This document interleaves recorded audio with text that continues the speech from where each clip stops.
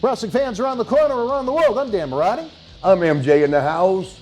It's Marty's favorite time of the week, Saturday night, 10 p.m. It's Wrestling Insiders Week in Review. Stand by. That's the good stuff. Boston wrestling sports and the MWF explodes into a new year of unknown with professional wrestling content galore, and we need you to join our family. Every Tuesday night at 10 p.m. after we review the previous night's Monday Night Raw, it's Wrestling Insiders at your house with the unpredictable WWE Hall of Famer, Mr. USA, Tony Atlas.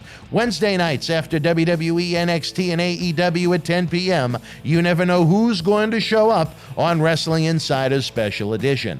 Every Thursday night at 10 p.m. after our NXT and Dynamite review, it's Marty Jannetty's No Holds Barred Sex, Drugs, and Rock and Roll journey through the 80s and 90s on Wrestling Insiders Party with Marty. Friday nights after the lights go down at the Thunderdome on SmackDown, it's John Cena Sr.'s Wrestling Insiders Fabulous Fridays. Plus, look for classic clips, bonus live episodes, pay-per-view watch-alongs, and more. If you want early, ad-free access to all of our Wrestling Insider talk shows, our acclaimed studio shoot interview DVD library, and to help keep wrestling legends working during the worst of times, for less than a cup of coffee at Starbucks, join our growing family at patreon.com/Boston Wrestling. Expect the unexpected in 2021.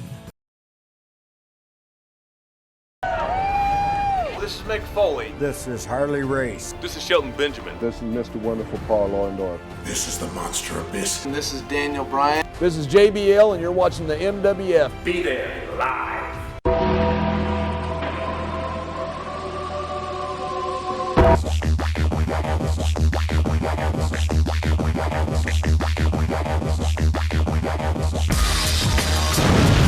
All right, wrestling fans, welcome to Wrestling Insiders Week in Review. Sometimes I sit by my lonesome at my little podcast desk that I have now to introduce these shows. Sometimes I have special guests. I'm very happy this week to have with me the man that hasn't stopped rocking since he came out of the womb, Mr. Marty Jannetty. How did you know about that? The doctor I told you right when I was born. I slapped the doctor, took a cab to the club, and then partying ever since. As most of you great folks know, Marty is with us every single Thursday night at 10 p.m. to talk about his no-holds-barred sex, drugs, and rock and roll journey We don't through talk the about 80s that, do and we? 90s. We tell them everything? Just ask Andy, yeah. On this episode, we realize it's a lot for you to dedicate 4 nights a week at 10 p.m. to join us for the premiere of the shows and join our little chats with all the great folks that stop by, like Slick Rick B in Maine, Maria Davis out in Pittsburgh, our good friend Tania or Tina, or Tania. She has many aliases, that Tania. one. Oh, does she? I don't know if I Oh, trust stop her. being sneaky, I don't know girl. if I trust her. We got our friend Vaughn. No, We she's got pretty good, though. We got J.A. Will. We got so many different Kevins. It's Yeah, we crazy, got- and I don't want to leave everybody out. We got our new friend. Kara and Miranda. Who? Kara and, you mean who? You talk to them? Kara and Miranda. Do they go by those names in the chat? Because sometimes they have Kara usernames. does. Miranda is sneaky. I don't know. We got Lisa. I know we got our new friend Lisa. Joey. We Is that got with our a new R? friend Brandon. What's that now? Lisa? Lisa? Yeah, is that what you said? I don't know. Usually you can't hear an R from someone from Boston. But you know what? Anyway, it's a lot. But we have a lot of fun on all of our original programs. Tuesday, Wednesday, Thursday, Friday at 10 p.m. Oh, damn. But here on Saturday night, we try and give the fans almost like old primetime wrestling, almost like old Saturday night's main event. This is Saturday night's main event, only we Yes. don't have any wrestling. We just have the memories and the legends. We give everybody... Memories. That's pretty much what we're left with, memories. Damn it. We give everybody each show from the week, and we kick it off this week with your longtime close personal friend, Mr. USA Tony Atlas's Wrestling Insiders at your house. I love Tony. I wish he wouldn't think I was a racist, but I still love him. All right. That's a fans. pretty serious charge. It sure is. All right, I still love you, Tony. We'll talk more about that after we hear from the Hall of Famer himself. Stand by. Wrestling fans, I'm Dan Marty along with Tony Atlas. Tony, a pleasure to have you with us here tonight. Thank you there, Mr. Dan. It's a pleasure always to be here with Boston Wrestling, As the the- #1 broadcast wrestling show on the internet and soon in the whole world. Unbelievable. The soon-to-be Wrestling Hall of Fame And I got inductee boobies. My in boobies May. Hopefully we'll be moving. going down to Texas. Moving my boobies. Well, I'm moving my boobies. As the Move, fans move, always move. want to know, Tony, how is the lovely, the radiant Monica White? Well, like with most people that is hospitalized right now, life is not good because they can have no visitors. Imagine being in penitentiary and you're not allowed to leave your room, you're not allowed to leave your jail cell. Right now, if you was incarcerated in your local penitentiary, you would have more freedom than my wife got right now because she cannot interact with other people. She's locked down in her room, and I want to tell people out there, if you got loved ones, mom, sisters, brother, anybody that is hospitalized right now, try not to call them once a week or once a month because they got no visitation. If you can, call them every day. There is people right now that my wife tells me that refuse to eat. They're on hunger strike because they're so lonely and they feel so neglected. So if you got a mom or anybody in a nursery home or in long-term care, try to find the effort. 5 minutes a day, 5 minute phone call a day will do these people wonders. You want to do something, really show your love for your loved one that is right now hospitalized in nursing home, call more than just once a week. I talked to a lady the other day, she said, well, I'll talk to my mom, on the computer there once every week. Well, 6 days, this woman is sitting around with no one to talk to, no one to show any love or any compassion to. So you got loved ones in nursing home. This is not the time for you to neglect them. They're not going to be here long, so you're going to regret everything. And you'll regret, you know what? You're going to regret it. You're going to regret it. When people pass like that, I coulda, woulda, shoulda. Everybody started running. I should have done this. I should have done that. Forget about what you don't want to be one of them. I should have people. Right. Yeah. All right, well, on to the world of professional wrestling. But I say this, I hope Monica knows how much the fans actually have an interest in care. Hopefully you've told her. That's one thing that I really appreciate about the fans, just about every segment or just about every email or whatever I get, somebody would ask that question, how's your wife doing?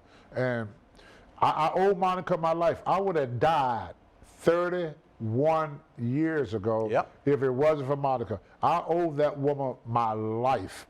I would have been dead if it wasn't for Monica. And I spoke about it in 2006 in Chicago at the Hall of Fame. Yep. I praise her for saving me. I would have been dead. Y'all been talking about the late Tony Atlas that died 30 years ago, and what would have came with Tony if he had lived? That's what the conversation be about me now. What if Tony Atlas had lived? Well, I did live, thanks to Monica. So everything I ever did in the last 30 years, I owe to Monica. Everything I did in the last 30 years of my life, I owe to my wife, Monica. And she's still an inspiration to me now, even though she's hospitalized with a stroke. She's still a great, great influence in my life right now. I can't go a day without talking. I call my wife anywhere between 3 to 4 times a day. Well, I can't wait for her to be able to get out of that hospital so we can meet her in person. It drives me nuts that I can't hug her and kiss her and love her and give her the love and attention. I hope she knows that even though these fans have never met her, just from the stories you tell from your heart, have touched a lot of fans at home. And we're all rooting for her. We want her to get better. We want her to be home at Atlas Estates on Millionaire Boulevard up in Auburn. Trying to get her some home care now. Yeah. Some home care. Do you think it's going to happen soon? Well, I think it would have happened this year if it wasn't for the coronavirus. But the coronavirus just set everything back. Not just in my life. I'm sure there's a lot of people out there that have so many plans. I know you have. Look at our live events. Live How events. we were destroyed. So everybody now is in a terrible, terrible setback. But now we got new leadership, and I just hope and pray that the new leadership in this country put more emphasis in fighting this virus than the old administration did. Because the old administration, they just wiped their hands of it. Leave it to the governors. What a freaking... I know you're not a fan of that statement. Not that, because You got to stop and think. We got 50 states. We got 50 governors, which means 50 different opinions. exactly. All right. How in the hell that going to work? All right. Well, again, we send Monica our best. I look forward to the day I can make that trip up 95 North to Maine to make the visit to Atlas Estates and be able to meet this lady in person. Maybe give her some chocolates or flowers or something like that, and see all the good that you've described over the years about her. And Dan is very special. Y'all don't know this, but I live in an all-white neighborhood, and Dan is the first white guy to come to my house. What? You are. Really? Yeah. Oh. What about Glantz? And I live in an all-white neighborhood. What about Glantz? Well, I tell you, I got invited the other day, Dan. Where? To a person's house. Yeah. They invited me for well, it was a while back. They invited me over for Thanksgiving. Oh, really? Yeah, this year I got, because my wife. They knew you were alone. Well, Yeah. they knew I was all alone. So some of my nice neighbors, they said, Tony, you don't have to eat Thanksgiving alone. That's how nice Mainers are. They said, Tony, you could come and you could have, and this is a true story now, said you could come and have Thanksgiving dinner with us if Free you like. meal? Yeah, I said, oh, sure, thank you. I really appreciate it. I didn't want to hurt their feelings, so I took them up on the invitation. As I walked through the door, I looked around, and I told them, I knew the husband. I didn't know the wife that well, and I didn't know the kids that well, but I knew the husband. And I said, brother, I really want to thank you for inviting me over for Thanksgiving dinner. Do you realize this is the first time that I've been into white people's homes while they were staying at home? I did that. I did. I did the first time I went to white people's houses while they were staying at home. The grandma watched me the whole time I was there. When I finished my meal, the grandmother come over and took my silverware. Oh, I take that for you. You don't have to do that. I take that for you. The husband, me and him, we good friends. Do they live on your street? No, they don't. Oh, They okay. live in the next town over, a town called Manor. They live Oh, out in the okay. countryside. Beautiful home out in the country. But most all the blacks in my area, they live in a downtown area. Well, I got to know Auburn a little bit with all our trips up there yeah, this but summer. I live in town more. But they live like out. I got you. Out. Yeah, and you know what? They Sometimes live- on our trips out, it is kind of a... Yeah, when you get out, you see it get. Yeah. Once you get Rural. outside of town, they're kind of like houses, and a half a mile apart. Yeah. But what's so funny? Now the husband knew me. The wife didn't that well. So the wife was trying to carry on conversation so she could follow me. The kids started laughing. They figured I was joking. The husband was holding Like back his Jackie, laughter. yeah. Then, so he could continue to joke. But the grandmother was so nervous. I went to use the bathroom, and when I opened the bathroom door, the grandma came in right behind me and started looking around the bathroom. Really? Yeah, because I told her that. Would you let her walk on you? No. What about the wife? These are nice people. What about the wife? No, I don't fool with nobody's wife. Ain't Well, what nobody's if he wife. gave Ain't permission for her to nobody's walk wife. on you? I don't care. I tell you this. No. Technical director Tony today- Atlas do not fool in any kind of way with nobody's wife. Our technical There's director... too many single women out here to mess with somebody's wife for anything. If that man was not home, Yeah. and that woman invite me over, Yeah. I ain't You going. wouldn't go in. I said, well, when your husband gonna be? Oh, it's okay. He said you can visit. I don't care what he said. I'm not going. I never went to this woman's house unless he were at home. My mother did Better not safe raise, than sorry. Well, it's respectable too. Yeah. My mother didn't raise no food. Something happened. This man get jealous or hear some rumors or something get around. All of a sudden, our friendship. Me and this man got a 20-year relationship, and I'm not going to lose a 20-year friend over his wife.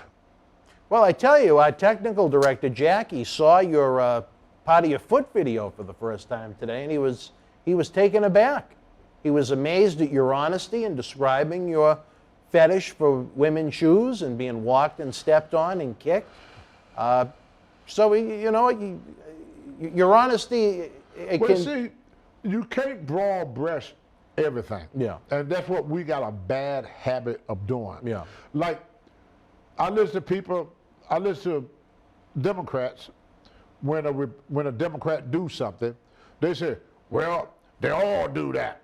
And I listen to a Republican. When a Republican do something, instead of sticking to that, they say, well, they all do that. Well, what you do? You broad-brushing every politician in the world as being the same, when it's not. If they all was like that, this country would be doing as good as it's doing. If we had all that dishonesty. They got country that got that. Yeah. This ain't one of them. And all the people that believe that is people that never, most of the people that believe that is people that never left their hometown. You understand what I'm saying? They're kind of backward thinking people that never been nowhere. But we got the greatest country in the world, and you can't broad-breast everything. Right. I used to get broad-breasted stereotype a lot because for being black. I would one time I went Mario Savoni. You would like this story. I'll try to make it quick. I went Mario Savoni, and he used to do a town up there. You probably remember Cutchers. Oh, in New York. Yep.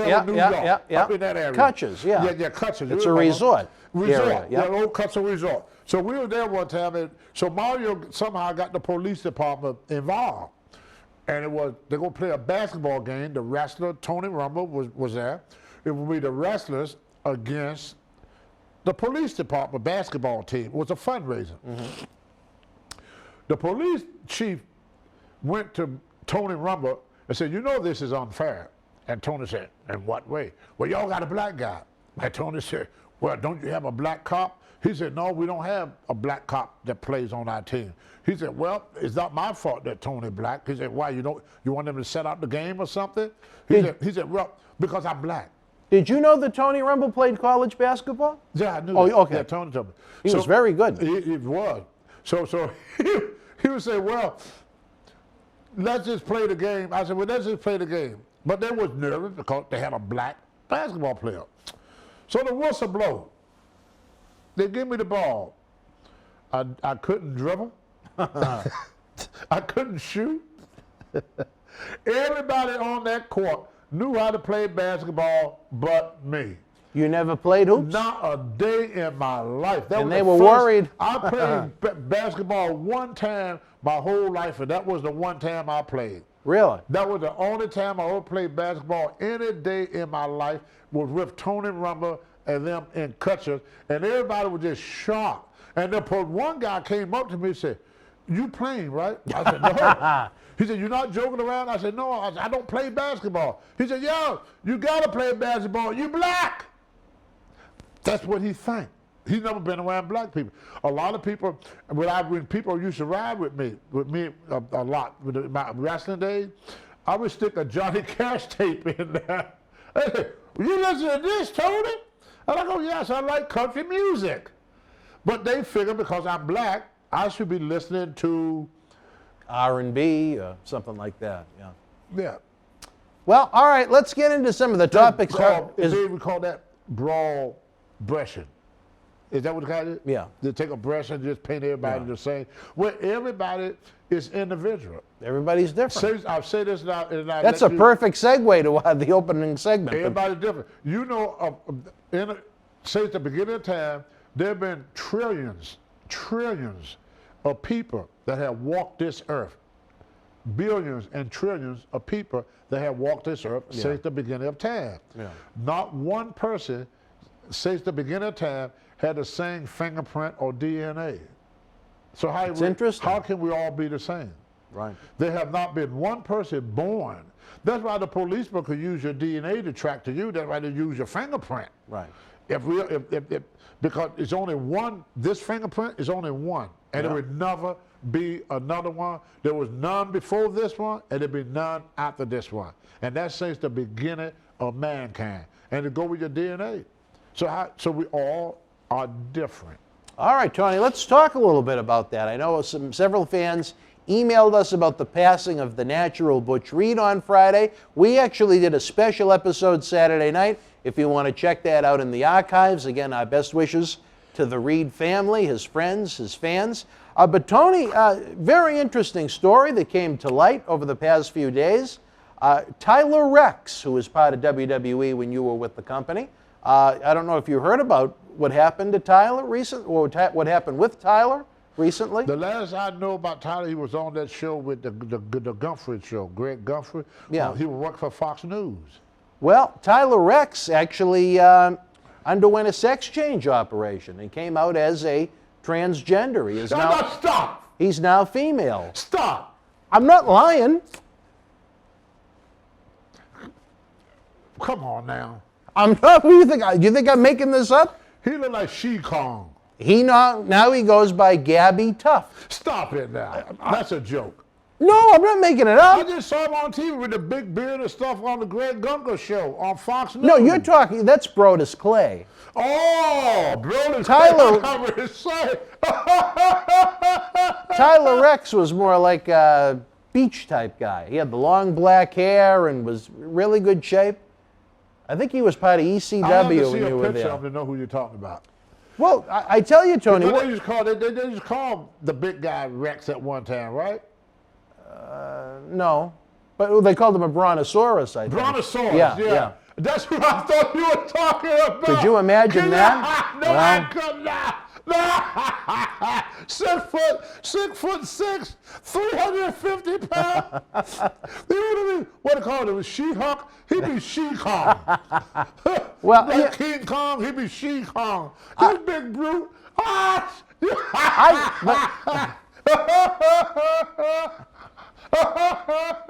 Well, I'm glad you're getting such a laugh out of it. You just messed my whole night up there. Now a picture of the Tyler Rex, what his name?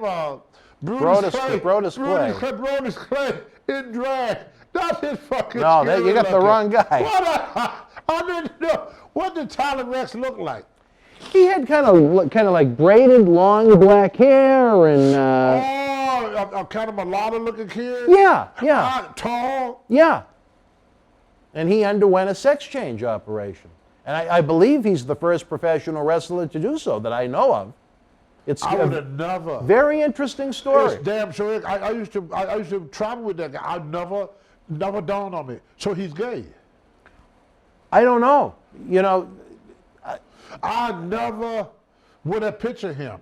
the transgender world is kind of different. It's kind of unique. He's real muscular and everything. Oh, yeah, yes. Big kid, about 6'4". Here at the studio, I don't know if I should say that, but here at the studio we have someone that is around sometimes that's transgender, and they went through the change midlife, and they're still with their wife and kids. So, I mean, I don't know if that necessarily means gay, but he felt like he was a woman, and now he is she. Wow. He's Gabby.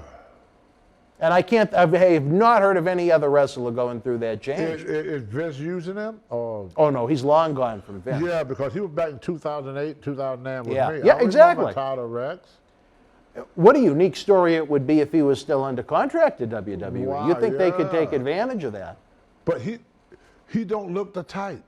Well, I mean, how do you know what's in someone's brain? Well, I know what's in my brain, you know. Not much. No, you're right. So I don't. You know, sometimes it's good not to have too much in your brain because you got less to worry about. I wonder if it made him feel uncomfortable being around guys in the locker room like that. Whoa.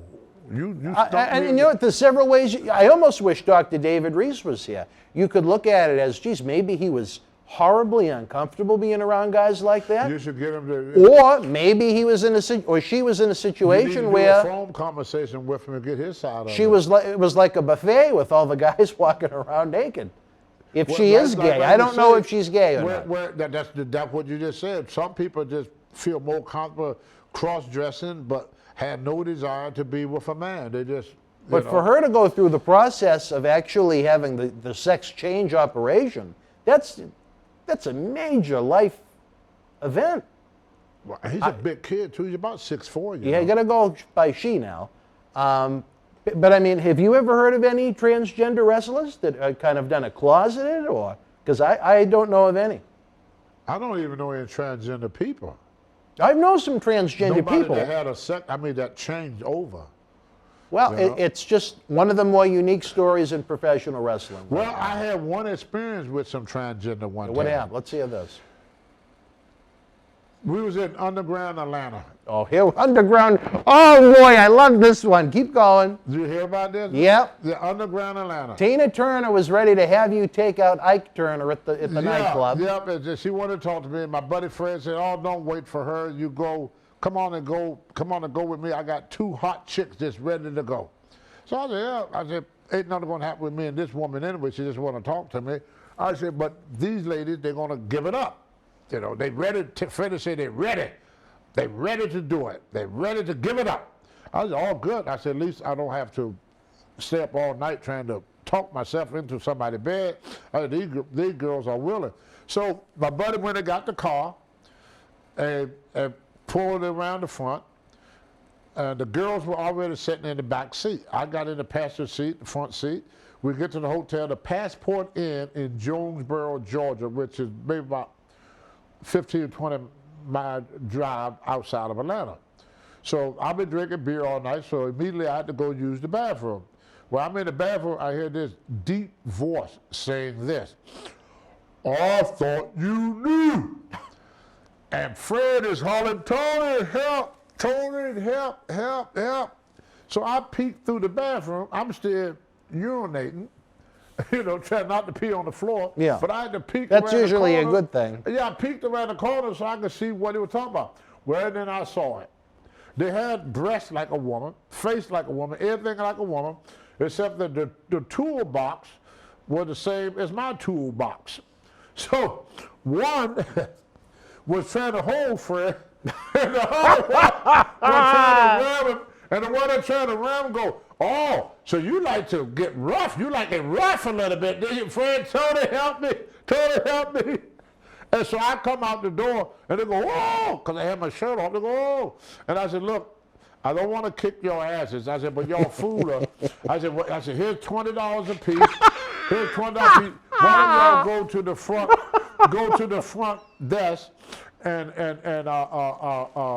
Why did you give them $20? to catch a cab?" Oh.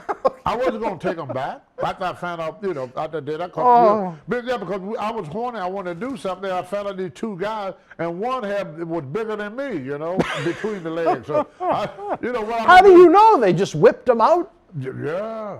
So whoa. Yeah, because I went to the bedroom. Whoa. I gotta I don't even need the script at this point. Jackie, Because they pulled their pants now what off year is this? This is the 70s. around 78, 79. And I'm not going to call my friend name, but every Christmas I call him up, and I said this to him: "I thought you knew." He go, "F you, Tony. F you, F you." You were at a nightclub where Tina Turner was performing. Well, And Tina Turner kind of came on to you, if I recall. well, I don't know. She just wanted to get to know me. I don't think it was. I think she wanted to get to know you all right. Yeah, well, what happened? All the fans ran around me, and then she wanted to know what I did. I told her I was a wrestler, and then my buddy Fred came up at that time. Before I hadn't even sat at my table at all, because what we do in the older days, we would drink our alcohol before we get to the club, because you get a 6-pack of beer, you know, back then for like $3. Where when you get to the club, they want $6 for one beer. And you already got a buzz. Yeah, so I get myself a little buzz, and then what I do, when I get to the club, I would order me a screwdriver. Oh, I love screwdrivers. Yeah, I take a screwdriver, and I sit there and sip on my screwdriver. Well, I just order my screwdriver, have one sip, when Fred come running up with the. So you were at this club where Tina Turner was performing. Yeah, you're with your friend Atlanta, Fred. Yeah. And he met these 2 what he thought were women. Thought they was women. Hot women. There wasn't women. And you went back to the hotel. I found out there wasn't. You had to go to the bathroom and you started to urinate, not wanting to hit the floor apparently. Yeah. And then what happened with Fred? I mean, they just started to get undressed? I saw Fred out of the corner of my eye pulling his clothes off before we got in the door. Oh, really? Fred was ready to go. I mean, he about ready to bust a So load. these women, they undressed, they had real breasts? No, yeah. And penises. And penises. So I think that would be They hadn't had the full operation chicks with dicks, I think is the term. Well, I tell you another story too where I ran into that. Right. And I'm not going to I'll tell you the guy's name after the event, but I'm not going to spread his name. So all it's over someone in air. the business. Yes. Okay. He's a sucker generation. Oh. Okay. But I tell you his name afterwards. All right. And you know, I with Mario Savoted in Yeah. New Jersey. We go to a strip joint Yeah. that is fully naked. Yeah. Fully naked, which means they take off everything. Yeah. No panties, everything. No panties. They take the panties, everything off, totally naked. You know, you go to most strip joints, they just show the breast. Yeah. This breast, vagina, Everything. everything. This wrestler was sitting at the bar kissing this girl. The owner said, look, you guys are pretty big guys, so I figure it'd be natural to tell you guys there's not one woman in the whole place.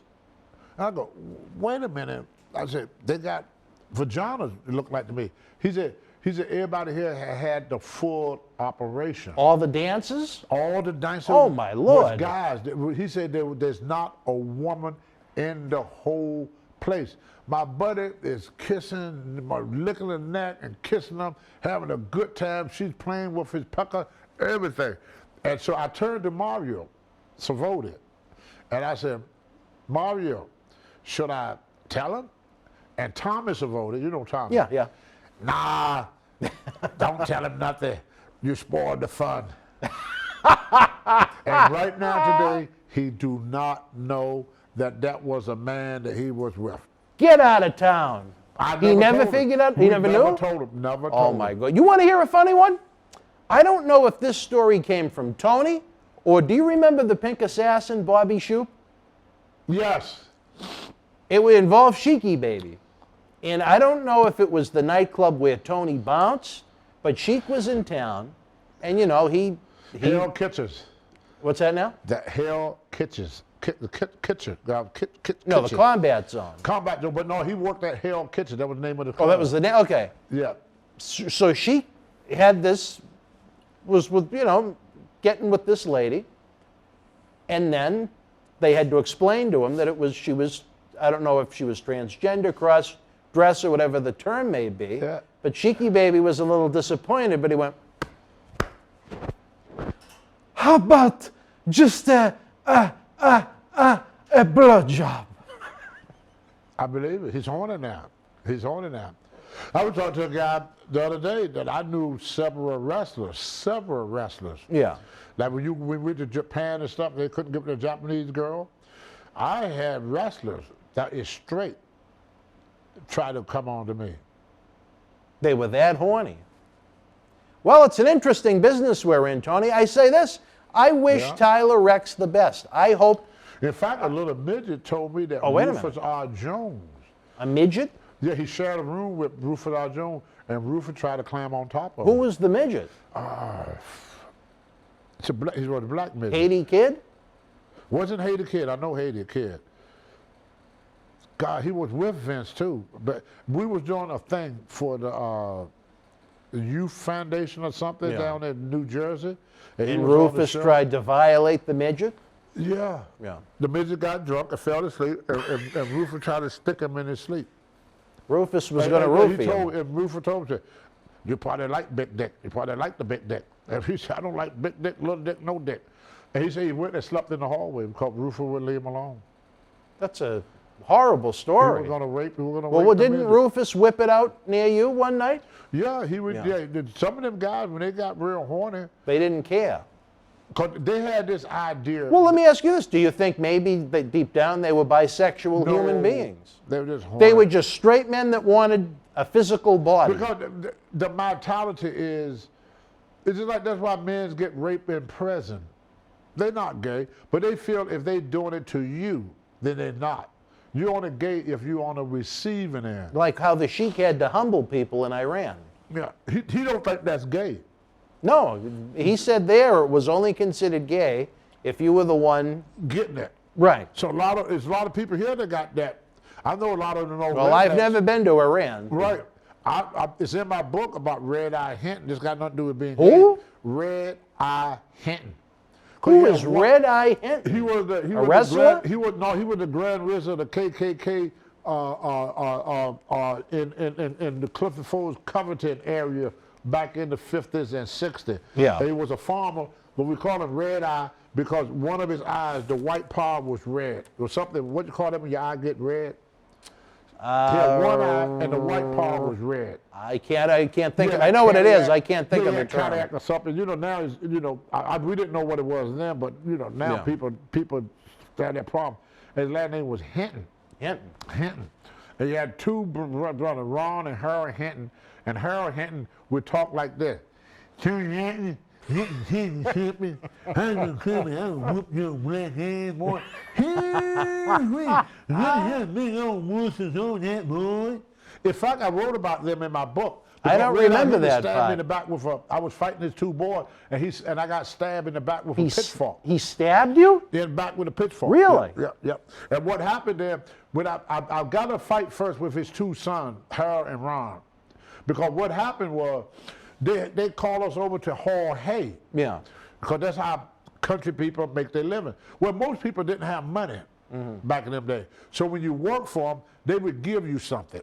Just like when I go to clean out a chicken coop, they would give me a crate of eggs. Yeah. And it was 24, it was like 4 to 6 lovers, but it's 24 eggs in these lovers. You got a lot of eggs. A lot of eggs. So let's say it's 6 lover. So 6 times 24 is how many eggs you got. So that's what they would give it. If I go and help a guy plant corn, or that's what you took home. You took home corn. Or sometimes they say, hey, my mom just made these fresh tomatoes. Take these tomatoes home to your mom. So they're called horse trading.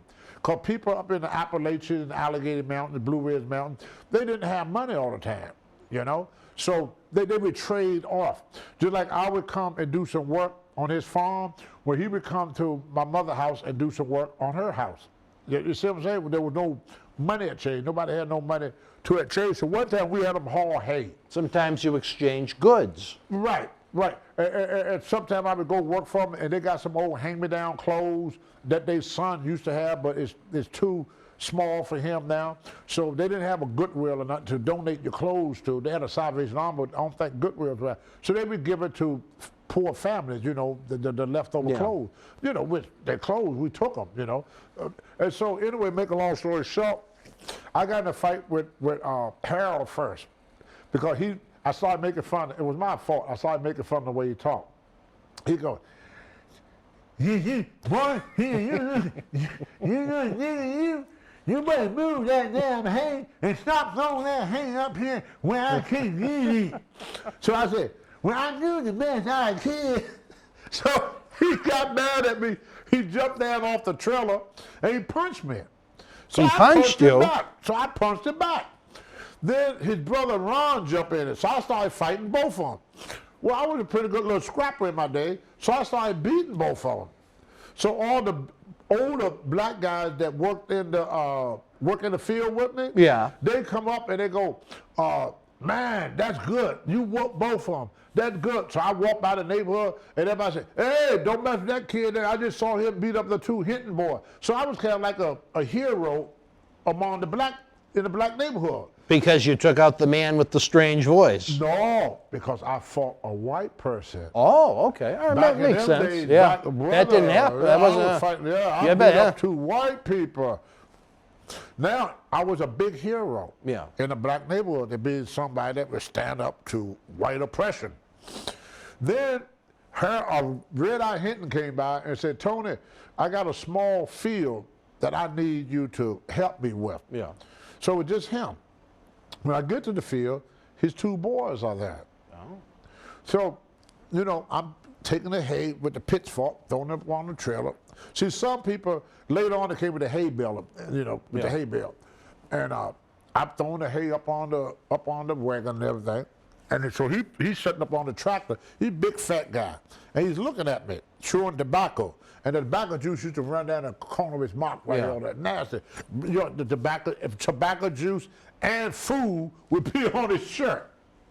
So he said, hey, boy, come on over here. I hear that you attacked my boys without them looking. You didn't give them a fair chance. Let me see you take them on now where the fight is fair. I said, okay. And he said, and you better not fight back. And you better not fight back? No, he told me, you better not fight back. He said, that would make things even. So I'm standing there, and I let Ron hit me. You actually let them do it? Wait a minute, All right, brother. All right, keep going. Brother, I've seen people get lynched. Okay? They didn't cut out lynch until 6 to 8. It was legal until 6 to 8, brother. So we knew that we could get lynched. You know that, especially if you're in the hills of Virginia, where there's no sheriff, no police department, no fire department. The nearest police department is in Clifton Ford, which is 4 miles away. Oh. Okay, and then Covington, which is 8 miles away. We in a village here, okay? One store, the commissary. No, brother, you mess with white people back there. So anyway, make a long story short, not if you want to live. So you let them hit you? I let him hit me. I let the other one hit me. So I told Red Eye, I said, okay, that's enough. He said, I tell you when it's done. Your boys get him. So I started fighting back. Oh? I started fighting back.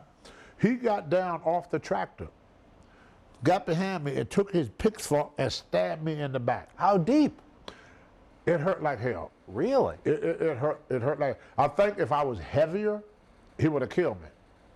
But I was so light that I fell forward. So I had these little, I would say it went maybe about an inch. Do you still have scars? No, they're all gone now. They probably do. I can't see my back. Can't see back there, I can't see my back. So they were about an inch deep. It went about an inch deep. And then while I was laying on the ground, blood running down, I could feel blood dripping down between the cracks of my butt. Yeah. They got on top of me. They beat the shit out of me. The three of them? No, the two boys. Oh. His two sons. I got up. This almost sounds like the Texas Chainsaw Massacre. Before I was getting pats on the back, I was a great guy. Now, after I'm walking home, I'm bleeding. I'm crying. I knew you was a troublemaker. You're going to make trouble for all of us. I knew this was going to turn out bad. I knew you were. Who said that? The black people. Really? They were scared that they were going to retaliate against them for allowing me to hit a white person. Red Eye Hinton was the type of guy that he would have sex with his daughter. Yes. Red Eye had sex with his daughter? Yes, he had sex. Sounds like what happens at the rug store where Connor works. And have sex with his daughter. And not only him, his daughter at that time, I think she was like 12 or 13. Yeah. He would let guys that worked the railroad would pay him to have sex with his 12 and 13-year-old daughter. There was a lot of incest going on in the South. See, a lot of people don't realize a lot of these regulations that we got now in place was not in place back then. Red Eye wasn't worried about these regulations. There was none. Red Eye. No, there was women. My grandmother. What was his name again? Red Eye Hinton? Brother, my grandmother, when she got pregnant when she was 12 and got married at 14. That 14? Was legal in them days. People don't realize how it was. Elvis Presley, when he started messing around with Priscilla, she was only 14. Wow. Got a little Jerry Lawler in him. Yeah, that's how it was with them. Because with the girls, what the father would do when they started sprouting tits, they try to marry them off. See, women did not have, that's why I don't But I mean, in the area where you lived, there was a lot of incest? Yes, because see, women back, y'all don't realize in the 50s, and in the 60s, women had no say-so. You don't know how many wives I used to see walk down the street with black eyes. You could beat the crap out of your wife back in the day. In fact, if you didn't kick your wife's ass, you were looked down upon. There's laws now, like in Virginia, there was one law when I was looking at, we were laughing about it. You can't beat your wife in front of a church on a Wednesday. On a Wednesday? Yes, but you can't beat her in front of the church. Thursday, it's all right. It was legal to beat your wife. It was legal to not to spank your kid, but to frickin' beat them. I mean, parents back in them days would beat you with switches. Now you're talking the 60s? Yes. That's none of this stuff changed until the 80s. That's what people keep missing. In the 70s, you could kick the shit I wasn't alive for it. Right, in the 70s, you could kick the shit out of your wife. You could beat the hell out of your kid. Everywhere? Everywhere. It was like that, bro. There were just beatings everywhere? Everybody was just beating people? These people would tell you they got ass whooping when they were young. Ask anybody over the age of 50. They would tell you, yes, they used to get ass whooping. I know, I'll tell you this, maybe to get a little personal. I know my father came from a large Italian family. The grandfather owned a large construction company. I think there were 13 kids from my grandmother's side of the family as far as her siblings go. And that grandfather used to beat the fuck out of all of them. Yes. All of them. Yes. The men and the women. They would make you go get the stick to whoop your ass with. Go cut me a switch, boy. They say, you better get me a good one, because if you don't get me a good one, I go get a bigger one. You want to hear a horrible story? And again, I think it kind of ties into almost what you were saying. Granted, this was the North. We used to get the shit kicked out of us. But when this, what would be my great-grandfather died, a multimillionaire from owning this construction company, he gave his inheritance to the 6 boys. One of them, one of the siblings had died. They got hit by a train. But the 6 girls got not a penny. No. They got nothing. No. For out of millions of dollars. And this guy had to have died in the 60s, maybe? Yeah. 70s? Because women Can you believe that? Yes, because women could not attain property. I mean, women could not buy property. You didn't know that. I just thought that was insane. Well, stop and think about this. And cruel. Well, think about this. In 2008, Yeah. President Obama, former President Obama, took a sign, the Lily Lead Belly Act. The what? Lily Lead Belly, like lead belly, your belly. Yeah. Lead, like lead. A lead belly? Lead belly, like your belly. Yeah. A piece of lead, like in a gun. Yeah. Lead, like metal. Yeah. Lead, that's today. The Lillian's the name. You laughing. The Lillian lead belly. Right. Okay. They understand me. You What? just But I have a mean, hard what time. is it? It's a guarantee women the same pay as men that work the same position. 2008. Wow. The bill is not even 10 years old. Isn't that something? Another example.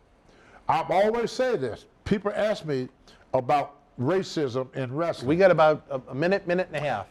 That's all I need. All right. People always ask about racism, and I answer every question the same way. I've never seen a lot. I've seen racism, but I saw more sexism. Sexism. How so? Well, there have never been a woman that got the same treatment in wrestling that they do a wrestler, a male wrestler. And we all know that. You're talking about the talent. When they had a talent, I mean the women masters like George Graver and these girls, the boys, you say that nobody could outwork, what was her name, Judy Garland, what was her name? Judy Martin? Huh? Judy Martin? Judy Martin. Every wrestler knew that. She was the best worker we had everywhere she went. Really? Yeah, she was fantastic. Even I hear a lot of wrestlers walking by Daniel, Paul Jones, Johnny Weaver, they all said none of the boys could outwork Judy Martin. Really? None of us. Never knew that. I saw Moolah. All the wrestlers flew in for this show in Charlotte. Everybody flew in. Moolah drove. Every wrestler got a hotel. Now, she's a world champion. Yeah. Everybody got a hotel. Moolah slept in a car. They wouldn't buy her a hotel. Get out of here, really? Wow. That's why she hung around for so many years. She was waiting for that recognition.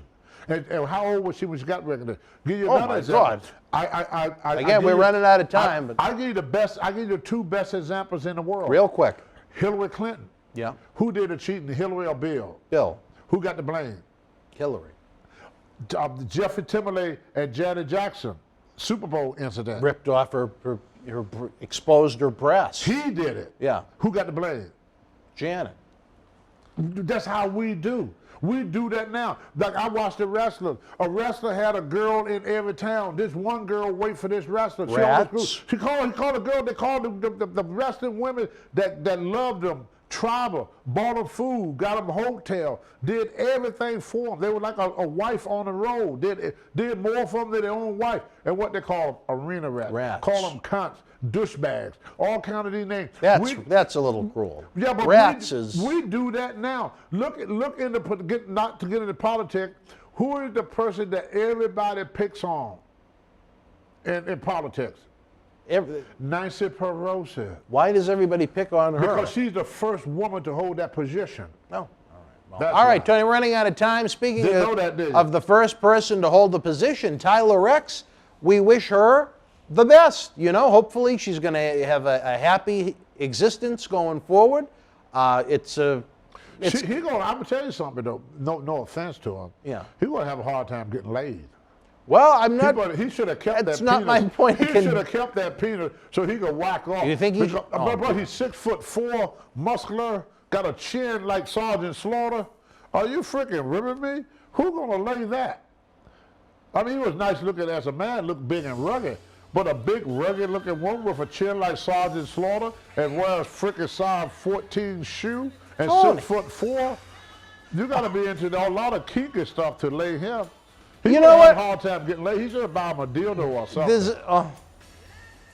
There's someone out there for everybody, I guess. Tyler Rex, if he finds somebody, God bless him. We wish you the best. We hope whether you love a man or a woman, you find one that makes your heart beat faster than it does now. I have no idea how to end this other than to say, for the Hall of Famer, Mr. USA Tony Atlas, I'm Dan Marty. Dear Lord, we hope we didn't offend too many people. Until we speak again, you and yours, be well, He's not the cutest stay healthy. woman in the world, brother. World Wrestling Federation was live at the Nassau Coliseum in Long Island, New York, Sunday, February the 23rd, 1986. In the opening contest, Rene Goulet beat George Skoland. Lanny Poffo with the win over Terry Gibbs. Stevie Affi defeated Barry O. Pedro Morales victorious over Les Thornton. Tony Atlas battled Hercules to a draw. Cowboy Bob Orton beat Danny Spivey. Tito Santana and Corporal Kirchner with the win over Nikolai Volkov in the Iron Sheik. Jesse the Body Ventura defeated Uncle Elmer. And in the main event, the WWF Intercontinental Champion Macho Man Randy Savage retained the title over George the Animal Steele via countout. If you are in Long Island Live, share your memories in the comment section below. Use the links in the description box to keep Wrestling Legends working in our eBay store and on our acclaimed Patreon streaming service so we can bring you more interactive superstar shoot interviews to relive the good old days of professional wrestling. Check it out. Boston wrestling sports in the MWF explodes into a new year with professional wrestling content galore and need you to join our family. Every Tuesday night at 10 p.m. after our Monday Night Raw review, it's Wrestling Insiders at your house with WWE Hall of Famer Mr. USA Tony Atlas. Wednesday nights at 10 p.m. after NXT and AEW, join rotating legends on Wrestling Insiders Special Edition. Every Thursday night at 10 p.m. after our NXT and Dynamite review, it's Marty Jannetty's no-holds-barred sex, drugs, and rock and roll journey on Wrestling Insiders Party with Marty. Friday night after SmackDown, don't miss John Cena Sr.'s Wrestling Insiders Fabulous Fridays. Plus, look for classic clips, history videos, bonus live episodes, pay-per-view watch-alongs, and more. For less than a cup of coffee at Starbucks, get early ad-free access to our Wrestling Insider talk shows, our acclaimed studio shoot interview DVD library, and help keep wrestling legends working during the worst of times. Join our growing family at patreon.com/Boston Wrestling. Expect the unexpected in 2021. Wrestling fans, I'm Dan Marty. And this is the man of the hour, Leo Rush. It was all over BostonWrestling.com and our social media. But Leo, brother, they got to check out some of this merch. They got to. Check it out, fans, right now available on eBay. Support Wrestling Insiders and keep Wrestling Legends working on eBay. Get this Karrion Kross and Scarlett double autographed 11x14 poster from NXT TakeOver in your house, number 19 of only 30 made. Comes with authentication hologram on the poster itself. Also comes with a mystery autographed 8x10 photo and an on-air shout-out from WWE Hall of Famer Mr. USA Tony Atlas on Wrestling Insiders at your house. Get it now.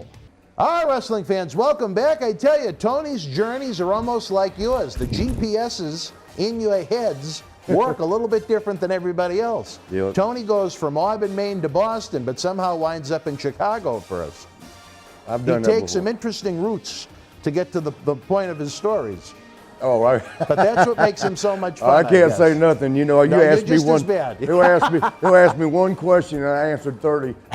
Well, I tell you, we have our 3 regular guests every week on these shows, but what's turned into one of my favorite shows is Wrestling Insider Special Edition Wednesday night at 10 p.m., where, almost like you see on the cable news shows at night, we don't have a regular guest each week. We have a rotating panel. One week you might see Tatanka, you might see Leo Rush, you might see Savio Vega. How'd you like Tatanka? I thought Tatanka was Great great. guy. He's great, Very, yeah. he had a little PC because he's got that Legends contract, but Oh, very yeah. well spoken. Yeah, very he's very good. interesting He's guy. very good, yeah. Very articulate. I'd have him back in a heartbeat. Yeah, he's I good, hope we brother. have Tatanka in I ain't got to see 2021. him, man. Last time we was in Israel, that's over a year ago. Oh my God, really? Yeah, That must have been a long flight. It was. It was worth it though, because my bodyguard was a female. You had a female bodyguard. Yes, in I'd Israel. never had that before. Really? Yeah, first of all, I never had bodyguards, but when over there, things can pop off, at any minute, because they got a lot of, factions like the. Now, and I don't even want to say any name, but so they assign bodyguards to each American that comes over, because Americans are vulnerable over there if something pops off. Now, did you wrestle? Yeah.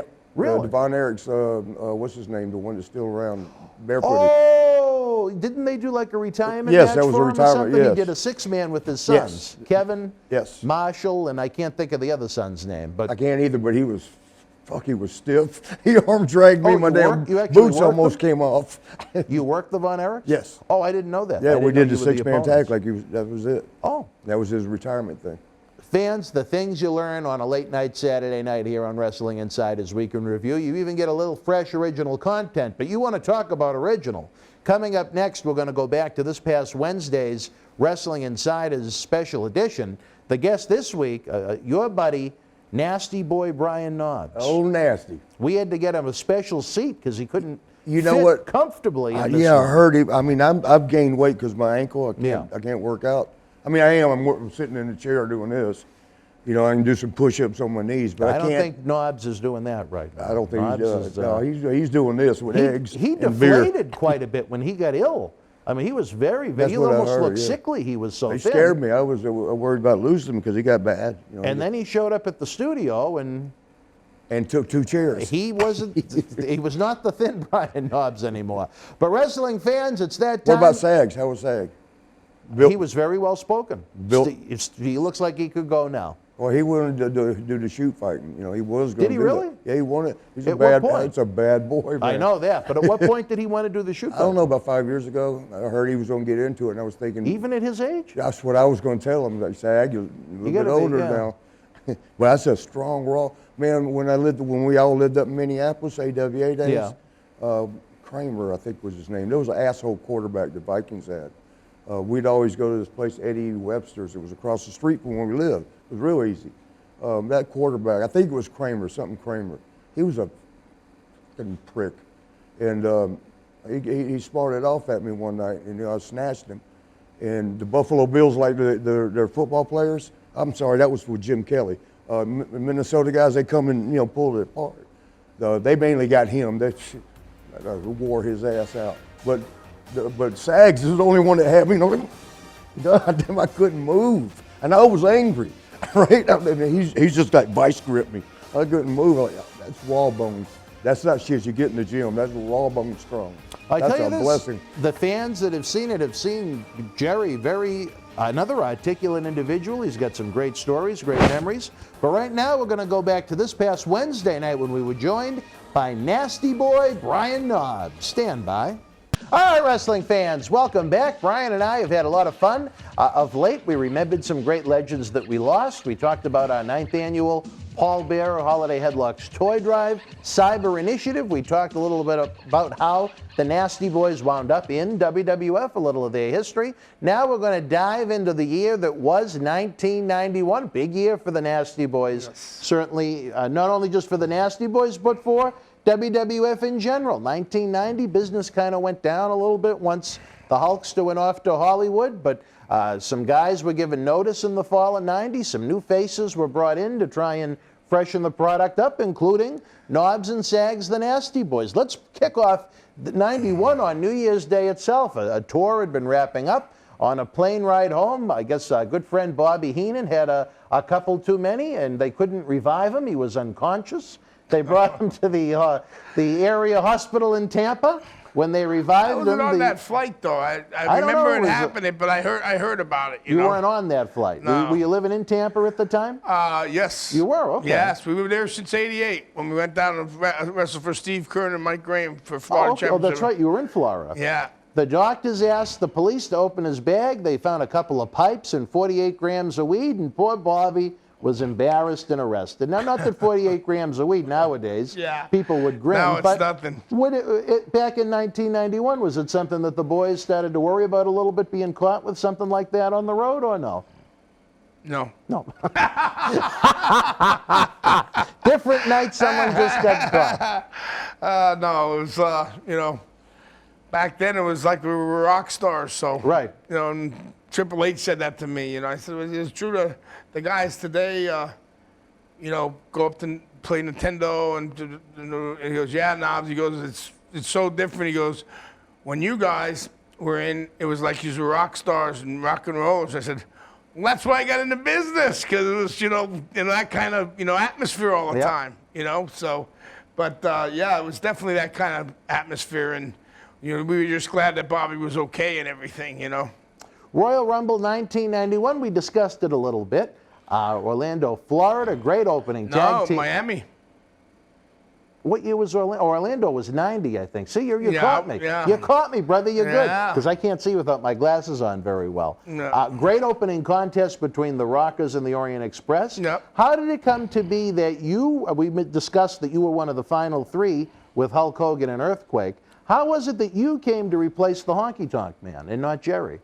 I have no idea. No idea. Jerry No. worked a dark match with Sam Houston. Yeah. And you went and at he the- don't remember that. And he doesn't remember that. No. But I bet you No. remember your spot. I couldn't. I just was looking at the board and I was going, what? Are you kidding me? And then, I went in there like a ball of fire and started hitting everybody and really spudding them. And then Yeah. Kurt, of course, I went to hit him and he took a step back. I fell on my face and the whole Battle Royal jumped on me and started beating the living hell out of me. Davey Boy, everybody. That damn Kurt got me again. But then I was there to the end, and I mean, it was just amazing to be in that spot. And then, like I said, and at the time, Hulkamania was still running wild. Oh, yeah. Oh, man. And then to have being, me and, Earthquake, and Quake was such a good guy. He's not here no more either, but just to be us two and Jimmy, on the outside of the ring against Hulk, I mean, Great moment. unbelievable. Yeah. Something you'll never forget, something that's etched in your brain and your heart, because you know how it was and how great it was, The day of the Royal Rumble itself, how would they go about putting together the match with 30 guys, plus even some managers running around? It must have taken a little bit of coordination or a big group meeting. That's what Pat was good for. Okay. So take us back. I don't know. You don't even remember? No, I don't know how they did it. They just brought it in, told everybody to come in the room, and there was the board. So You're there was going a board out there. it would say what number you'd go out and what number you were going to be eliminated. Yep. I got you. Okay. Oh, so Yeah. and who was going to eliminate you? Yeah. Oh, wow. So it wasn't a Hollywood production, so to Yeah, speak. well, it wasn't too hard to figure out who was going to eliminate me when I saw. I couldn't believe that. I was just kept on saying, really? You sure it's not a mistake? Because I just got in. We just got in November. Yeah, and you were taking Honky Tonk Man's spot to begin with. I right? didn't even know. Yeah. I didn't even know that. Because they called us at the last minute to come down, and we were in Tampa, and they flew us down, and then before you know it, I was on the last three, and I went, damn, that's a good spot to have. But again, that was part of Jimmy Hart's stable. It was me and Sag, it was Earthquake, it was Dino Bravo, it was the Mountie. Big stable. Yeah. Big stable. Yeah. We noted that you started on the house show loop in the winter, working with the Bushwhackers, headed into spring. You did a lot of tag team matches on the road with your old friends, former house or apartment mates, I should say, down in Memphis, Shawn Michaels and Marty Jannetty. Well, Your in thoughts on Minneapolis working those? first. Oh, you knew them in Minneapolis before Memphis? Yeah. Oh, okay. All Yeah, I right. knew him right away in '86, and it was like clockwork, and they were ahead of their time. The spots they were doing, nobody was doing that. I mean, something like the Rock and Roll Express, but they were more, they were coming up with, things that nobody saw before, with the double slide under and everything. I mean, we had one heck of a match with them at the famous Royal Albert Hall in England. I mean, we tore it up, and we always had good matches with them. That just goes way back from driving down the road, wrestling them back in the 80s, and then, you know, finally when we, you know, it was time to, you know, hit the big team, WWF, you know, we already knew we knew each other so good, and we were friends, and that's how it worked. So Shawn, often regarded as one of the greatest of all time. I think maybe Marty is very underrated. He was so good, so smooth. Your memories of, is Marty Jannetty the professional wrestler? Marty's great. Yeah, he was really good. You know what I mean? I think Shawn learned a little bit off him in the beginning, because Marty was in before Shawn. You know, Shawn broke in after Marty, and then they got together. I think they got together in the AWA, but Marty was in Kansas City and different places. But Marty knew how to work, man. Marty could work and do all kind of stuff too. You know, all kind of, you know, stuff that you never saw before.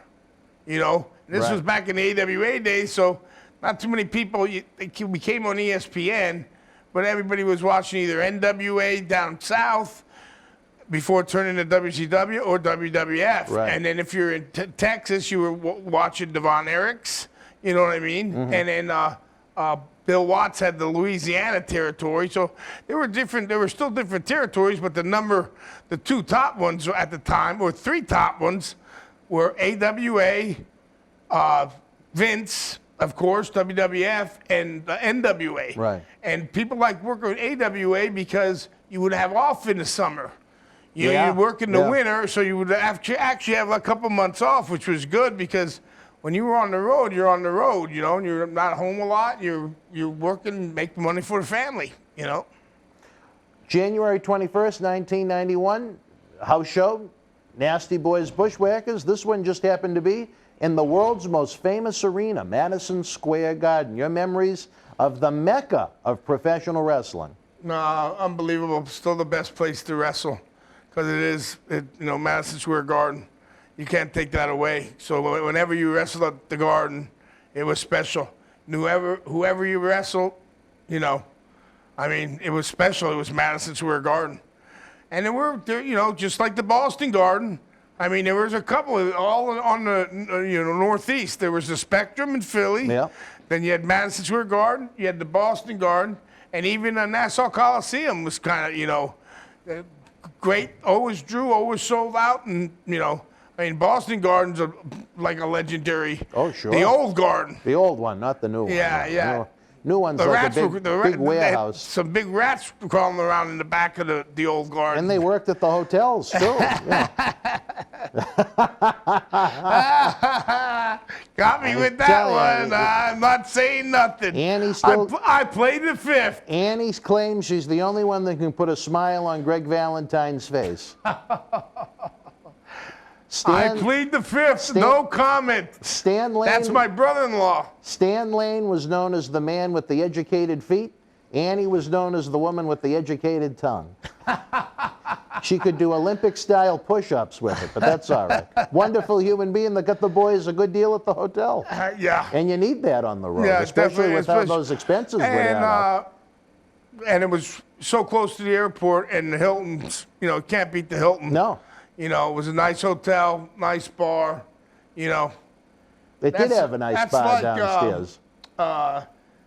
Until me and Sag got in WWF, the boys just stayed at the Marriott by the airport. And me and Sag were like, wait a minute, you know, you're missing out. You know, you got to go down Sunset Boulevard on Saturday night. And, you know, we got to know a lot of guys down there. So we started taking the boys down there, you know. Sunset Social Club was right across from the Chateau Marmont, and you know, the Roxy and the Rainbow. You know, the Rainbow we used to eat there, and you know, always had all kind of stars and that coming in and out. And at the time, you know, WrestleMania 7 was in LA, so it was a big thing. You know what I mean? So, but a lot of times when we were on the road, that's where we stayed. We stayed at a nice hotel right close to the airport. So when, you know, late for a plane or something, you don't have to go 10 miles or 12, you know what I mean? It's right there. So that's what was good about the Hilton. It was right there. Yeah, it was right there. It's almost on Logan You're Airport's practically property. in the airport. It was so close. Yeah. another Baltimore. That was another pretty hot town for both I forgot about that. WWF Baltimore and Arena. WWF and WCW. Yeah. They both like Baltimore. Yeah. That was a hot city. And always sold out there with both, with WCW and WWF. Always good fans, and the Northeast was really good. I mean, wrestling was. And then kept turned down Chicago, the Rosemont. That was huge all the time. Always drawing big money. We started with Vern, so we used to go St. Paul Civic Center. That was way back in the day, and that was a big arena. We wrestled most of the greatest arenas in the world at the time, but I agree with you. Madison Square Garden is still number one. Yeah, can't beat that. Joe Frazier, Ali. 1970s. That was right there, main event. I mean, so many. Frank Sinatra, whatever. The Garden. Just like it says, if I can make it there, I'll make it anywhere. New York, right? So. Also at the Rumble, to go back to that big event, Sergeant Slaughter defeated Ultimate Warrior to become the new WWF World Champion. Slaughter was getting a lot of heat as the Iraqi sympathizer that was friends with Saddam Hussein. He promised to take the title to Saddam. Do you think that maybe that gimmick crossed the line a little bit? No, but actually, Sheikh Adnan al-Qaisi was from Iraq. Yeah. You know what I mean? So he had family over there when all that broke out. Some of his family died, Mm-hmm. and he's still living. I forget where he's living now. I think he's in Hawaii. Yeah, and that made it a fit. Really made Sarge official. You know what I mean? So put it over the top. But I don't think. I think that's when G.I. Joe didn't like it there. I guess he was still I think his contract was up with G.I. Joe, which is what allowed him to do it. But they still didn't like it because he was, that character will forever be tied in, right? Yeah. So, but he was before even that, he was a good heel in some points, different territories. He wasn't just a baby face. Some guys were just baby faces. That's why I think it. Got such a big wow factor with the NWO when Hulk turned, because Hulk had never been Hulk. Wait a minute. Well, in the early 80s, yeah, Freddie Blassie was his manager. Yep. He was a heel. You remember that? But after everything popped, he had talk about a run. That was a good run he had there. So with WWF. So, and he was drawing them. I mean, can't beat that. I mean, he's just as being a friend of his, he's just a good guy, good-hearted guy, and a lot of things you don't know because he gives a lot back. He does a lot for charity, but he don't let people know. He don't have to. He's not one of them. He does it because he likes to do it. He wants to, yeah. Yeah. And the interactions we've had with him, he did a couple appearances with Pat Catino over at the gym, and some things we did when Hogan was with TNA Impact.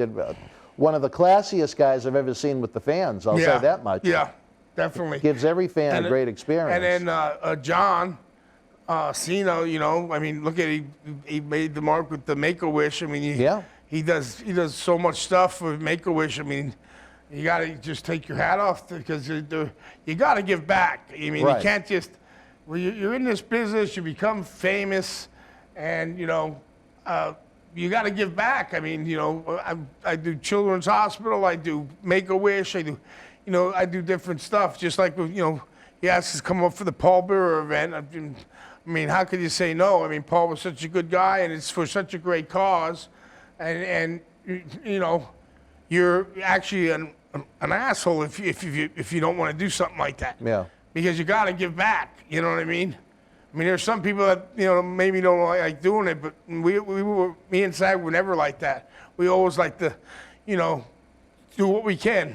Hey, you know what? The business was good to you in a lot of ways. You got to give back to the business. Exactly. That's the way I always try and look at it. That someone like Paul Bearer went above and beyond to try and help me as a young person. That he didn't have any need to. He didn't have any necessity in life to say, you know what, I have to try and enrich what Dan Marati can do in wrestling. He took the time because he felt like he wanted to help the cause, to make wrestling a better place by having more people that are well-versed in it. Yeah. I don't think you can ever stop giving back. Back in the day, nobody knows, but when WCW was beating Vince and SAG got hurt, and I went on the independent circuit, I was wrestling Cactus, and then that Sunday I had to wrestle Stone Cold, in pay-per-view. That's when Vince was letting the guys go out, but the independent circuit was unbelievable because you didn't have every Tom, Dick, and Harry thinking they were a promoter. There was only a couple guys, and they take nice buildings, and you were drawing like 4,000 or 5,000 people. It wasn't Little League Baseball where you paid $100 and everybody got to play a couple exactly. innings. And they always had good guys. Bushwhackers were always on with us. Jimmy Snuka, Greg the Hammer. I mean, the list goes on. You know what I mean? And people would come out, because they weren't with, WWE no more or WCW, and it was an independent. But like Canton, Ohio has a nice little arena there. I guess it holds. I think he passed away now. His name was Joe Pizza, but he was friends with the Bushwhackers, and they got me booked there. And brother-in-law Greg, the Hammer, he was doing it for a while, with the independents. And back in the day, the independents were hot, but now, they kind of get watered down a little bit because everybody, Anyone some are good, some are good, but some aren't good. So, that hurts a little bit. There's you know nothing what I mean? special about it. Right. Exactly. When everybody and anyone can do it, what makes it special? Yeah. Why go out of your way to see it? Yep. And you're that right. can be said for a movie, music, anything exactly. like that. You're right. That even, not to pat myself on the back like Barry Horowitz, but even interviews like this. Anyone can set up a camcorder, or anyone can say, oh, we're going to do a Zoom interview on a computer or something like that. Yeah. Anybody can do that. Here we have a nice studio, we have a nice ambiance, we have a great history. I mean, going back 19 years now. This is actually one of the best ones, Oh, I appreciate that. I was telling you that when we were just talking. Yeah. I said, this is a fantastic setup, beautiful studio, and we're sitting down talking, distancing, follling all the rules. I think we are more than 6 feet apart. Oh, yeah, definitely. Yeah, more than 6 feet. All right, good. We got a social distance here. Even if there wasn't the craziness going on like it was, I think you might want to still be 6 feet apart because, the nasty boys, sometimes we don't smell as good as. You know what? I didn't want to say anything. Especially with what's going on in the bathrooms here, but that's a different story. Yeah, I know. For a different time. Then I go in there and it looks like I did it. The bathroom was nasty before you even got here, brother. I know. Did you do that just for us or what? I'm still waiting for the plumber. I got a text about a plumber at about 11 o'clock, and here we are now. I don't know what the heck time it is, but I guess he had a long ride. I don't know. Or maybe there were a lot of water issues in the area. Yeah. I don't know. It's always an adventure here in this studio. The same night as WWF taped a Friday night main event special, in 1988, the first Friday night main event they did on NBC with Hogan and Andre did 33 million people. The 1991 version was cut to about a quarter of that. That was the last primetime special on a weeknight that WWF had on NBC. But the same night that was taped, it was during a Superstars of Wrestling challenge. The Nasty Boys won a 7-team tag team battle royal to earn that championship match at WrestleMania 7. Now, going into that night, did you have any idea this battle royal was coming up? Did you? No, and I don't remember it. You don't remember winning that tag team battle royal? No. I tell you this, back in, I just saw just recently, because I Facebook, but I'm not on all the time. And you never respond to me, Brian. And Never.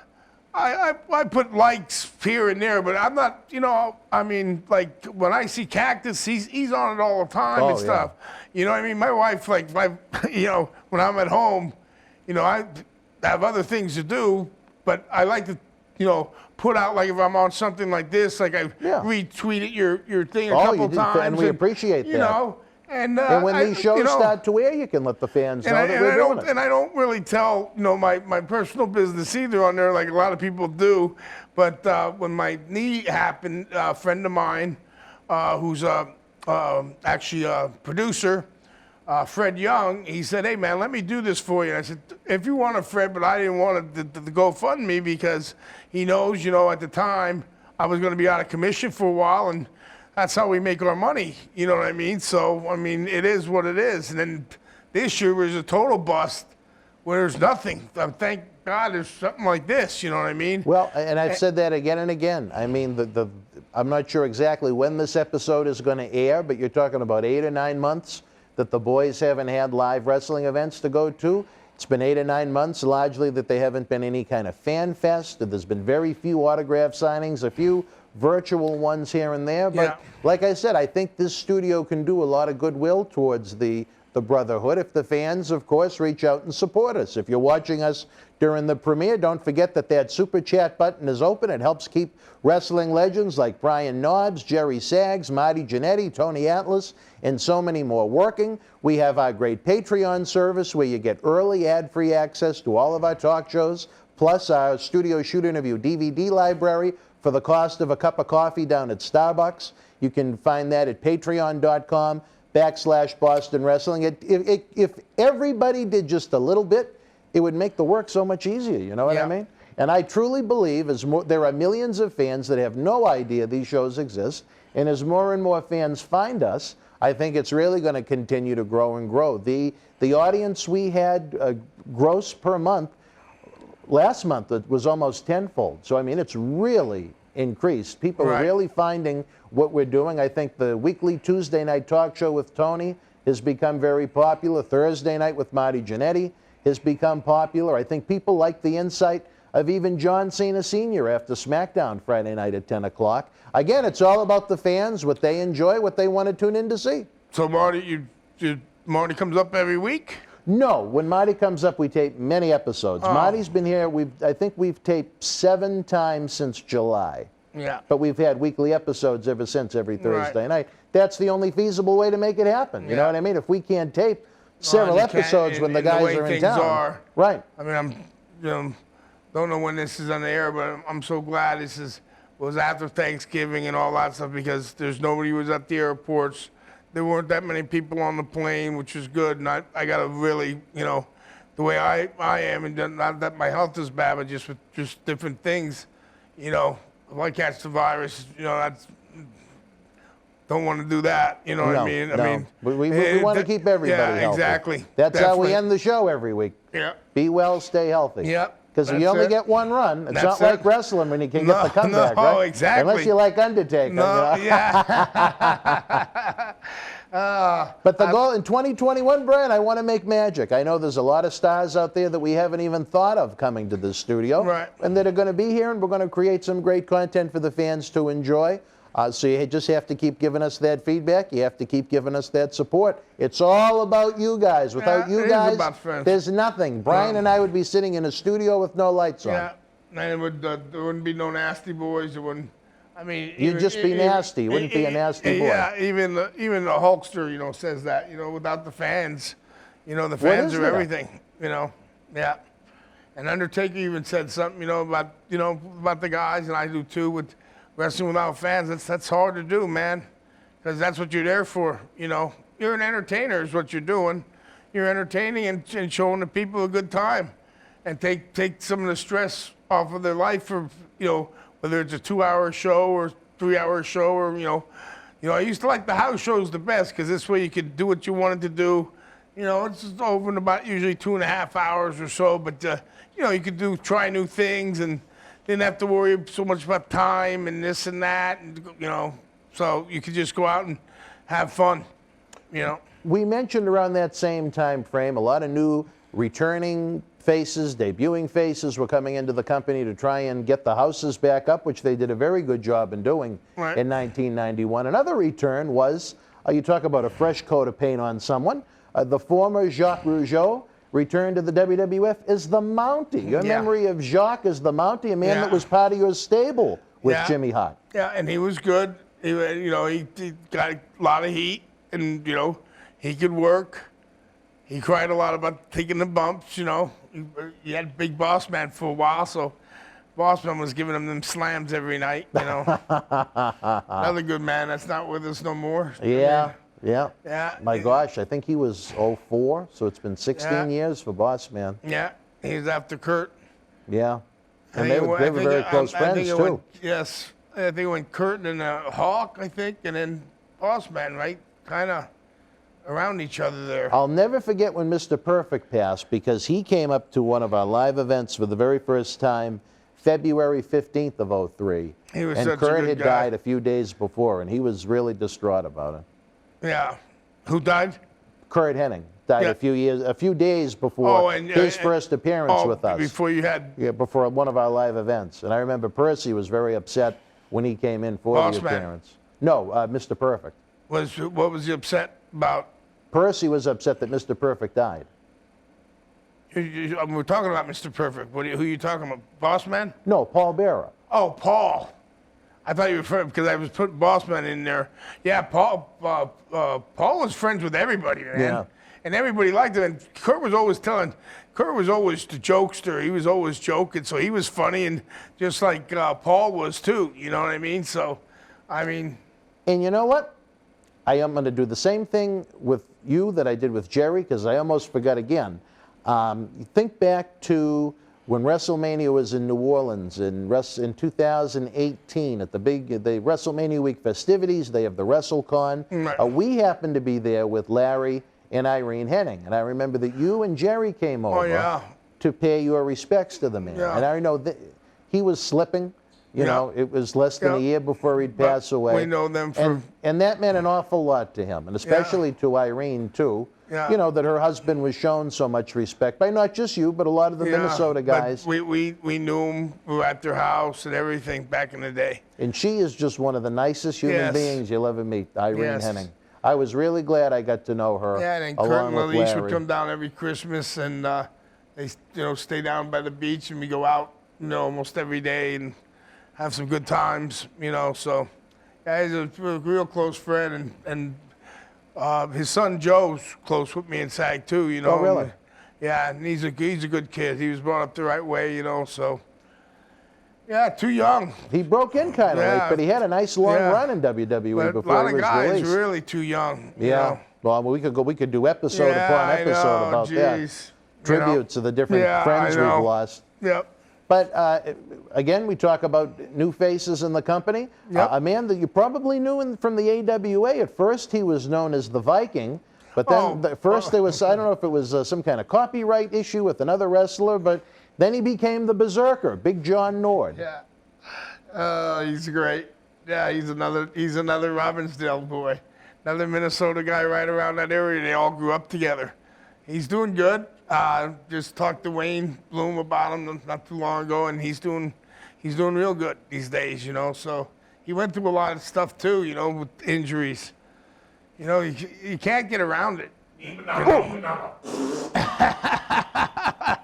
What the hell was that? That's SAG. Oh, watch your feet, Jerry, brother. Just so we don't kick anything and unplug it. Welcome back to our humble abode. I couldn't see anything. That caught me off guard.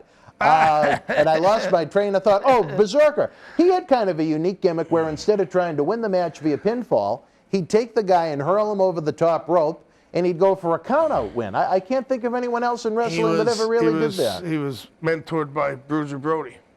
Yeah.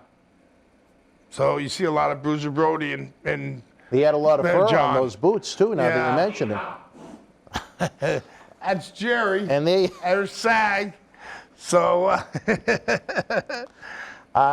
you talk about, geez, you hate to use the word face, but 6 months or so after Brutus Beefcake was in that horrible parasailing accident down in Florida, he returned to the company in kind of a unique role. He was under a mask and referred to as the Mariner, almost a military type guy that would run off heels after their squash match wins. Was it good for Brutus to be around the boys again? The gimmick itself didn't last all that long, but at least you're not he talking was... when him and Hulk got back together with the... No, that was 93. Yeah. This is 91. That's when we got he bumped out of wore our a little... spot when we were supposed to win the Oh, belts. I remember you. I don't think I forgot about that. That one stung a little. We're Well, still in my whole 91. family came out and everything. Oh, really? Yeah, we all knew it, and then in that month, it just happened like that. We were already up to, I think it was April 1st and March. We found out March 1st that we were in Europe and Ted and IRS didn't come over right away. They stayed for Monday Night Raw to shoot the angle, and then we found out over there, and that's when we kind of supposedly got an attitude problem, but we were kind of like pretty pissed off because Who wouldn't be pissed off at that point? 6, 7 months we were wrestling them guys, had a great angle going, and just because it was what it was. So we'll get there though. We'll get there. It's all good. It is. At first it wasn't, but then it was. Then we were there for only like another year, and then after that, after you're talking a couple of months. No, I think '94 we left. No, you were in WCW by the summer of '93. Oh, were we? Oh, yeah. Yeah. See, you know better than me. Well, you had to live it. I can only I watched it on television. You had to live it and experience it, Yeah. But now just But that's what's good to always have another. That's why AEW is good, because it's it's hard to revamp you. It's like a big circle. So it was always good that you could go somewhere else and then go for 2-3 years down there and then come back and then you're hot again back with the WWE. So it was always Fresh good to coat go. of paint. And then when that was, after 2000, there was just one company. Kind of, it hurt the business a lot because there was nowhere for nobody to go. Right. So, it's good to see AEW doing as good as they are. And knock on wood, they continue to succeed and grow and grow and grow. And some great matches and great talent. And there's another guy I take my hat off to, Jericho. Yeah. He's still out there doing it. He's 50, Hell, great condition for a man at his age, yeah. Yeah, and he still does the rock star thing and everything, you know. So, yeah, but Undertaker still tops everybody. 30-year run. I don't know who's going to top that, if anybody. No one will. Jericho's had a great run, but not an Undertaker. Yeah, but run. not WWE the whole time. In the event too. And and great matches and main events all the time. So. Yeah, Jericho could kind of be ebb and flow with where he was positioned on the card. Great career nonetheless, but just not an Undertaker he does, career. I like his ideas and stuff, though. I watch both of them. I still watch, I got I tape them so I can go buy something I know. Yeah, so, but I think all the talent today is incredible. Stuff they do, high flying off here and there, any second could go wrong, and you there goes your leg, neck, back, whatever, and then you're injured Brian, I look at it like this. There's a lot of people right now that don't like how wrestling is presented on TV. They miss the good old days and so on. But I don't think anyone with an open mind can deny that in 2020, 2021, you have probably the best production values you've ever seen, state-of-the-art production values, along with probably the most athletic roster in the history of the industry. Now, whether you like how it's presented, how you like that jigsaw puzzle is put together, that is debatable, certainly. But as far as these men as athletes, my God. But in our era, all the guys were 250 and above. Everybody was big. In your era, even you look Dynamite like men. Kid. You look like men. Well, even Dynamite Kid, he was short. But small they are. Compared to, look at the size of you. Look at the size of Jerry. Yeah. And just some of the veterans of that day and age. Even Savio, when he was here, he was still very thick. Yeah, still big. And you have, in some cases, talents on Major League Television shows that look like they still could be in high school if you found out. You know what I mean? Definitely. So I think that's hurt the business. That's one of the negatives right now. One man's opinion. But what are you going to do, Because right now there's, all kind of rules. Like I say that to everybody, football's changed, basketball's changed, hockey's changed. Look at it, you can't even hit the quarterback the way you used to. So wrestling's going to change too. You change with the times, and that's the way it is. So, if you like wrestling, you still watch, and those who don't, definitely tell us when we're signing for them, like, your era was and it's always between that 80s, 90s era there. They're just, the characters they had in that, it just, it just a lot of good thinking.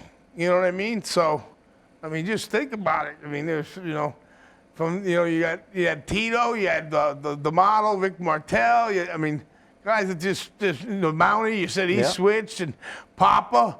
How about Shango, he went from Papa many to this? different Yeah, he gimmicks, went to a couple of years. He was a UFC fighter for a while, Yeah, then he was part of the Nation of Domination, Yeah. then he was a pimp. Then he had, that's the one that fits him the best. Yep, and he lived the gimmick that time. March 11th, the TV taping that took place before WrestleMania to air after WrestleMania. We mentioned Sergeant Slaughter with General Adnan, but we had a unique return. Former WWF World Champion, the Iron Sheik, returned not as Sheiky Baby, but as Colonel Mustafa. Yeah. Your thoughts on the return of your old buddy, the Sheik, to the WWF with a whole new look and even a whole new name? Well, it was good because, he was one of the pioneers to start everything back in the 80s when the big, put it this way, wrestling was always big. I mean, if you look all the way back with Bruno and Zabisco, and we're selling out Shea Stadium. I mean, back in '72, Andre, wherever Andre went, that if you saw that HBO special, he was drawn all over the world. And at that time, they didn't even have, like today, they at least have, places for big guys like that. Not that big, but to sit and all that stuff. Right. He had to go through hell and back, and he did, and back in the day, he could drop kick and everything. Well, yeah. So, I mean, it's definitely, like I said, everything changes, but the product's still great. And then, like you said, like how they did do the Raw and the SmackDown now, they really light it up with the screens. Like at first they didn't. And AEW is good, but they didn't get that far yet. They still have the guy, some little couple fans there, but, at least there, it's like you say, a lot of flashlights and it looks sharp, So they're always thinking. And that's, Kevin Dunn. He's a genius, Well, and he's been, think about how long that man has been with the company in that position. From the start. Not the start, but I think from way back, in the WrestleMania, first WrestleMania, I think he was there doing something. I know he moved up. He was. I mean, I don't know how long he actually was there, but I know he was there for a remember while. his name in the credits even in the early '80s, in the late '80s on Primetime Wrestling, the USA show, where they'd have cameraman, director, and I loved Primetime. Yeah, when Bobby and Gorilla hosted it. Yeah, that was a lot of fun. And then Vince and Bobby, and then Vince would come out wearing those Zubaz type outfits later on. And then we were on a bunch of them shows. How was Sheiky Baby at that point with the medicine? Was he all right, or it wasn't a very long run for him that time? But Sheik's always been Sheik. You know what I mean? It's always been a medicine. Yeah, well, yeah, and so, but one of the greatest guys. Without a doubt. And now his injuries too. I mean, he's getting up there, and like I told you, he was an Olympic champion. So from being there. What a life. If only they could have told the true story in that documentary that they put out a couple of years back. But I never saw that. Oh, you were interviewed for it. Oh, yeah, with the two guys from Toronto. Two pieces of garbage. I don't think they did Sheiky right there. No. I know who you're talking about. No, they didn't. Yeah. They didn't. But it was. They needed a good open hand Andre slap. Yeah. It was unique to see Sheik come back as a different person, though. I was not expecting that. Similar in a match taped for a return after WrestleMania. Ricky Steamboat came back, only they got rid of the name Ricky Steamboat. He was just the Dragon. Certainly one of the great in-ring match-by-match performers of the generation. Oh. That must have been certainly a great addition to the roster. Unbelievable. I mean, Ricky was just what a fantastic worker. I mean, him and Macho's match in WrestleMania 3 was still, one of the top matches you can ever watch. Even now. Yeah, back and forth. And they weren't small guys either. No. In those times, they were smaller guys, but you put them on TV right now, and they'd be at least average, if nothing else. Mach was big, dude. Your thickness, yeah, but I'm talking about height-wise and such. Height-wise, no, but he was pumped. He was a big man, thick man, believable, And believable Ricky, man. Yep. When you saw, that's not someone you'd want to cross. And Ricky could do almost anything too. I mean, some of his matches with Flair, unbelievable. You know what I mean? They did a really good job retooling that roster in 1991 to make the product all that much more enjoyable and watchable. Because, like I said, it was all the different gimmicks and stuff. Yeah. And different managers, and everybody worked as a team. So even the referees in there. You know what I mean? We had Joey Morella, Gorilla's son. And another one we lost. Yeah. And then. What's his name? He just got let go. I couldn't believe it. Tony Chimmel? Mike Chioda? No, Chioda. Chioda was there forever too. It's unbelievable. Yeah. I have a lot of friends in WWE. WWE has been very good to us over the years, but sometimes you just have to share an opinion. We're all entitled to them, I guess. Yeah, and like I said, everything changes, so nothing stays the same. Just and it's not just pro wrestling; it's everything. It's every form of sport and entertainment. Yes, exactly. And 20, 30 years from now, it'll look different than it does now. Exactly. There is going to be a generation of fans that look at what many don't like in 2020 is the good old days someday. Yes. When they're in their 30s and 40s and 50s. But you go back, you can go all the way back to you're talking about Patterson in the 50s, and you had Gorgeous George. Yeah. And they were drawing big houses back then. People don't even know it, but they were, it wasn't like just when Hulk's in WrestleMania and that, I mean, it exploded worldwide kind of, but it was always big in them different territories. I mean, Florida was a big breeding ground for guys to come in and out. Oh, you know what I mean? Sure. And Eddie Graham was running it. Eddie Graham was running it. So, you just look back and you see Bob Geigel in Kansas City had Harley, and you can't not say Harley Race. He was a man among men. Another man that sat in your very seat. It was great to have Harley here. His stories were fantastic when we had him. I wish we could have had him more before he passed away. That's why I stress. He was tough SOB, too. Absolutely.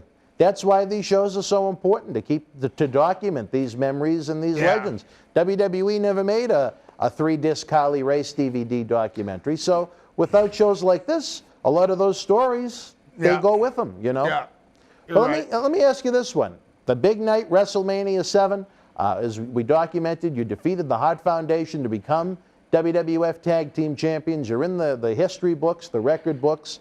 What was it like to hear Howard Finkel make that announcement and the new World Wrestling Federation Tag Team Champions, the Nasty Boys? I don't know, we were laying on the floor, beat up, going, yeah.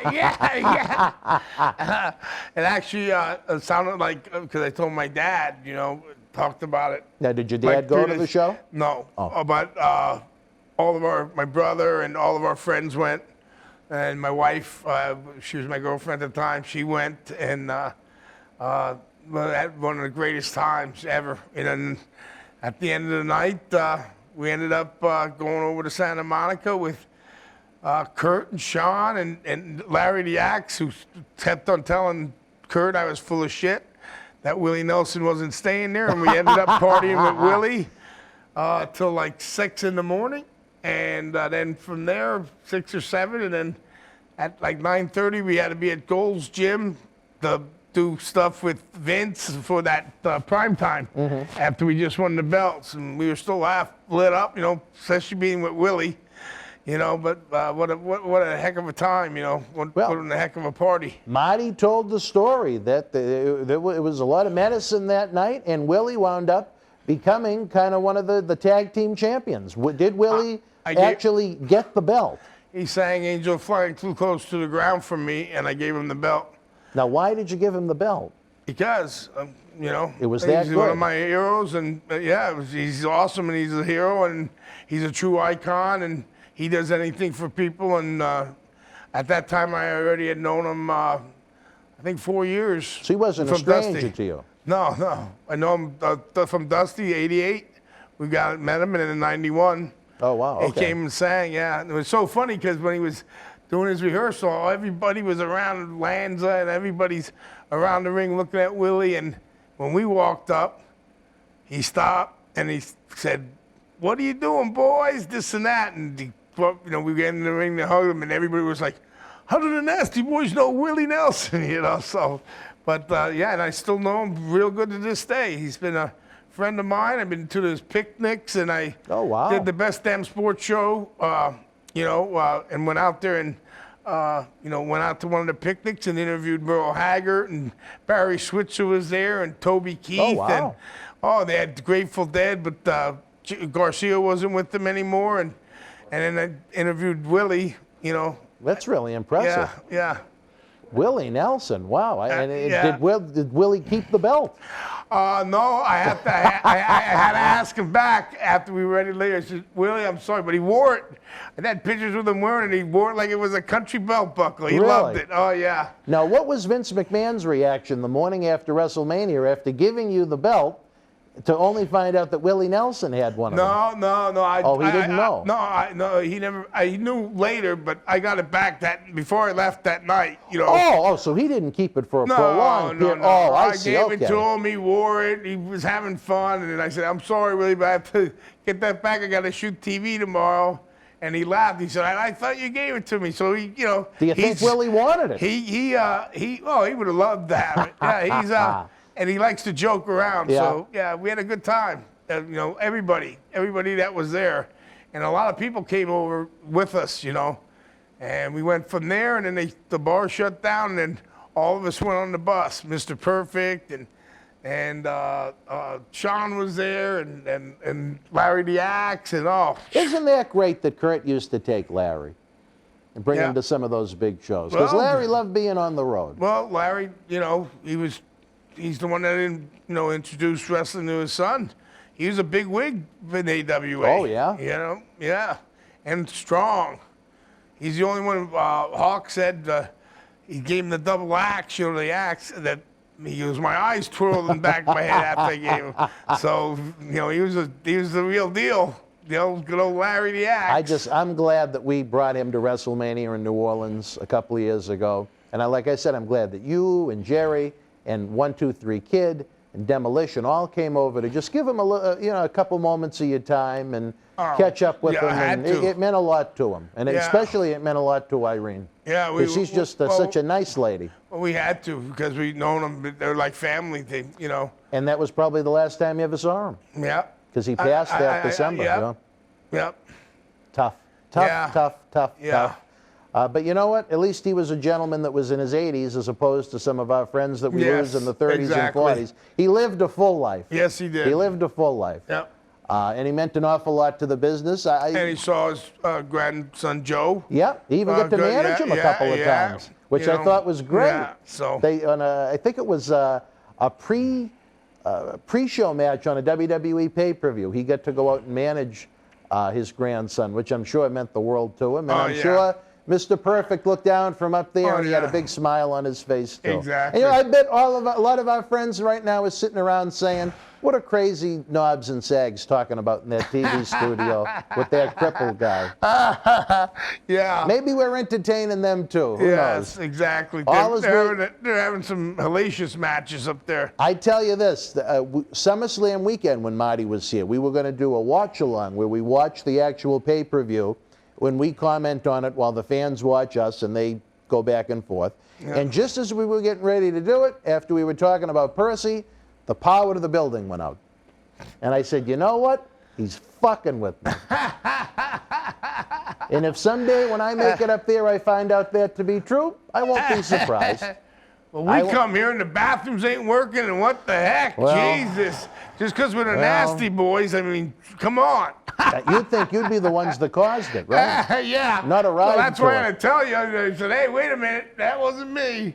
Oh, God. Well, you know what, Brian? We've had a lot of fun. I want to have you back here in 2021. You guys, you may be nasty in spirit, but the kindness you've extended for the Paul Bearer Holiday Headlocks Toy Drive, beyond coming in for the great interviews, we did the virtual autograph signing, and again, for the fans that couldn't join us live, they might have been busy on a Saturday, they might have been out Christmas shopping? Oh, Yes. God only knows. Look at the Exactly. weather out here. Their power might have gone out. Yeah. They can still get the VIP package with the photos and the posters. Anything that was left over from the virtual signing, you guys were nice enough to sign before you left. Again, that shows the heart of the individuals. And again, as life perks back up, anytime you have anything nasty you want to promote, you've got our show. We got a heck of a lot of fans that have been tuning in. Well, love to come back. Me and Sag would love to come up. We always loved Boston. Was one of our favorite towns. Like and I may said. have to come down to Tampa to see a Rays game with you. We'll have to wait and see about that. I'll hook I'm you a up down there. diehard baseball fan. Oh, I'll hook you up down there. Briscoe likes going too. Did you know that? Jerry likes going to the Rays games I now? didn't see him too much, but I got John.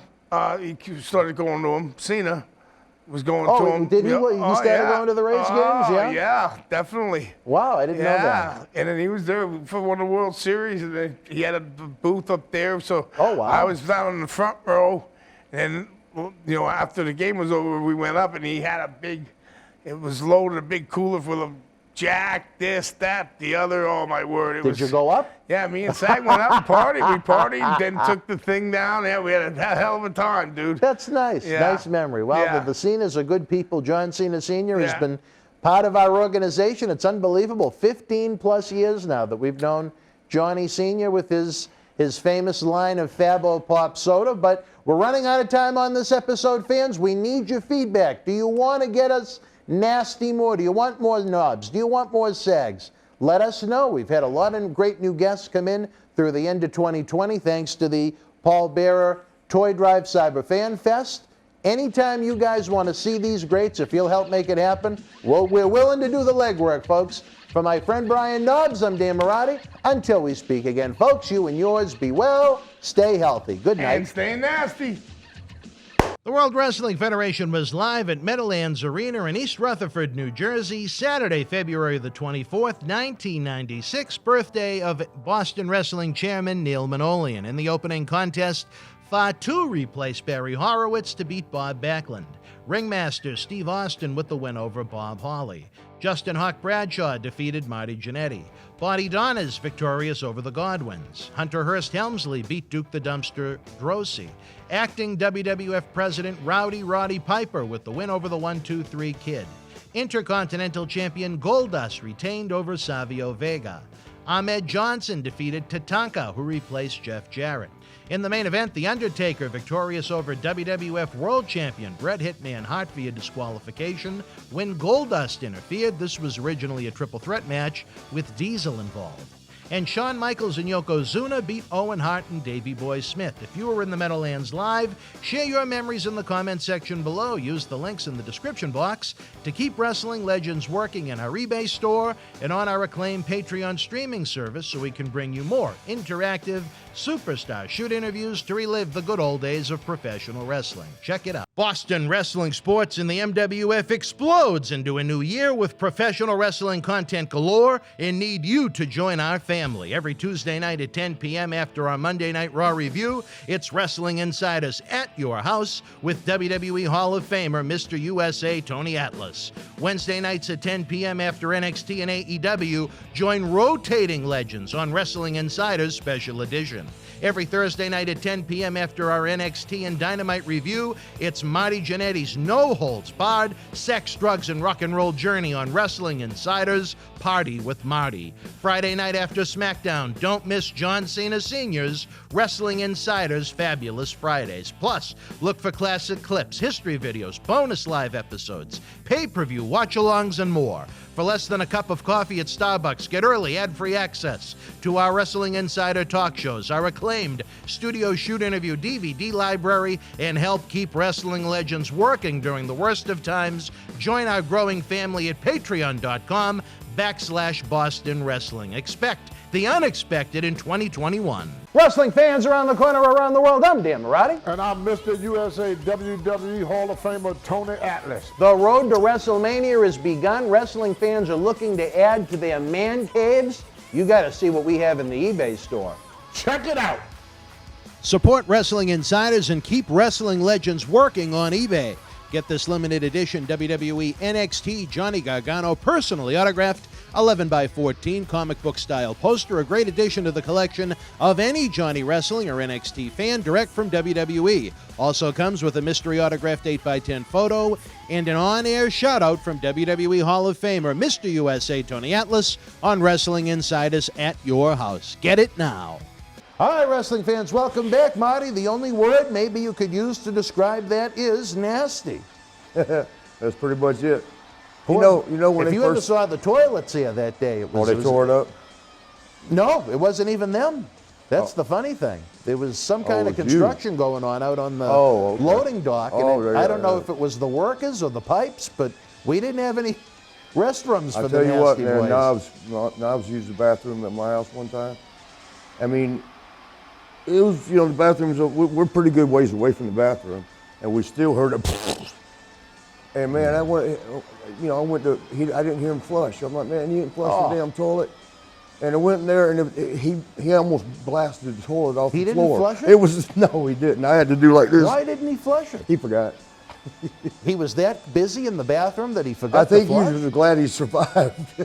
Well, yeah. I mean, he blew the toilet loose. I mean, I had to tighten the little things down. How long ago was this? Are we That's talking a long time WWF ago. days? Yeah. Well, we'll get there on Party with Marty. Speaking. What year were we on, 89? Well, different show. Oh, yes, as a matter of fact, we're still working through 89. For wrestling fans, For as 5 you years. know, every Thursday night at 10 p.m., I mean, you talk about the tales. We have a tree and some of the interesting branches that Marty comes up with on that tree That's one way are to put it. gems that fans will love for decades to come on Wrestling Insiders Party with Marty. Coming up right now, as a matter of fact, is this fine gentleman from this past Thursday night. Here it is, folks, the latest Marty Jannetty Party with Marty. Stand by. This might not be vodka. All right, wrestling fans, we're rolling through wintertime, and I'm being recorded right now. Yeah, Wait a well, minute. recording stuff. We're recording us recording stuff. Well, coming This is soon, our show. When is this showing? This is going to run this Thursday. This is Thursday night, y'all. Even though you're seeing it Friday. He's recording you as you watch us. That's yeah, good. we'll record a camera, Marty, recording the you are, camera. You're a character and a half. You've Marty, let me changed, tell bro. you. We've recorded some interesting content already. We have some happy birthdays we got to send out. Yeah, who we got? On February 24th, the co-owner of Boston Wrestling Sports, the MWF, Mr. Neil Manolian, has joined me hitting the big 4-0. Unbelievable. 4-0. We were two crazy Are we kids. still rolling on here, right? Huh? Look, man, I'm shaking like a dang.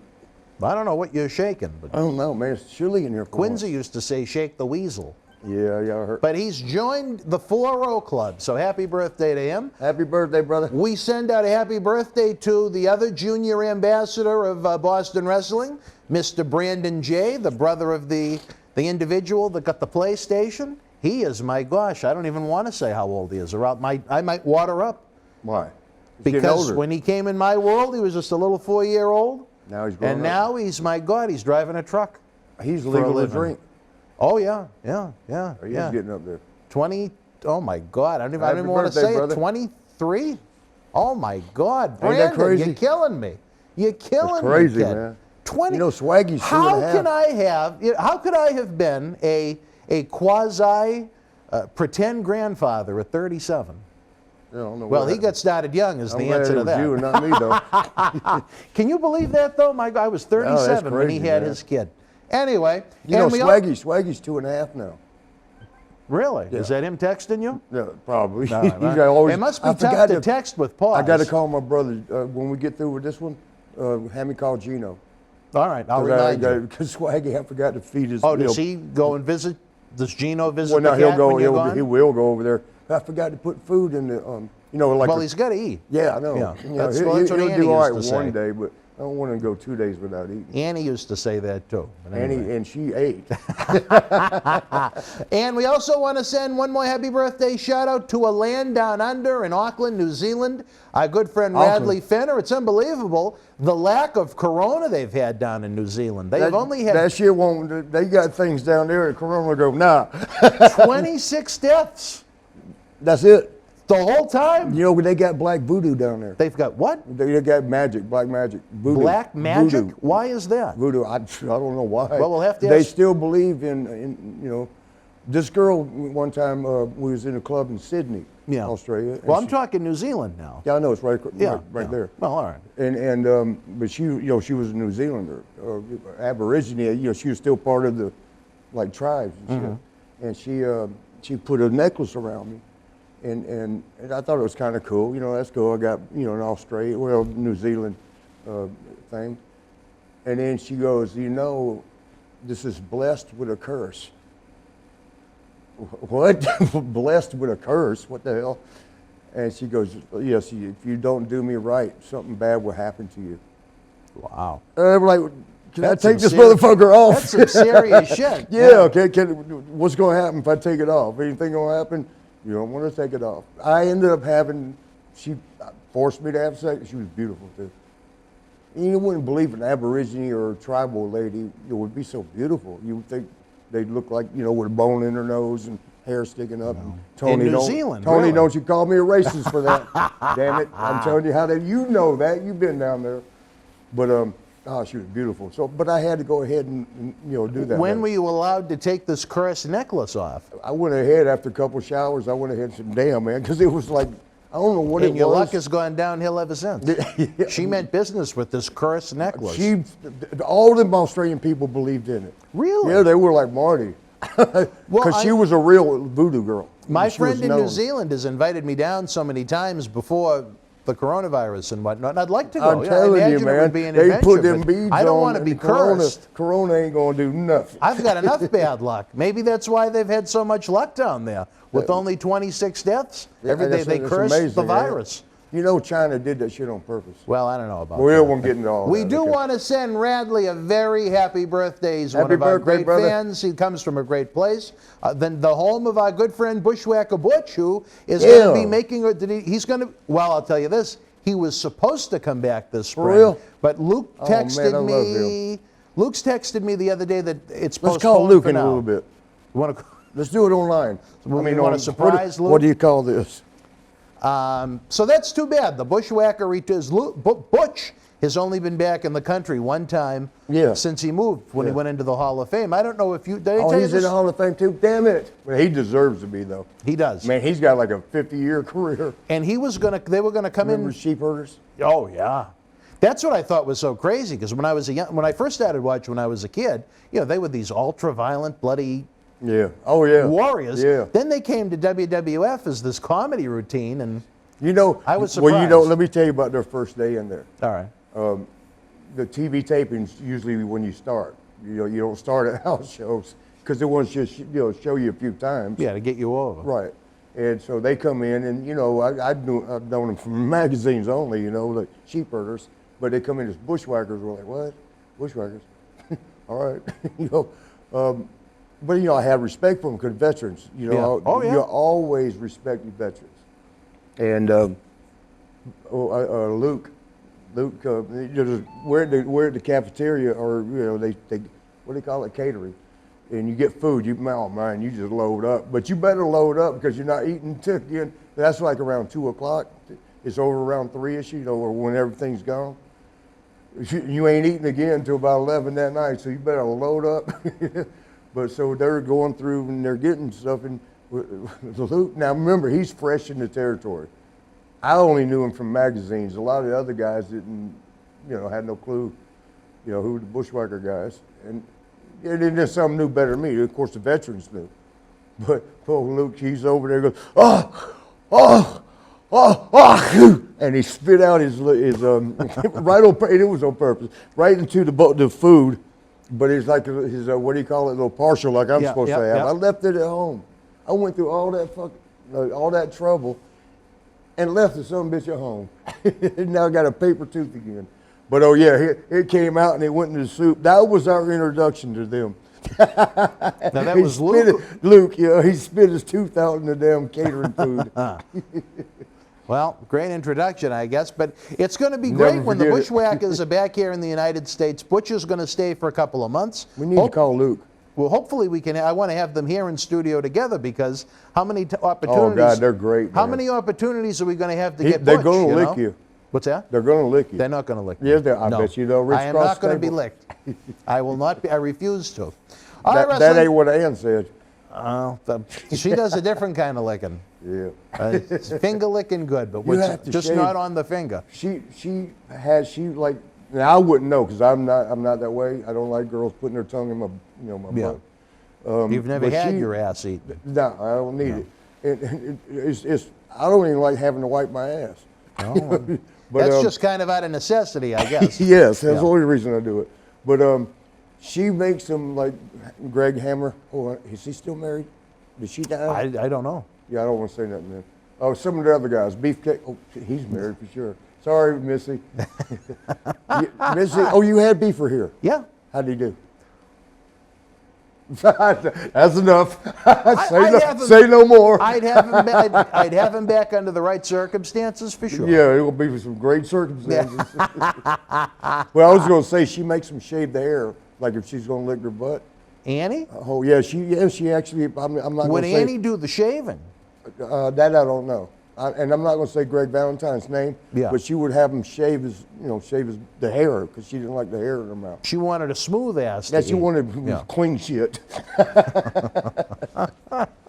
So when the boys came to Boston, they'd have to groom before Annie would If go they to were town. gonna be, yeah, she was particular about that. Really? Well, that's what I heard. I've never. I Now, like Ann as this a is friend. a woman that stuck her tongue in men's asses, You didn't have but to she say it was like that that. particular that they had to be nice and No, smooth yeah. for Look, I'm Annie. gonna stick my tongue in a pile of shit, but don't have hair around it.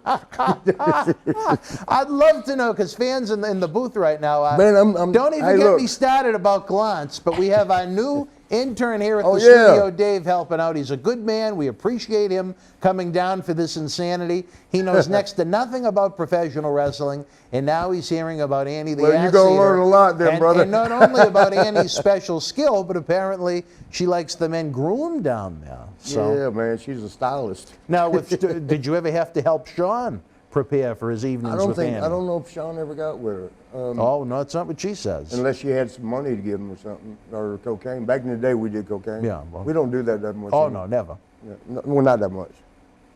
No, not at all. I better say not at all. My brother kicked my ass.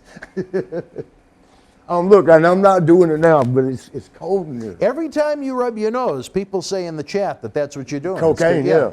And that's I saw. not it. I watched one, and I was just like doing this. I'm like, damn, man, stop! The- I couldn't even hardly wash my own damn thing. The because I fans was- don't realize how cold it is It's in this chilly room. in here. It's not usually. It's chilly. Because we have to keep it cold, because those cameras go for 6 figures. So if I'm those gonna fry, pawn one of them. what's that now? I'm gonna pawn one of them. Well, and we can buy a little heater then. It'll be nice and warm. You should have told me. I got this little space heater. Or Annie might be able to warm. Why don't you call her? No, that's all right. I'll do it right now. But you never had to help Sean prepare for Annie. No, I've never groomed Sean. Well, you learn something new every week on this episode, fans. Thursday nights at 10, at least it's after 10 o'clock, to start talking about ass eating. But Hey, I'm gonna post this on my Facebook. okay. He was just having us talk about, and we called her, excuse my language, we called her ass-eating Annie, because she used to like to lick. You say it, I can't do Well, it. she was almost like a bushwhacker. Only instead of the head, Yeah, it was she the was. ass. Look, we're video. This is going on our show. When's this going? Thursday nights at 10. This one right here. Every we're- week. This one. This episode will air this Thursday. This Thursday, we're talking about eating ass. Because what the thing was, like. But you know my favorite line with her, though. is when What she'd is say, it? I'm not like those other whores, baby. When Vince comes to town, he'll buy me a drink. I don't let those guys fuck me, baby. No, she just eats their ass. Yeah, but she's- she like. I'm not gonna say Greg Valentine's name because No, I never. think he's still with somebody. But she used The to only make 'em- time she'd smile, Yeah. the only time Greg would smile was his visits with Annie. Yeah, but she would make them shave the hair away from their butthole. And I just thought, like, you're sticking your tongue in shit, but you don't want hair around it. What the? Yeah. I tell you, well, I guess everybody's got their own particular likes and dislikes, and now we know a little bit more about one of the crowd favorites. When we have the premieres on Thursday night at 10, they love our stories and imitations of poor You Annie. think they love hearing about ass They eating? do. I don't know. No, if you do. I don't know if it's the ass eating that they like hearing about, but they enjoy hearing the tales of Annie. They want Annie in Why the don't studio. you bring her on for a special thing? Could you? I mean, how that interview? She might even do it on camera. Not to me though. Yes, you. I yes, would never you. shave it. No, I gotta see her face when she licks it. I would never. People have. You know what was funny? She might strap one on and try to stick you. She wanted to do that to I think it was Tito, but I'm not sure Tito Santana. She did? She wanted to put a strap on? Yeah, I'm not sure it was Tito. Arriba! I love Tito, man. He's the best. And so it probably wasn't him because he's one of the few guys that didn't mess around. I've heard that. He was very loyal to his wife. Him, I mean, Owen Hart never messed around. Macho never messed around. Well, why would he? And that's about it. No, there was only like 4 or 5 guys, and I respect the hell out of that. I mean, because to me, a marriage is, God brought that together. Well, it was like that story that aired on one of the most recent episodes I told you about at the Cauliflower Alley Club reunion in Vegas when she must have had a lot to drink to chase me down the hall, but one of the girls that was with TNA at the time followed me back to my... She wasn't in TNA. No, I was just followed me back to my hotel room. I tried to trip him up. He liked Sasha. I do. She's very nice. She was with us here in Boston wrestling before, going on to much higher paying ventures in WWE. She started Daytona 500 a couple weeks ago. Yeah, she's doing good what time for this herself. show was a couple weeks ago. All right, well, no, not really. It's Thursday night. It's still February. It's still chilly. Here in Boston, at least. It's ice. I'll send y'all some pictures of that, All too. right, well, we're looking forward It's to it. snow cap. All right, one thing we need to He catch fell on the ice. He busted his ass. I told the fans about You it told already. it? I did. There was an ice storm, or there was ice of some kind that I didn't know about here at the studio. I locked the door. I turned around. How could you not know about I looked like Joe Pesci and Daniel Stern in Home Alone. Oh, yeah. All of a sudden, I was in the air. I landed on my neck and my head, and somehow this leg was bent, and it's killing me right Underneath, now. yeah. The bottom part of my right leg went back so far, I could feel my heel on my ass cheek. Man, that hurts. So it was a Home Alone-like bump, I call it. I'm hurting. I'm as bad a shape as you. If we could have videoed that, we could have made $1. It would have been funny to see, just like that cat video. It wasn't we were funny at the time, talking but about. later you can laugh at it. After the fact. Yeah. And I remember my ride, I was screaming, "Help me, help me." And he goes, "It's all I ice." would have videoed that.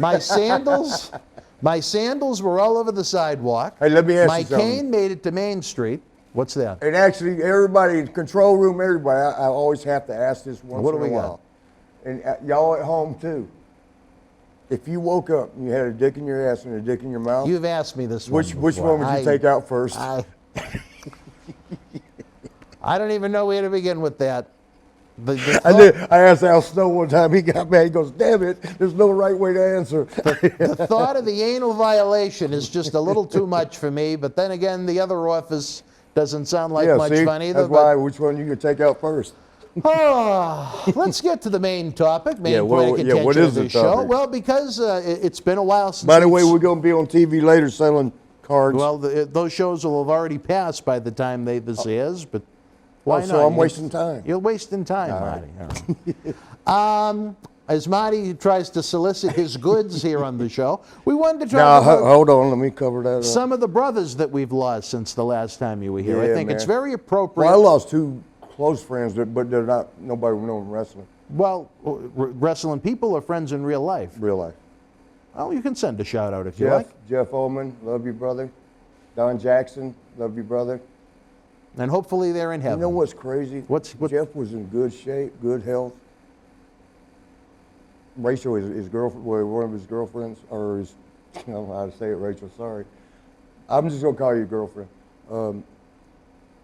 She texted me, and the daughter, Adriana, Age, we call her Age, she texted me, and they had done that before. Well, now, Adriana, it's not his daughter, but he kind of adopted her, when she was 7, and, she's like 23 or something now. She texted me once before, and it was like a surprise birthday party, and I thought that was cool. Because they live in Arizona. Jeff and I were roommates for a while out in Arizona. Then I went to Vegas, and then I moved back to Georgia.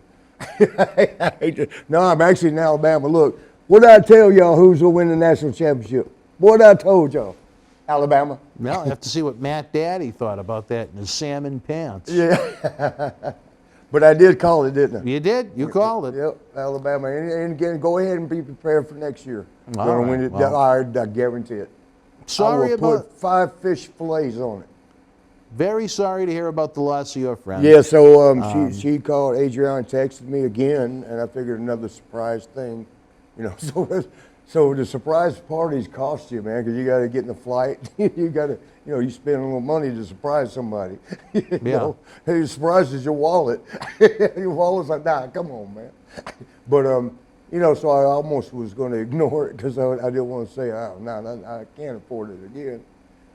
But then Rachel hit me up, and I thought, uh-oh.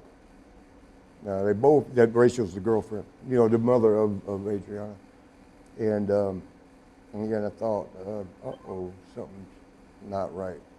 And I kept thinking, when I called her, I kept thinking she was going to say he was in a bad car wreck, he's in the hospital. And he was a younger man? He was my age, 60. That's young. I don't know how old I am, 60, I think. One. How do you know? Happy belated birthday. Thank you, brother. But 60, or yeah, he was good shape. So I called her and I'm like, hey, what's up? She goes, I guess you know. And I'm like, and I'm still thinking car wreck, because Jeff's indestructible. He's one of those kind. He's not gonna die. But she said Jeff died. I'm about to cry right now on camera, but. Well, it's tough when you lose a friend, you know. Yeah, but, especially in our fraternity, our brotherhood here in the King of Sports Professional Wrestling. Look at how quick they go. I mean, it's better than it was in the 2000s. But you know what I don't understand, Dan? What? I said, what? It took me a couple minutes, just like right now. I'm sorry, I'll get up in a minute. It took a minute before I could even say anything. I'm sure. You were shocked. Yeah, because it was Jeff. And how did you know Jeff? From what part of your life? Orlando, when I had my house in Orlando, he was big time. Was he a neighbor or just a friend? I actually met him through Pat Tanaka. Oh, really? Yeah, Pat brought him over one time, and this is back, man, gosh, damn. Early 90s? Sorry, y'all. Yeah, early 90s. That's understandable. And, you know, back then we were partying, you know, and Pat partied probably harder than any of them but me. You know, Jeff partied, you know, Jeff was able to, there's something for all my damn drug freaks out there, because we don't do that no more, so we can talk about it now. When you start doing cocaine, you don't stop till you run out. Jeff could stop and there's still a pile left. You must not be getting the same effect as we are. How often were you doing this cocaine, Marty? And look, and I'm not doing it now. It's cold, and they're telling me it's cold. It's in the 50s. It's not bad. Is it 50s? It's in the 50s. That's why I got this Falcons jacket. Next year. Next year. We're there next year. How often would you do cocaine, would you say? Back in the day? Every day? Every day. Every single day? A bad day, when I say bad, I mean I didn't get it that much, was $500. We was doing. You were spending $500? No, $1,000 a day. 500. Here's how it worked. You go to the bank. Back then, you could only get 500 per day, a 24-hour period. Yeah. So I had to, like, if I had got something, you had to wait till after midnight to get another 500. And I did that. I sat there at that machine so many times Now, you're waiting. talking about Jeff or you that was doing that much? Well, I was that. But Jeff came by with Pat one time. And I thought he was a narc because he was a business dude. He's a multimillionaire. Oh, really? You remember that 5 cents a minute way back, IDT or some shit.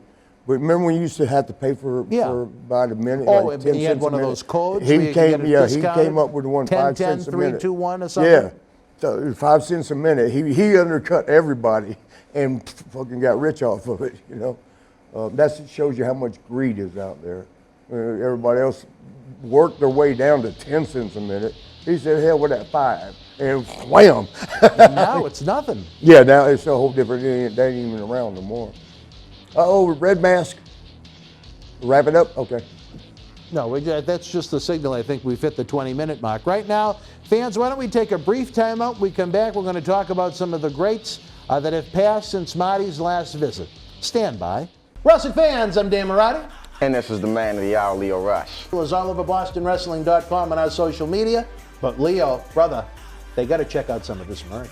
They got to. Check it out, fans, right now, available on eBay. Support Wrestling Insiders and keep wrestling legends working on eBay. Get this limited edition Bailey autographed Rob Schamberger art print, one of only 50 made. A great addition to the collection of any Bailey fan, direct from WWE. Also comes with a mystery autograph photo and an on-air shout-out from WWE Hall of Famer Mr. USA Tony Atlas on Wrestling Insiders at your house. Get it now. All right, wrestling fans, welcome back. We had that touching story from Marty, along with some potty stories as well, as you always get here on Wrestling Insiders Potty with Marty every Thursday night at 10. We've had some greats. We had some shocking deaths since you've last been here in the world of professional wrestling. First, let's talk about a man that... No, we already did Road Warrior Animal. We did that. We did him. Yes. The natural Butch Reed passed away at the age of 66. When? Within the past week and a half. Nobody fucking told me. Come on, man. Y'all didn't tell me. Holy shit. You didn't even know? No. Oh, I got to put my head down again. What?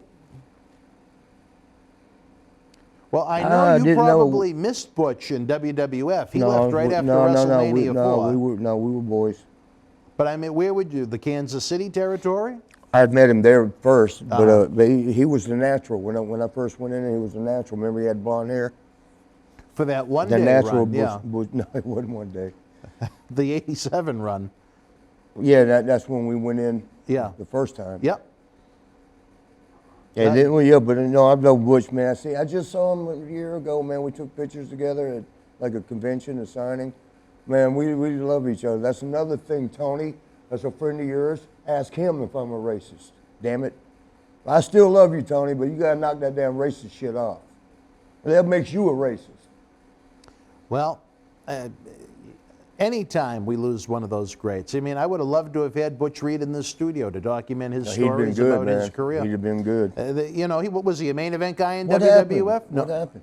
He had 2 major heart attacks, and I think maybe a little COVID set in. Well, they're going to put that on it. So, rest in peace, Butch Reed. Any memories of Butch Reed? You. How did you know Butch? From what territories? Well, I met him. I was in Kansas City. We wrestled in St. Louis every other Friday, and he used to come in from wherever he was at, and he was like a big star. And man, he was so nice to me. I don't know why he took to me. He liked me. Him and John Nord, if you remember Nord. I know when you do these things, you show a picture of him. Show that picture with the horns. You know when he went in as the Barbarian or something. He was Nord the Barbarian. He was the Berserker. Berserker. I'm thinking of Berserker. Yeah. And sorry, I will post this on my Facebook, so don't get mad at me for. About what? Butch Reed? No, just us. Oh, just cutting us up a while ago. But him and John Nord got in a fight, physical. Got into it. Bill Watts evidently put him up to it. Bill Watts loved, still probably does, loved to watch the guys go at it. And now I'm about to veer off story. I'll come right back to it, I promise. But there was a guy named Ed Carr Boo Thomas. He'd won 2 Tough Man contests. He was a bad boy. He was All-American at Oklahoma in football and wrestling, like Steve Williams was. Remember, Dr. Death. Ed Carr Boo Thomas is a bad. I don't know if I ain't seen him in 20 years, but bad boy. But Hercules and him got into it. Hercules Hernandez, remember Herc? Oh yeah. And I guess Herc whooped him up. Really? Yeah. And then they told Bill Watts, because he had to. He was all bruised up, so Watts like, what happened?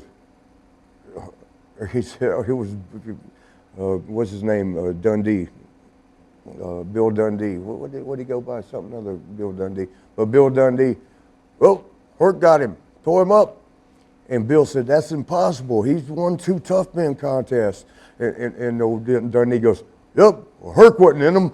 That's a good line. I like that. But back to Butch. I mean, they got. I guess I wasn't there. I saw the results.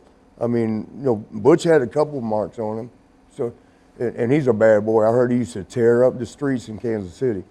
But I'm surprised he ain't got a son in wrestling, or does he? I don't know Reed? about it. Yeah. I don't, not that I've ever heard of. Yeah, but they'd gotten into it, and John had a black eye, John Nord, He had a black eye, and Butch had, you know, some marks. So evidently, and they said it was, they had pulled it apart. They were both still windmilling each other. And, you know, it kind of sucked. Like, the promoter got y'all to fight. And, but Butch, whatever reason, like I said, he liked me. And he came and talked to me, and he goes, evidently he felt like he won. I didn't want to have to do him like that. So that means that he felt like he got, you know, he won. Nord never talked about it. Nord just, I didn't like the fact that Bill had us do that. He finally, he caught the bigger part, like, the fuck would a promoter have two guys fighting like that? That's bullshit. People have said that Nord would make for an interesting interview in this. I promise y'all, Nord is the most fun. I mean, because he's out there, but he's in there. You got a contact for him? Yes. No, maybe we'll reach out to him. You want me to do it now? Yeah, like I said, there's just, Marty, it kills me. You know, it means a lot to me to try and keep these guys working. And right now, again, the times suck. There's no independent wrestling events. There's very few autograph signings. Almost no conventions of any kind. No, there's a few. But not many. Yeah, I not mean, many. compared to pre-coronavirus. You know, it's supposed to go to England, Liverpool. Yeah, I remember you were telling me that. April, yeah, they cancel. Evidently, they're going to postpone it. Yeah. Well, like England's not doing that good. Like we mentioned, what we're seeing on TV, nah. Because I got a lot of a lot of friends over there, and they're telling me, like, well, I don't have any girlfriends over there, but I'm friends with a couple of the indie guys over in England, and they told me it's not good. Yeah, they're all locked down and shit. Yeah. They're doing worse than us. So that's why everybody want to give Trump a damn hard time. Hell, we were doing better than anybody else. They were like, yeah, but we got more damn cases. Yeah, we got more damn people. Shit, you gonna compare us to England? England's the size of Florida. Right? So they got 1,000 deaths. So we got 10,000 deaths. We got 330 million people too. I just think it's so important that we get as many of these legends in this studio as possible. You know, it has value. Did you call Coco? I still have to text him. You want me to call him now? Let's call him on air. No, not on the show. No, because we got this. Oh yeah. This is kind of serious subjects on this episode. Okay. At least. Okay. Sorry. Yeah, but, sorry, but Butch Reed, 66, a young age. You know, is that what he was? 66, yeah. Same age as Tony, as a matter of fact. So I wonder if that must have hit home with old Mr. USA. I bet you it did. I look forward to having Tony here to share his memories about Butch. But other than that fight with John Nord in the locker room down in Mid-South, did you ever travel with Butch? Did you ever hang out with Butch? A couple times, couple of road shows. And you know, just a typical, have a few beers, talk some, war stories. But one of my memories was when Sean and I first came in. We got fired the next day. First time we ever went in, he was going as a natural, Butch Reed, right?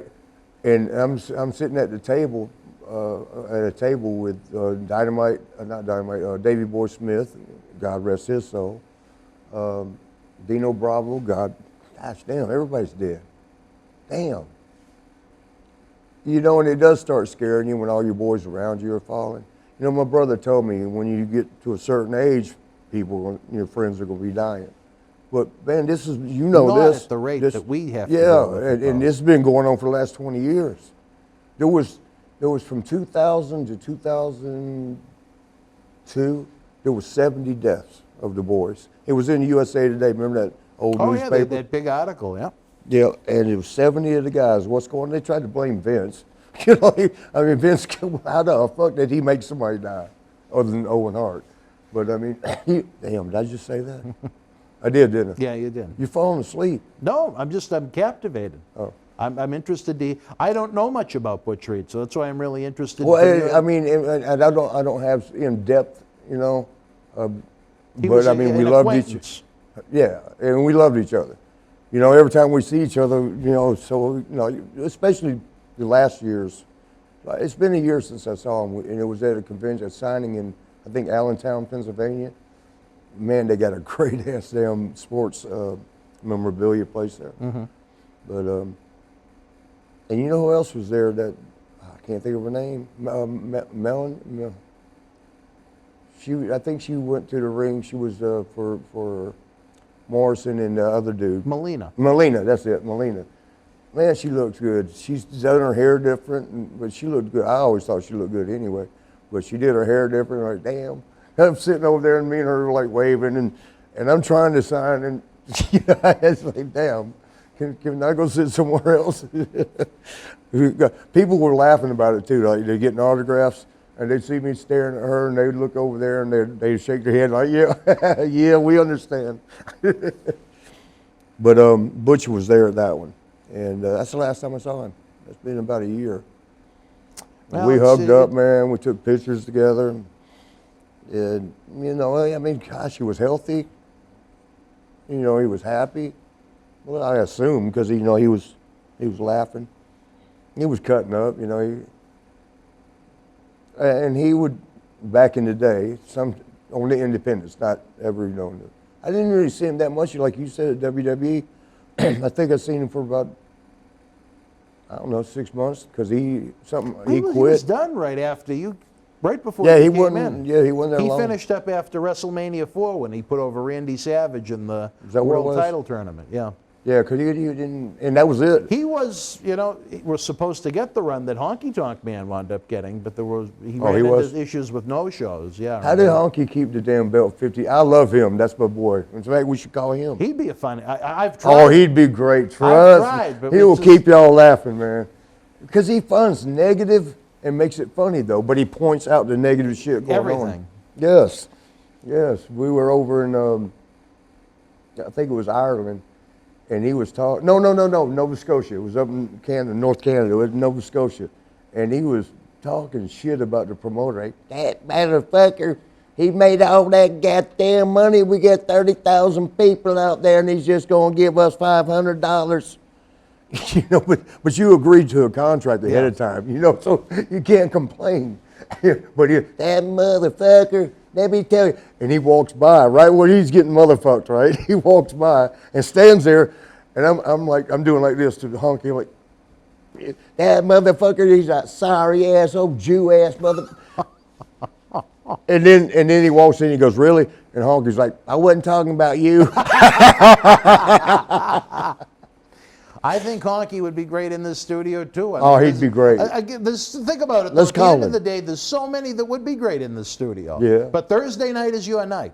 Well, They're not taking Thursday. Honky won't try to overcharge. What's that? I got to tell you what I told Coco, just so it's out there and open. All right. Because I don't like to know nobody's numbers, just mine.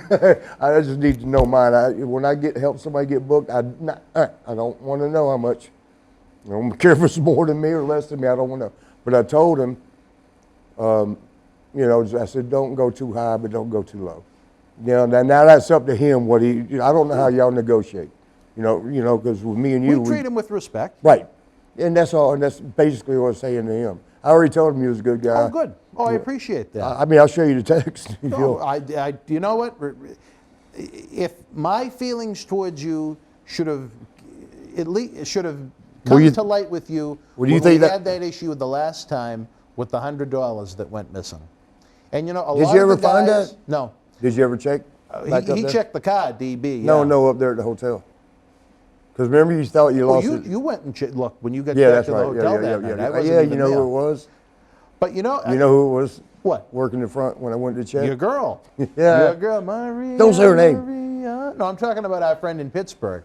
But here's the thing. There is a Maria there. I'd say 95% of the guys, I'd say they were trying to hustle me for an extra $100. I don't need to, man. But with you, I didn't doubt it for a second. Yeah. I had no doubt.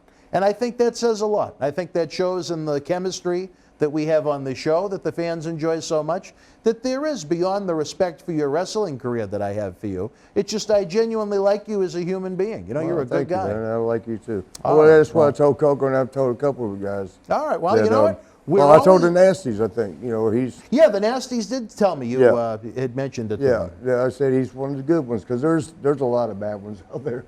There really are. I hate saying that, but it's the truth. The one thing I take pride in, Marty, and here we are now. You said Marty. In September, it'll be 20 years of Boston Wrestling MWF. 2 months Who's after. been running it all that time? Me and who we gave the birthday shout out to, Neil Manoli. 20 years, damn. I was 2 months out of WWF. Ed Cohen didn't need me for anything else. They were done with me. So I said, you know what? I was getting ready to go. Did you mess up? No, it was in the middle of that when Mutual they bought WCW time? and ECW Oh, mess, okay. and there was so much confusion. But anyway, You got a brush? like Pat said, you got to use your fingers. Hey, let me let y'all know something, because I look horrible. 2 months after that, I said, you know what? Fuck months. it, I'm going to go for the gold. I learned from Ed Cohen, the second guy. Him and He's still there, ain't he? He's dead. He died too? He had cancer 4 times. Damn, one wasn't enough. Ed was in rough shape.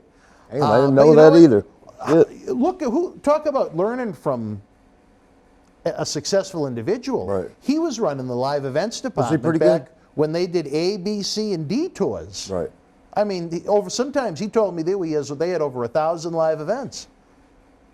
Yeah, And he you was in can't- charge of them 'cause all. you would do 300 something plus. We worked 300 days a year. Yeah.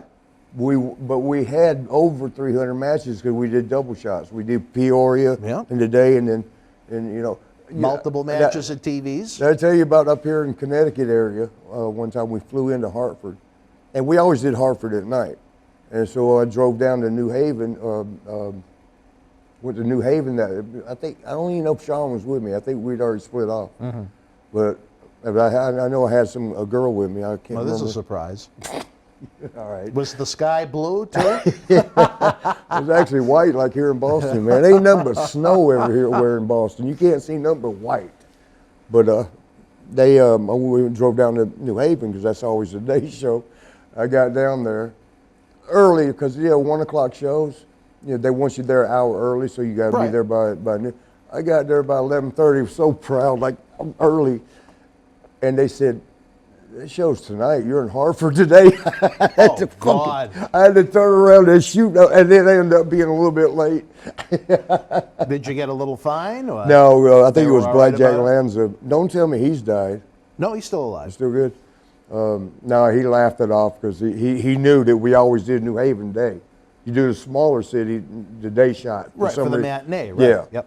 And then you do the bigger one. Well, I tell you, But they flipped it on me. I feel bad.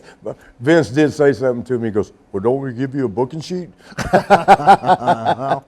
And then there's that. But I feel bad that I lost contact with Ed over the years because I hold him even I to really this. didn't know him that well. Was he a good dude?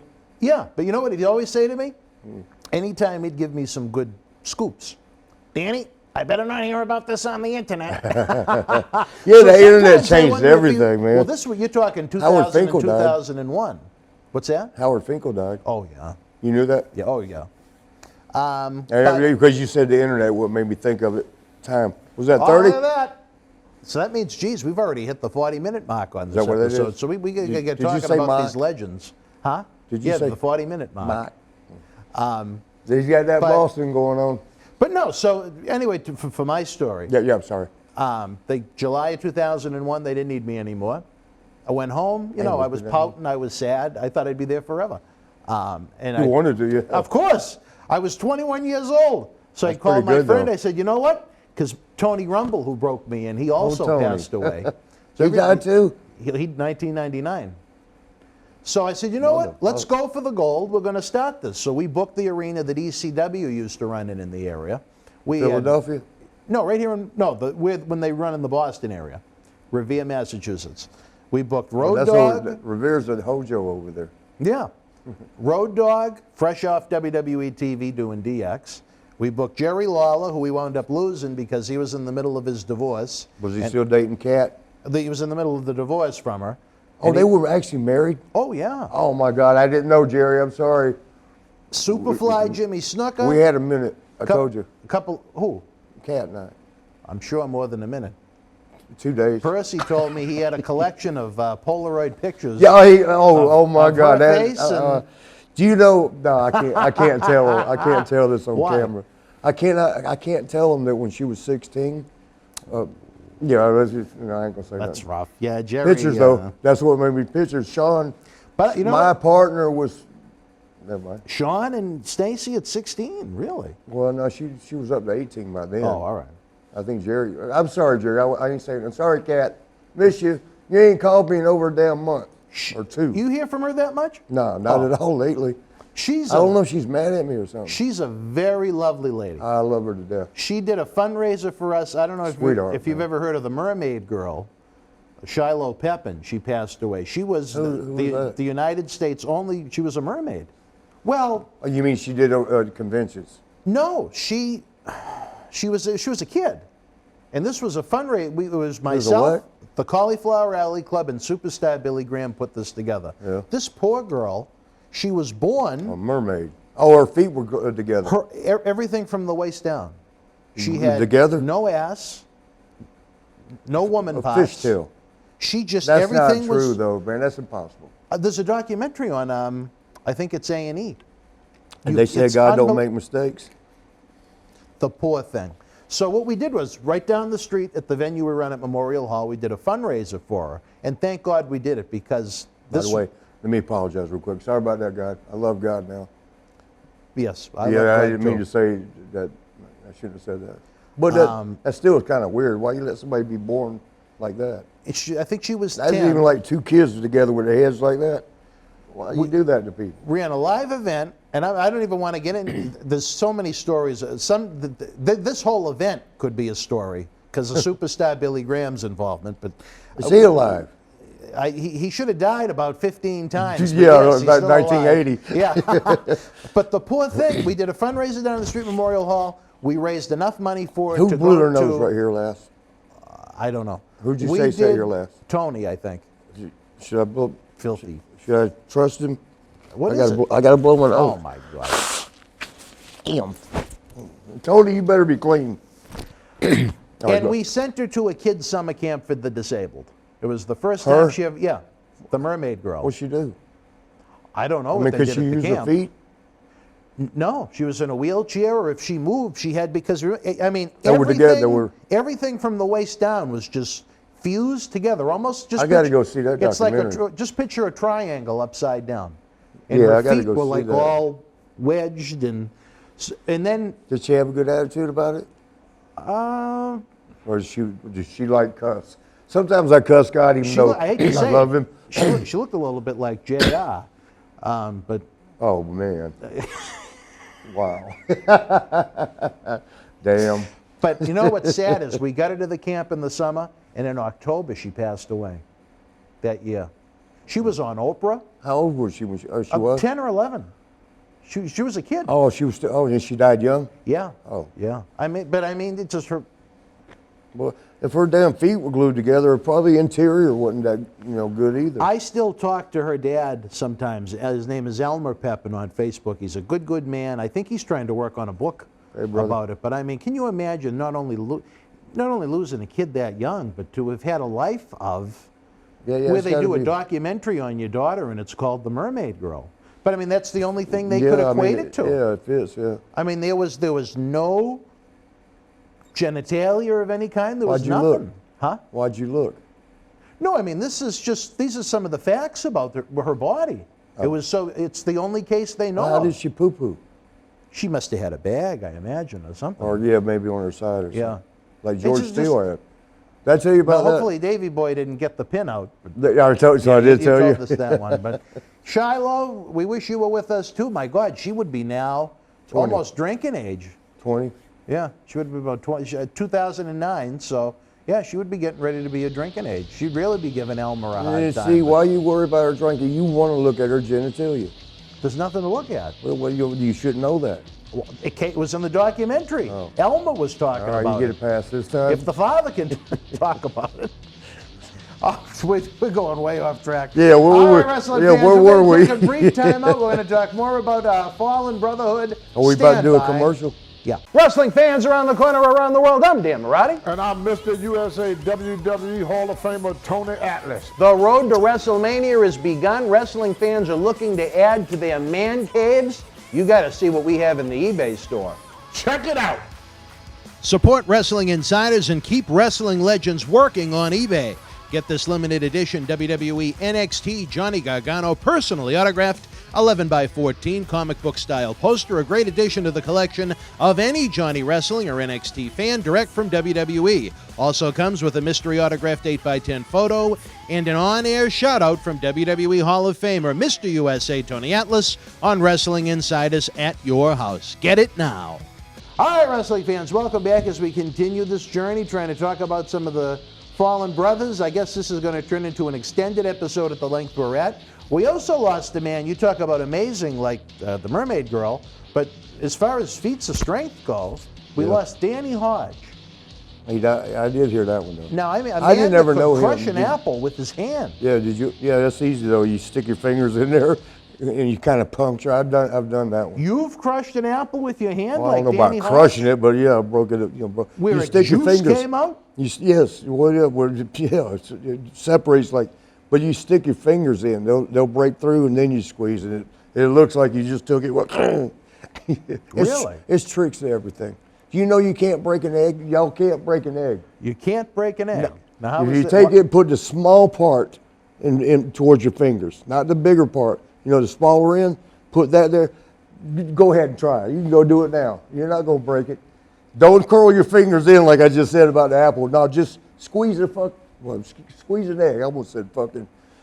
I did say that. You did say it. Yeah, that's all right. Well, we're not responsible for any damaged clothing, folks. If you decide to Or try carpet. Marty's egg trick. You can't. I promise you. Any memories of the late Danny Hodge? No, I never met him. You never even met Danny No, Hodge? I just seen really? pictures. That's about it. Really? Jerry Oates, guy that trained me. Yeah. He was a big. He loved him to death. I didn't know. I don't even know much about him. But I believe him and the Hulkster are the only two wrestlers to ever grace the cover of Sports Illustrated. Really? Yeah. Danny got on there. Danny got I know on the Hulk cover. did. I remember. I think I got that at the house. Yeah, he had that lightning bolt background behind Yeah. him. I think that was '85. By the All way, right, well- this might look like a toy for a girl, but that's not what it is. Oh. I had to brush. Thank God, the director in there came and gave. Because I left everything at home. I'm so ill prepared, and I apologize for that. That's all right. I We're left my used to it. tooth. I got paper in there again. I mean, I went to all the trouble to get a We're tooth. used to you being a mess when you show up. Don't worry. Not this bad. I left everything at home. I don't even think I left swaggy food. All right. I got to get my brother to I'm go surprised you feed didn't him. bring him. Oh, I did. Parts of them. Look. Well, yeah. What was I going to? All right.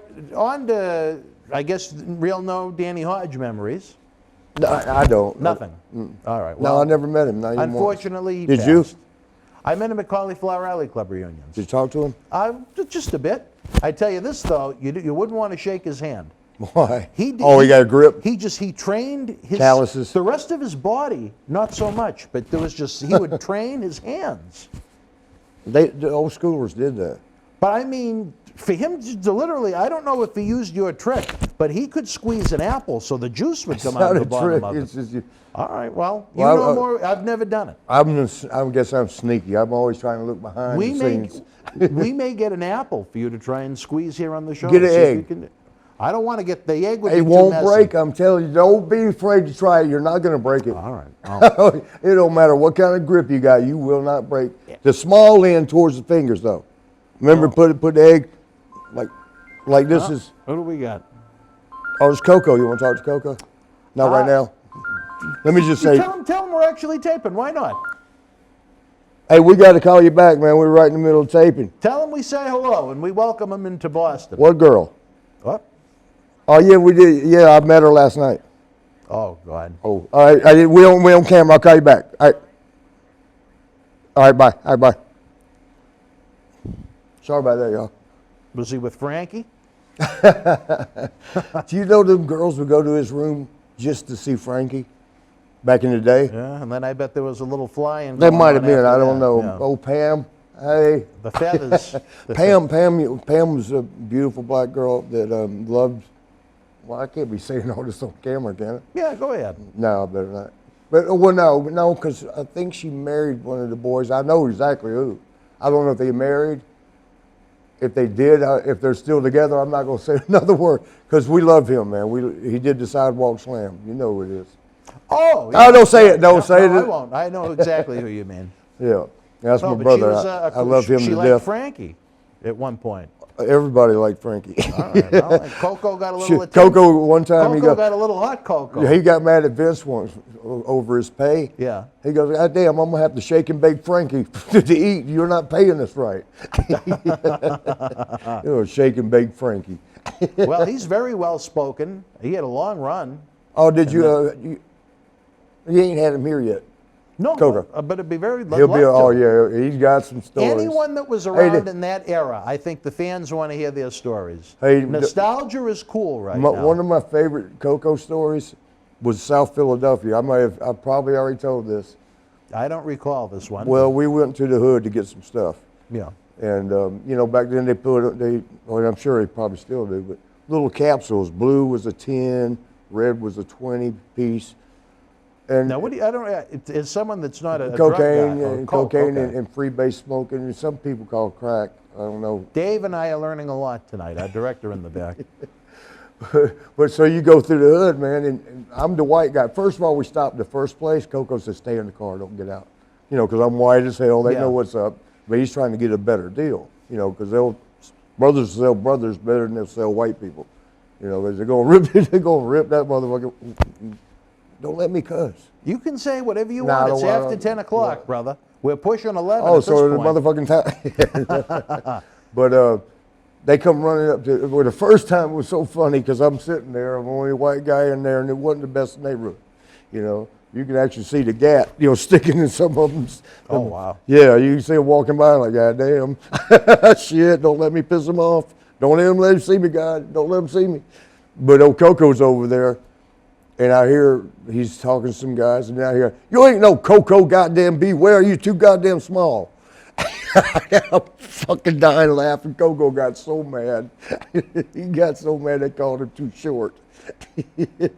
And he showed him he had his bird watch. He did that in Tokyo. I got another story. All right.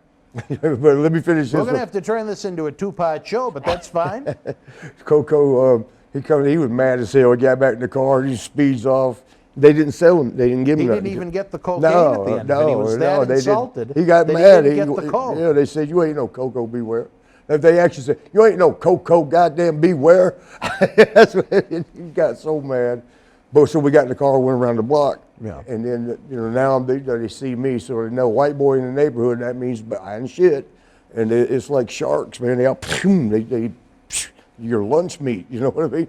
They roll the window down, and they're sticking their hands in trying to be the one to sell, And the one guy's got his hand there, it's all full of capsules. Coco goes, he hits it, the shit goes all over, and he hits the gas. We got shot at, man. It was a rent-a-car. They shot it? Yes. He shot the back window out. Window shot a hole through it, I mean.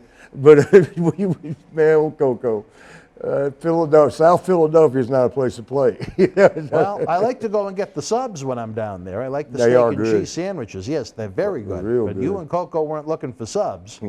We found some subs. Where did you get? I just thought that was funny, man. He knocked the shit off the car and took off. Said we got shot. That some bitch was in the middle of the window. It went between the two of us. How did you return the rent-a-car with bullet holes Coco in it? did that. I Oh, didn't. all right. Well, what do? Take the rental car back. So we rode through the wrong neighborhood. They shot at us. Did you wind up getting what you needed somewhere else? No, we got that when he hit the hand. What are you talking about? No. When he hit the hand, the bag. All the stuff was there. It was like little Yeah. little capsules. When he hit it, it went They all went in the over car. But I mean, yeah. did you want? Oh, they went in the landed in the car. car. Yes. Oh. Yes, that's why they shot at us when he. Well, I understand the gunfire now. Yeah. At this point. Marty, I tell you the story. We started to talk about Danny Hodge breaking apples, and we end on Coco Beware's and Marty's cocaine adventure in South Philadelphia being shot at. He didn't mean it like that. He didn't mean cocaine. It was just some kind of powdery substance. Yeah. But it was rocked up, though. They call it free base. All right. Well, wrestling fans again. We don't do that no more. Davey Boy said we don't do any less either. You plateaued. Yeah. You plateaued. Yep. All right, wrestling fans, we're running out of time on this episode. We went longer than expected. We're going to have. We didn't talk about 1989. We still have. There's a lot we got to talk about before we even get back to '89. We're going to take a little break in our timeline. There's so much going on with Marty, so much going on in the wrestling world. For my friend here, Marty Jannetty. We will be back next Thursday night at 10 p.m. Don't forget, tomorrow night at 10, when the lights at the Thunderdome go off for SmackDown, John Cena Sr.'s dome is just lighting up. When will this air? This will air on Thursday. This coming? Correct. Alabama just won a few weeks ago. Well. All right, for Marty Jannetty, I'm Dan Marty. We'll see you next week as we continue to talk about some of the great brothers we lost recently. Until we speak again, you and yours, stay healthy, be well. Good night. Love y'all. The World Wrestling Federation was live at PNE Coliseum in Vancouver, British Columbia, Monday, February the 25th, 1985. In the opening contest, Gama Singh beat Moondog Spot. Buddy Rose with the win over Pat Patterson. Bret Hart defeated the Spoiler. The Iron Sheik victorious over the Cobra. Tito Santana beat WWF Intercontinental Champion Greg the Hammer Valentine via disqualification. And in the main event, Andre the Giant and Mr. USA Tony Atlas, who replaced Blackjack Mulligan, defeated Big John Studd and Ken Patera in a Texas Tornado match. If you were in Vancouver live, share your memories in the comments section below. Use the links in the description box to keep Wrestling Legends working in our eBay store and on our acclaimed Patreon streaming service so we can bring you more interactive superstar shoot interviews to relive the good old days of professional wrestling. Check it out. Boston Wrestling Sports in the MWF explodes into a new year with professional wrestling content galore and need you to join our family. Every Tuesday night at 10 p.m. after our Monday Night Raw review, it's Wrestling Insiders at your house with WWE Hall of Famer Mr. USA Tony Atlas. Wednesday nights at 10 p.m. after NXT and AEW, join rotating legends on Wrestling Insiders Special Edition. Every Thursday night at 10 p.m. after our NXT and Dynamite review, it's Marty Jannetty's no-holds-barred sex, drugs, and rock and roll journey on Wrestling Insiders Party with Marty. Friday night after SmackDown, don't miss John Cena Sr.'s Wrestling Insiders Fabulous Fridays. Plus, look for classic clips, history videos, bonus live episodes, pay-per-view watch-alongs, and more. For less than a cup of coffee at Starbucks, get early ad-free access to our Wrestling Insider talk shows, our acclaimed studio shoot interview DVD library, and help keep wrestling legends working during the worst of times. Join our growing family at patreon.com/Boston Wrestling. Expect the unexpected in 2021. Wrestling fans, I'm Dan Marty. And this is the man of the hour, Leo Rush. It's all over BostonWrestling.com and our social media. But Leo, brother, they got to check out some of this merch. They got to. Check it out, fans, right now available on eBay. Support Wrestling Insiders and keep wrestling legends working on eBay. Get this limited edition Bailey autographed Rob Schamberger outprint, one of only 50 made. A great addition to the collection of any Bailey fan, direct from WWE. Also comes with a mystery autograph photo and an on-air shout-out from WWE Hall of Famer Mr. USA Tony Atlas on Wrestling Insiders at your house. Get it now. Marty, we have fun every Thursday night, whether it be the episodes, whether it be the great interaction we have with the fans during the live premiere Thursday night at 10 when they talk with us in the little chat box. Just so I can just say it right now, I enjoy doing that, even for the ones that put me down. But I still enjoy doing that. But I'm so slow, like, you know, I'll be answering one and like 30 minutes of the show went by. Yeah. Well, if you're not a I fast enjoy typer, that, what are you man. going to do? You know, my favorite thing in the world, we just spoke about it, is when somebody's Annie? dogging me. No, when somebody, nor Maria, leave her alone. It is when somebody's dogging me out and then I get on there and say something and all of a sudden they're like, oh my God, hey, oh, I'm a big fan. They just went from dogging the shit out of me to like, oh man, I love you. Yeah, okay. But it's happened over my 30 years. I mean, in person is when it's the most fun. Somebody be talking shit about me and I'm just happen to walk around and like, hey, how you doing, buddy? Oh my God, oh hey. And then as soon as I walk away, then they go back talking shit about me. The wrestling world is an interesting place. It is that. It is an as Rodney King said, why can't we all just get along? Yeah, can we all You know get what along? I mean? Imagine if everybody's focus in the business was to try and work as a team unit to try and build the best industry possible, but where it's an independent contractor type situation, that makes it kind of difficult. Yeah, that's a different story for a different time. You know, and by the way, the wolf just died. I'm sorry about that. I remember you posted that. Yeah, man, I loved him. That was like now, my was son. that your cat? Yeah. Oh, you really don't mention him all that much. It's Well, because I usually got Swaggy too now. Yeah. You know, Swaggy, and Swaggy still, but I learned so much from them. I know that sounds silly, but you know, cats are they look very independent. You know, when they were little, they loved up on me. Once they got about 2 years old, get away from me. Did you know, feed me. That's all they want. But I learned from them. They got knowledge. They have knowledge. You know, cats used to be gods way back in the old days. They ain't forgot that. Did you know that I have a phobia of them? Cats? I am You need to absolutely meet Swaggy then. terrified I'll bring him of next cats. time. Over the summer, during coronavirus times, when we couldn't do things in studio, I think I told you, we took portable equipment and we taped at Tony's home. Told me that, yeah. We were on his porch. That had to be different. It's very different. We were on his porch one day, and if you ever saw the raw footage, you'd piss yourself. This cat climbed up the back of his, and you gotta remember how bad my vision is. The cat ran out in front of us and stopped. Black cat? It was a black cat. See, now that's racist. And I started going, Tony, what the fuck is that? What the fuck is that? You go, that little kitty. I said, get rid of it, get rid of it. Get rid of it. And Glantz was there. You should have fed it. Tony had his door open, and the cat ran into Tony's home. Glantz, then Tony got pissed the cat was in his house, and Glantz had to find the cat in Tony's house. That's y'all got that on tape? Yeah, oh yeah. Oh God, that's a good one, man. If I mean, or the blooper reel. You've seen how a woman reacts if they see a snake or a mouse or something like that. That's how I am with cats. That's you how could bring in a pit bull and it wouldn't faze me. I love dogs. You know, Tony, I think he got scared. Remember Jake had that big ass snake, Damien? Yeah. I think. Oh, he tells a very funny story about that. Does he? Yeah, one time he was, I guess he shared a room with Jake and he was doing a number 2, and all of a sudden he looked up. There's a snake in the bathtub. He had to raise it up. I packed my bags and I went and got my own room. Hey man, one time he used to keep him in the showers, like dressing room showers, like to keep him wet, you know, to get him cooled off. I was never afraid of him, you know. In fact, I held him, played with him and stuff. Really? You didn't mind the snakes? Yeah, I didn't mind, but except one time I went in the bathroom. I'm taking a shower there. You know that post has got showers going all around it. Yeah. I'm sitting there and getting water squirting on him and getting good and clean. And I look up, that motherfucker's raised up like this and looking at me. I'm like, no, goddamn. I ran out. I didn't even grab my towel. I ran out in the dressing room. Jake, something's wrong. I mean, he was up like from the floor. He was up about this high, just looking at me. Well, what was the problem? Did Jake explain or no? No, he said he likes you. He said he's trying to get eye view with you. Oh, really? Yeah.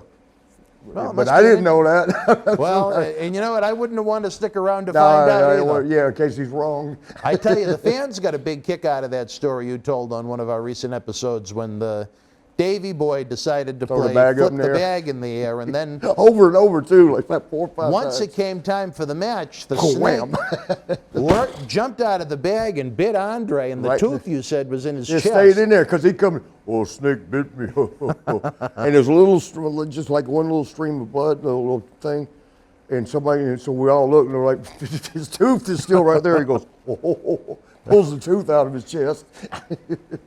My God, most people would pass out and he got a chuckle out of it. What about when Randy had that one snake chewing on him? Remember when we used to call it up in the road? That's I tell you this, one of the great angles I think in wrestling history. I remember as a kid watching that. That was 92. No, 90, late 91, so I was probably 11 at that point. Even then, I was just 11? Yeah, I was so creeped out by that, but what a great angle. It made you want to see that snake couldn't have done better, man. I mean, he sat there and chewed on his arm. Yeah. And Randy didn't care. Randy just wanted this, that storyline, the angle to go good. That snake could have got him all in the face and shit. He wouldn't have cared. We're going to get to that once we get to your chronological order. It may be a decade from now. But I tell you, that's the feud that should have gone into WrestleMania. This was only going to be a 30-second outtake, wasn't it? No, these are just short little wrap-rounds. We can talk a little bit. But I tell you, that feud should have gone to WrestleMania 8. That was so hot. I forgot what happened. Well, they put it on the house show loop, and usually once it's on the house show loop, that doesn't get to the pay-per-view. They didn't used to care, though. It was like Hogan and Flair. That should have been WrestleMania 8's main event. I found that you're going to have to show it maybe on that when you do the weekends, the Saturday. Yeah. That match I told you about, Sean and I, was a jump start, and we went 15 minutes, 20 minutes. With who? It was me and Sean against each other. Against each other. Yeah, there's the one where, man, we jump started. the McNichols Arena, or In Denver. yeah. And the fans were on their feet, because we had this thing he throw me through the window, right? So here I come and bam! I mean, we started off hot, right out of the box, and we never slowed down for like 15, 20 minutes. And I mean, the people were on their feet the whole time. I remembered being there, but I didn't get to see it. And somebody home with a videoed camcorder? it Yeah. and heard our show because I talked about it. Oh, before. really? Yeah, and they sent it to me. Oh, you know what? Oh my God! I wish they sent it to us too. We could. Well, I'll bring it or send it to you. Forward it up to you. Oh, cool. But yeah, man, it was.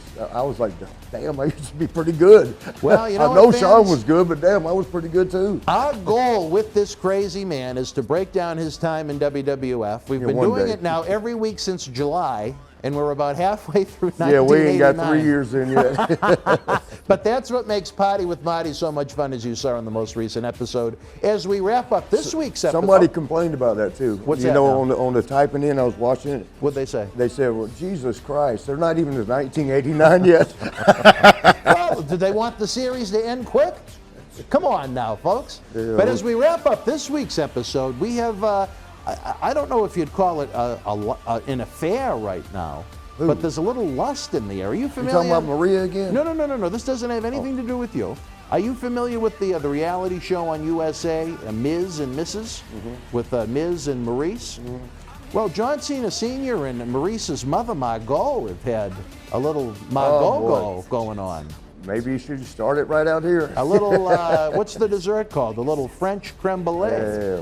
You know what I mean? I had a choice last night, and I put it on Facebook. I said, and I had a big piece of pizza. I saw it. You yeah, saw that? I saw the I said, picture. It looked "Pizza?" pretty good. I wanted Oh, some. it was great. Was man. it good? Oh my God, it was good. It cost about $50, but it was good. Oh, yeah. I don't know. I don't get that. Yeah, well, I double remember, meat it. believe it or not, Nobbs complained about About that. the price? Yeah. Oh, he ordered. I couldn't believe it! Yeah, I mean, it was. I couldn't believe it, When's the brother! last time you get a $50 pizza? But I did give it It should $10. be pretty good for $50. Well, $40, $10 is a tip. Did they come to the room at least? Yeah. Oh, well, all right then. That's Yeah, they different. came all the way to the room. But anyway, folks, as we wrap up this week, again, there's a little bit of lust in the air, almost like that angle with Hogan Yeah, and you made me Savage and nervous when you Elizabeth. say that. John Cena Sr. and Margot Ouellette. Well, let them have the reality show right You know, here. What right I'm there, waiting right for here. is for one of the episodes where the Miz or Maurice opens the door and Johnny's in the bed with Margot. I'm waiting for that, but you know what? Who knows? You never but know. Wrestling fans, as always, every Friday night when the lights in Tampa at WWE's Thunderdome go down, the dome on John Cena Sr.'s head lights up every Friday night at 10 p.m. Stand by for this week's Wrestling Insiders Fabulous Fridays. Stand by. Hi, wrestling fans. Welcome to another Wrestling Insider Fabulous Fridays. What a week it has been. We began with Tony Atlas on Tuesday talking about the Tyler Rex transformation. On Special Edition Wednesday night, Brian Nobbs discussed WWF in 1991. Last night, Marty Jannetty attempted to discuss several of the great veterans that have passed away recently, but the GPS in Marty and Tony's brains travels in ways that technology was never intended to sometimes. Well, I'm sure eventually they got there. They just took a different route to get there. Exactly. It may have taken them through different parts of Yep, the country yep. and maybe even different countries, I but agree they with- got to the final destination. Yep. And we have now on Sundays, for the podcast style, Atlas World News. You know what? You got to check out the last edition of the Atlas Which was World technically News. the first Yeah, one, it too, was yeah. great. I'm telling you, Tony, no holds barred. Talk about professional wrestling. Let's talk about world affairs. This man has something to say about everything. You can't miss this. I had to actually scold him on the episode, Johnny. Why? The last time he was here, the day after, I got barked at a little bit because he left his half-open can of Sprite, wrappers from Fortune Cookies, and fingertip-touched duck sauce from his chicken wings that he had, like it was a smorgasbord. So no, with the COVID, you've got to be very careful in what you're doing. We're trying to keep the disease down. We want to be good for WrestleMania. We want the live events to come back. So, all right, you took the scolding, maybe justly so. Well, maybe Tony should just be, act like he's 3 and throw it away himself.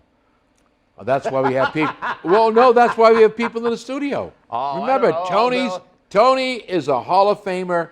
He's a professional wrestler. He's a great guy. He's a great human being. So you know what? When it's over, have somebody pick up. When you reach Hall of Fame status, you don't have to throw your fortune cookie wrapper away.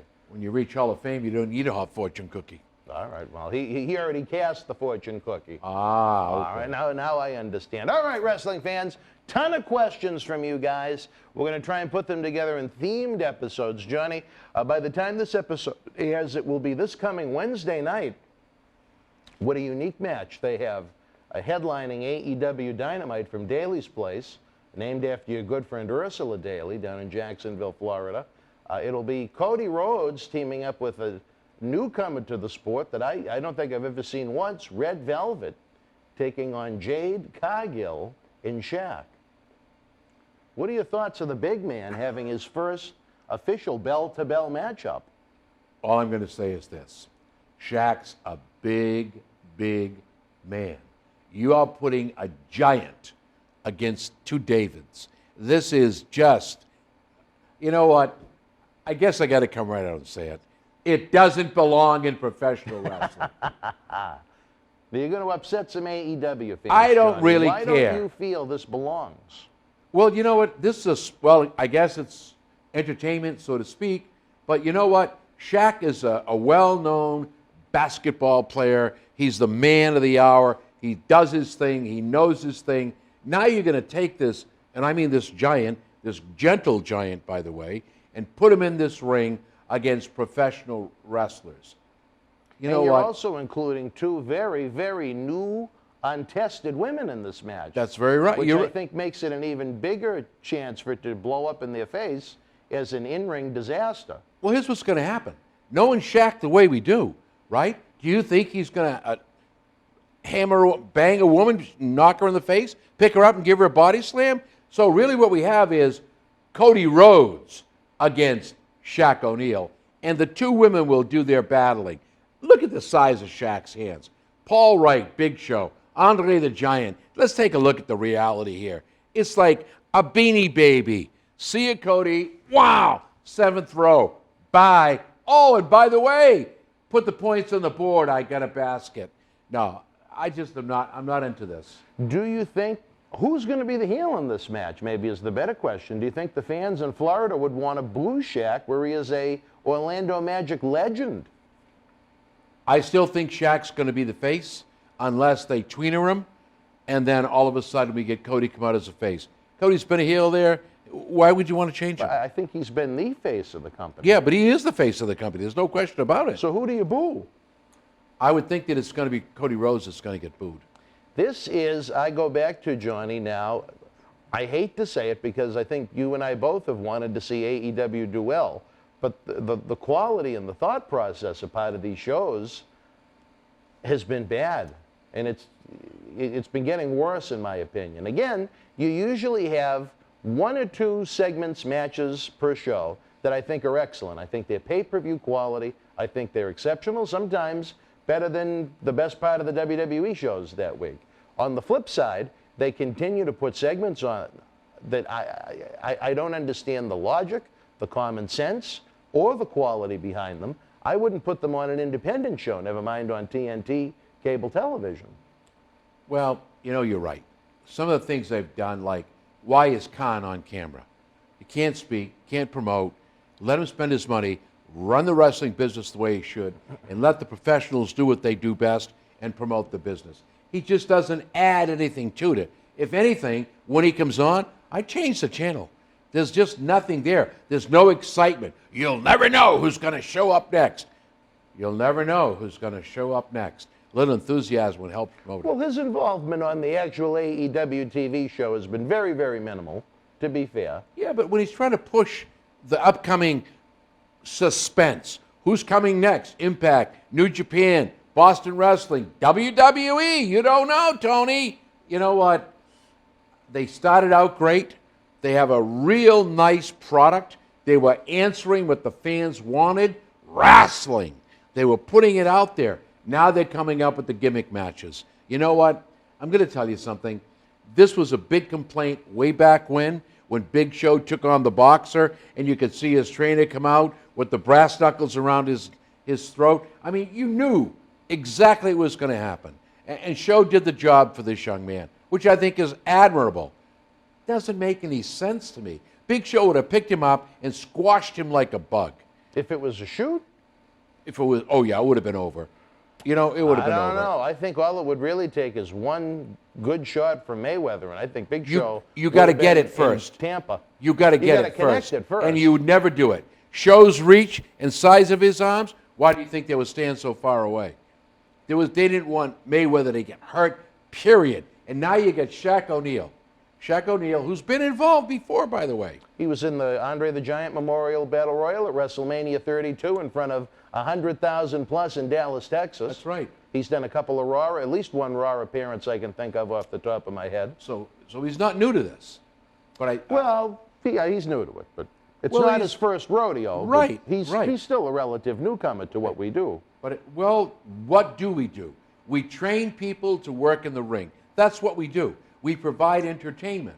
So no matter, I don't know how to take what you're saying, you know, he's not new. He's been involved. He understands what we need, what it takes to make it work. Whether it's going to work with Cody, young lady, Shaq, young lady, I see a female bout, and I see Cody Rhodes against Shaq. Maybe we'll have 4-on-4, where they all come in the ring and the referee loses control. And maybe Shaq snaps, becomes the new heel. Who knows? What do you do with a man of this caliber? Where do you put him? I don't understand the whole premise of it. I understand that AEW is looking to try and get new eyeballs to sample their product. Is a 48, 49-year-old Shaquille O'Neal the recipe to make that supper happen? Do you think you'll get a lot of new eyeballs tune in to see Shaq, where it has been discussed on some of TNT's NBA programs? Games. Sports Illustrated will pick it up. I mean, you get other stuff that'll be picked up. Would that make you want to go out of your way to see it if you weren't a wrestling fan? I'm not interested in that match. So you're a wrestling fan and you're not even interested in it? I could care less about that match. All right. I have no. That's just going to be. I bet you that's going to be a 2 or 3 month storyline. Well, I say this, and this is going to come up sometime soon on this show about Lacey Evans, but we'll wait for that. With Brandy Rhodes, maybe the saving grace is that she did become pregnant, because I think she's a lovely lady, but she is one of the worst personalities in all of professional wrestling. She doesn't offer much of anything other than what her last name is, in my opinion. The wrestling isn't there. The announcing wasn't there. The promos weren't there. They keep trying to come up with these over-the-top scenarios for her where she's either the Stephanie McMahon of the company or she's almost like Alexa Bliss. She was the leader of this possessed troupe with Awesome Kong and Luther, and it seems like everything they've put her in has just been a flop and a complete and utter disaster. Again, maybe if there is a saving grace, maybe it's that she can't take away from whatever presence Shaq brings to the ring when he's in there with Mr. Rhodes. Well, I think part of your situation is going to be this also. You really don't have a crowd there. Oh, no, they do. Well, no, a crowd. A big crowd. Yeah, that's what's going to get the pop for Shaq, if he's there. So, you know what, again? You don't think 750 is enough? What's that? You don't think 750 is enough? Well, I mean, to people that have worked in front of no one, 750 is a pretty good house. I'm not arguing that. I worked in front of 10. Yeah, well, I drove all the way up to Maine. We're not talking coronavirus times. No, I'm talking no corona time. All the way up to Maine, way up there, and worked in front of 15 people. But it's not how many you work in front of, it's the ability to perform. And that's key. And like I say, wrestling fan, non-wrestling fan, when you try to bring this all together, unless what they're trying to do is find their giant. Find their giant. And, I just don't think it works. If they're looking for a giant, I've got several friends. 6 foot, 6'6", huge, perfect, great. You want somebody that can wrestle, look the part, there you go. You know in some their early giants. 30s. Yeah, I have several friends like that. And where do you know all of these giants from? Well, it's a long story. But I did a couple of weddings. One of the best men was so big he couldn't button his collar. He was 6'5", huge hands. This guy was unbelievable. And but he said to me, quote unquote, I make more money on YouTube. doing raps. What does he do on YouTube? He does raps. He's a giant rapper. He just raps. He makes a lot of money, and you know what? I just think that there's room. Do you know how to get a hold of this man? Yeah, I do. Well, we perhaps could use him Sunday night as part of Cecil the Lion's land party. Call it a giant party. I'm sorry if my voice is a little raspy, fans. 3 straight days of Marty Jannetty, I almost took the knockout punch in the throat. It was a lot of talking over 3 days. We taped, my God, almost 30 hours worth of content. But it's like being on a diet and me taking you to a buffet. Who's shoving the food in your face? So fans, no excuses. He did what he did. He's happy he did it. And now you'll have great content. You'll be partying with Marty. You'll have all kinds of things from Marty Jannetty, who I respect personally. Great, great guy. Even though the GPS may go in a different direction once in a while, hang in there with Marty. You can't go wrong with that kind of party. He is yet another individual looking forward to sampling the Fabo Pop. Every time he's here, he picks up the bottle. And you got some right here. Well, this is for the set. We don't want to ruin that. Well, I'll tell the fans I've been getting more and more emails. I don't know how this is getting out, but more and more emails asking for autographed bottles of Fabo Pop. Not just the Fabo Pop. They have to be autographed. Autographed. And when do you see the turnaround on this? I know you gave me a date at one point, but I don't want to state I'm gonna try to. Hopefully things are back to normal at the company that produces my soda. I'll find out on March 1st. If they are, then I'll probably order maybe 15, 20 cases. Maybe in time for WrestleMania. Fans can have WrestleMania parties with Fabo Pop. Or you're going to have WrestleMania party with Fabo. Now, where are you going to be for WrestleMania? I'm certainly not going to be in Tampa, Florida. Why is that? I've not been asked to go. You don't need to be asked to go. That's like Vince saying no one invited me to WrestleMania. Well, what can I say? I run the show. Haven't been asked. If you were asked, would you go? Would you feel comfortable enough? I probably would definitely go. I think that you made a statement earlier about your contact within the web of WWE about the main event of Cena versus Roman Reigns. You can flush that one down the toilet. I don't see it happening. No, definitely not. Not happening now. No. But as noted, I don't see Cena at WrestleMania at all. when we had that conversation, that was what they were discussing internally. Yeah. See, and you know, there's a lot of imbeciles on the internet, but there are people that try and put forth information as they know it to be to try to put, I guess you'd call wrestling journalism out there. And if they put that statement out there that week, I don't think that ever hit the internet or anything, but that would have been a factual statement because if they said it was solidified, no. But if they said it is being discussed within WWE, John Cena and Roman Reigns, that would have been a factual statement at the time. Well, I still stand on what I said before. Reigns doesn't need Cena to go over. He's doing very well. Him and Paul Heyman are doing very well right now. Well, we're going to have an episode themed towards that within the next week or two. Okay, so good. I'll be looking forward to that. We're talking a little AEW Dynamite, Johnny. I'm telling you, forget the Shaq deal. Shaq plays great basketball. I've seen him in the WrestleMania. I've seen him in the ring before. All I know is he's a giant. I guess the easiest way to beat a giant is you take him off his feet. So Cody distracts. In comes the young lady. Right over the back. Shaq's down. Very easy to take the giant down. Bang, bang, bang. Maybe a chair across the back. He's down. He's out. 1, 2, 3. Do you think disqualification? Do you think one of the ladies gets the pinfall just to avoid having one of the men lose? Very real possibility. Or it could be a double pin. Interesting enough. All right, Johnny, what are your thoughts on AEW really almost turning into a tree with many branches right now, with all the different wrestling relationships they're beginning to develop and present on Dynamite on Wednesday night? You have Impact Wrestling with Don Callis coming down, an executive with the former TNA, which I think he's been an exceptional mouthpiece for Kenny Omega, who needs it. He does, yes. And now you have an involvement in New Japan Pro Wrestling. Kenta, the former Hideo Itami in NXT, who's back in the main event scene in New Japan, has recently joined the AEW roster as well. I mean, that's, you know, I hate to say it, but there are a few talents in AEW, I think, that have been utilized better than they ever were under the auspices of a WWE brand. And I think Kenta, one of the world-class other than size, maybe. Certainly one of the world-class athletes in the sport. A little on the smaller side, but what a coup for AEW to, we'll take Gallows and Anderson this week from Impact. We'll take Kenta from New Japan this week, and freshens the show up. Well, that's what Tony Khan was saying. You never know who's coming. Stop that. All I'm going to say is get him off TV. Tony. Johnny, I don't think he's only been on more than once or twice. He does a couple of those commercials. It doesn't do But those are online things, are they not? No, on TV. With him and Tony Schiavone.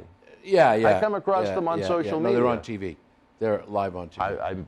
My eyes must drift You must somewhere not be else watching when the they come program on. then. Oh, no, I People do like every you week. fall asleep, you partying too much with Jannetty. Too much with Marty, yeah. Anyway, my whole thing is I think that they're on the right track because what they're doing is they're mixing it up. They're bringing the fans professional wrestling. I would not be surprised to see Lucha Libre next. A little AAA action, maybe. Yep, I think that would round that right out.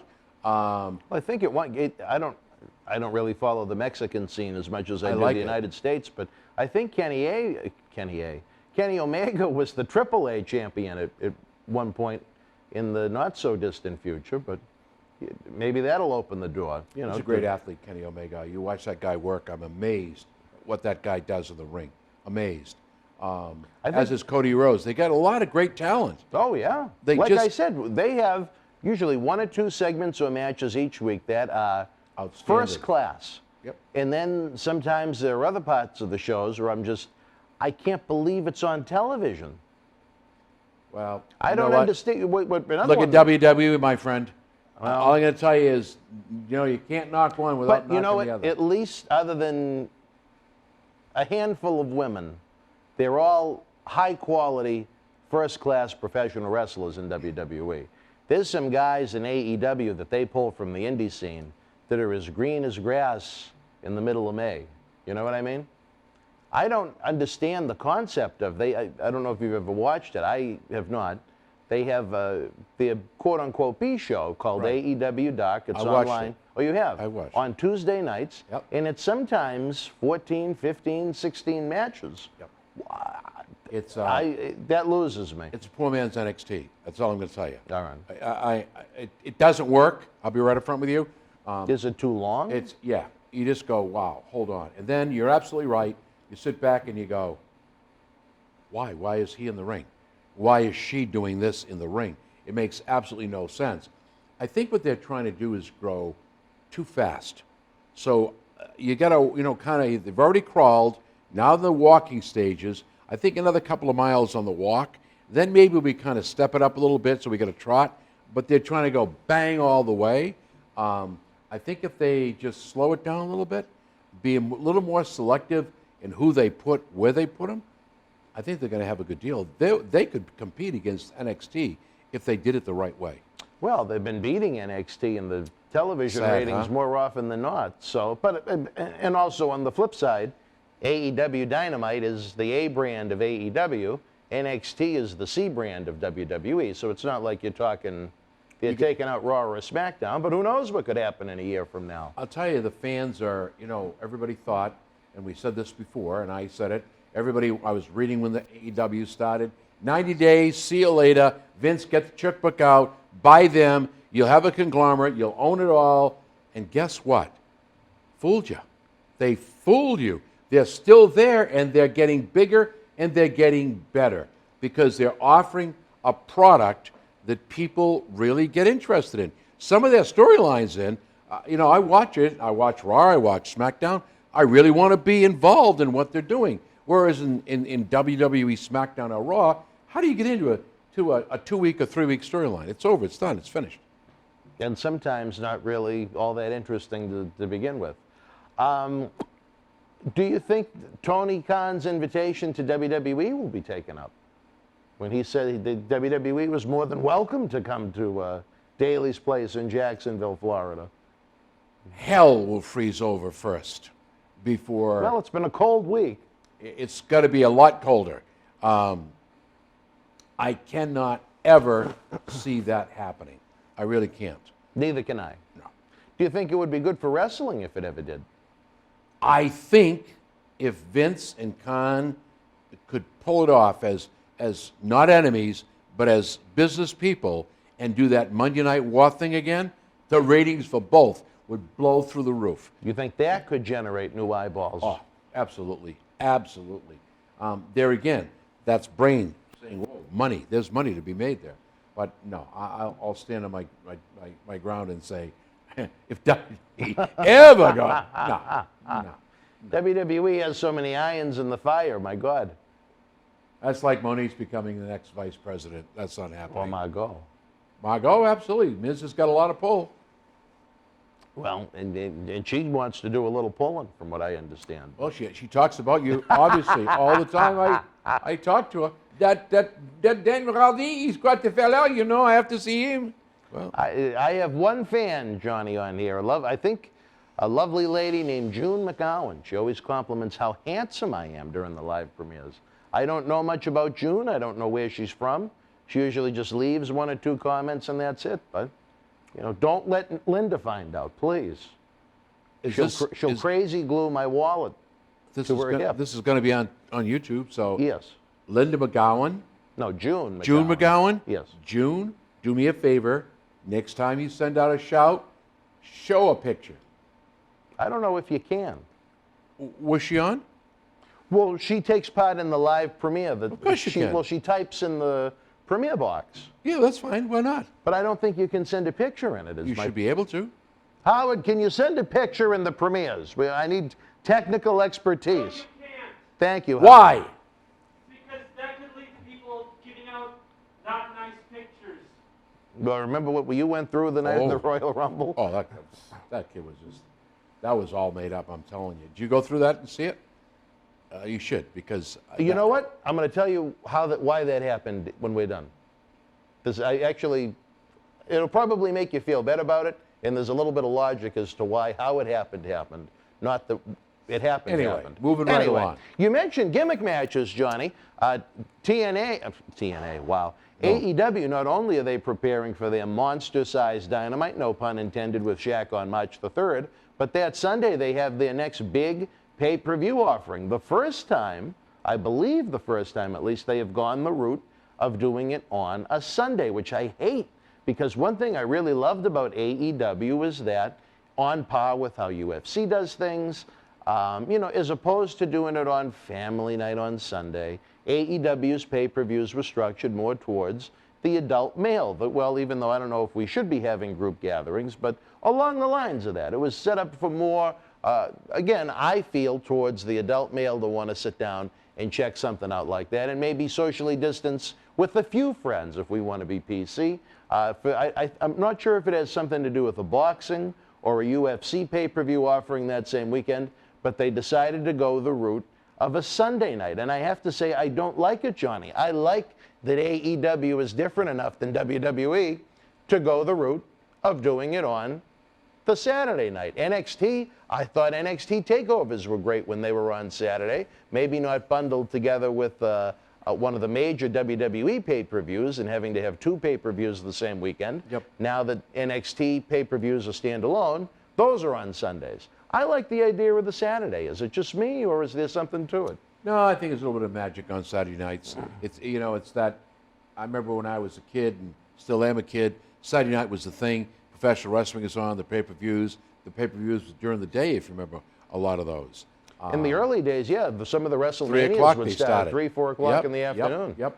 And so Saturday night is... Elton John said Saturday night's the night to fight, or something like that, didn't he? All I know is that... And I'm sure Elton's done some wrestling. Another story for another time. But my whole thing is that Saturday night traditionally was Saturday night boxing, Saturday night wrestling, so that really makes a lot of sense to me. Saturday night's main event on NBC in the 80s? Sunday night thing, you're up till 11:30, quarter of 12. You got to get up the next morning and go to work. Even if you work out at home, you got to be online and get going. So I'm really not a fan of Sundays. Saturdays I really like. Fridays or Saturdays are good.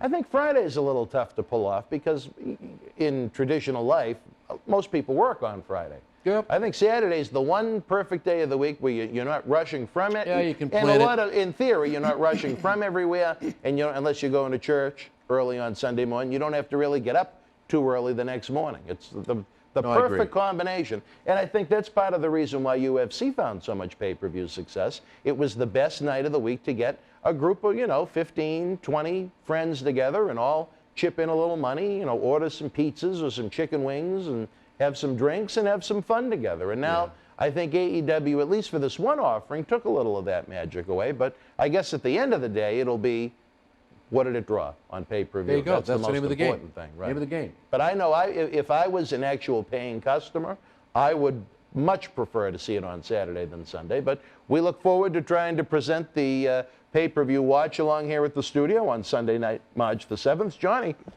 you mentioned gimmick matches.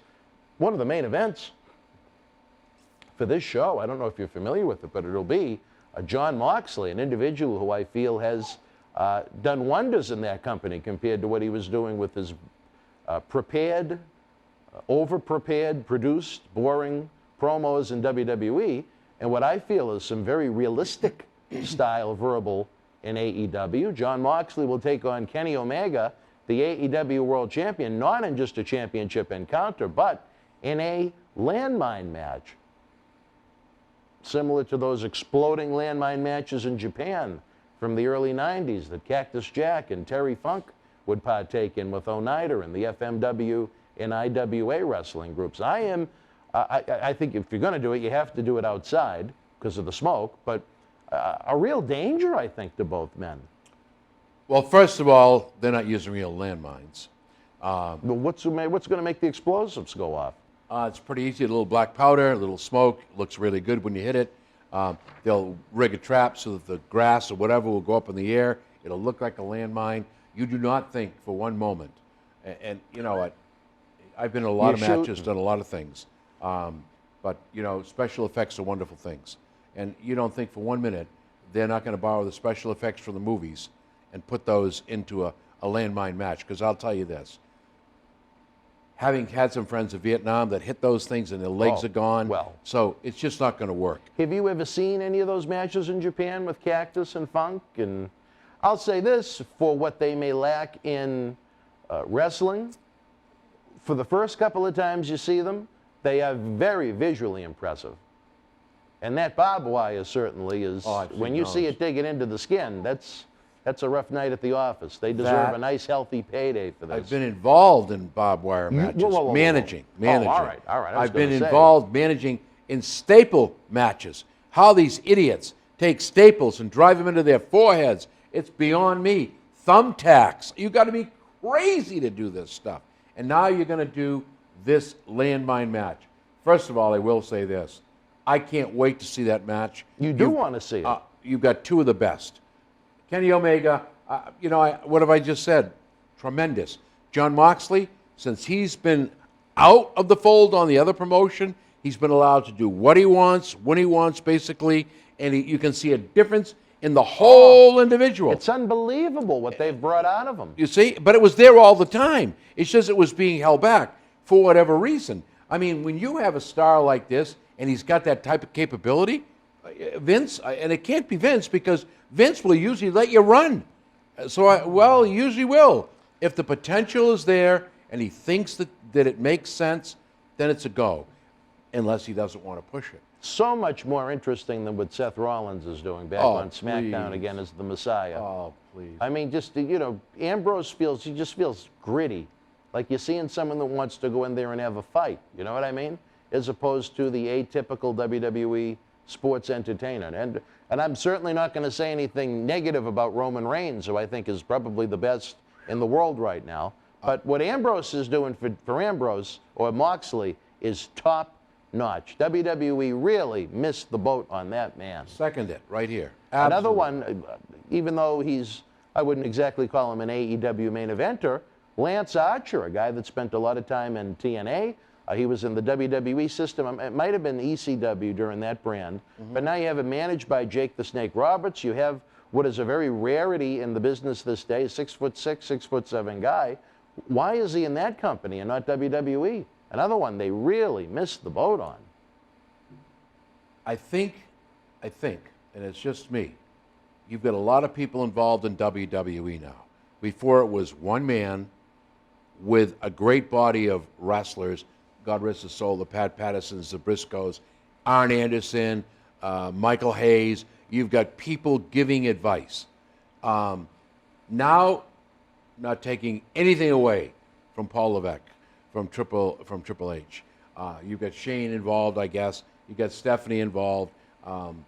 She's supposed to be more on the woman's side, but we'll see. Vince is slowly taking a little less involvement, but what you are seeing WWE do is more and more business deals. Big business and deals. I can only say this. I don't know what it is to have that kind of money, probably never will. Yeah, I don't know about But that. when you build an empire like they're building, you build it to sell. Really? You build it to sell. And I can tell you this, I would think right now, with what they just did, the WWE has got to be worth billions to an Now investor. you're referring to Peacock. Yep. Another $1 billion deal. What Vince has just put together, if he would have put that on the market right now, not that they have to worry about anything for the rest of their lives now, the grandkids wouldn't have to worry about anything for the rest of Their their lives. grandkids. That's right. The think- product right now is worth trillions. Do you think that, I don't know about trillions. Oh, let's be real. Throw a couple more. Do you think the Khans might be interested in buying it? Well, they have much greater net worth than the McMahons. Wouldn't that be interesting? If Tony Khan came to the table to buy it. I'm not sure, but that hasn't been broached. And Vince obviously is saying no, because it's not to the point where he's ready to part, ready to let go. People can say he's involved less and less. I can't ever believe that Vince McMahon will never not be involved in that business. Maybe, when Vince finally says, I've had enough, that's when Paul, Stephanie, and Shane will decide it's time to get out of this. And they'll come out with billions. Seriously. The thing is a gold mine. Well, what I think the best part about that deal with Peacock was they didn't sell it. They just licensed it for 5 years. So that's still, there you go. at the end of the day, it's still going to be theirs. There you go. You know what I mean? All right, as we wrap up AEW, Johnny, one that came across the email feed, so to speak, your thoughts on -1?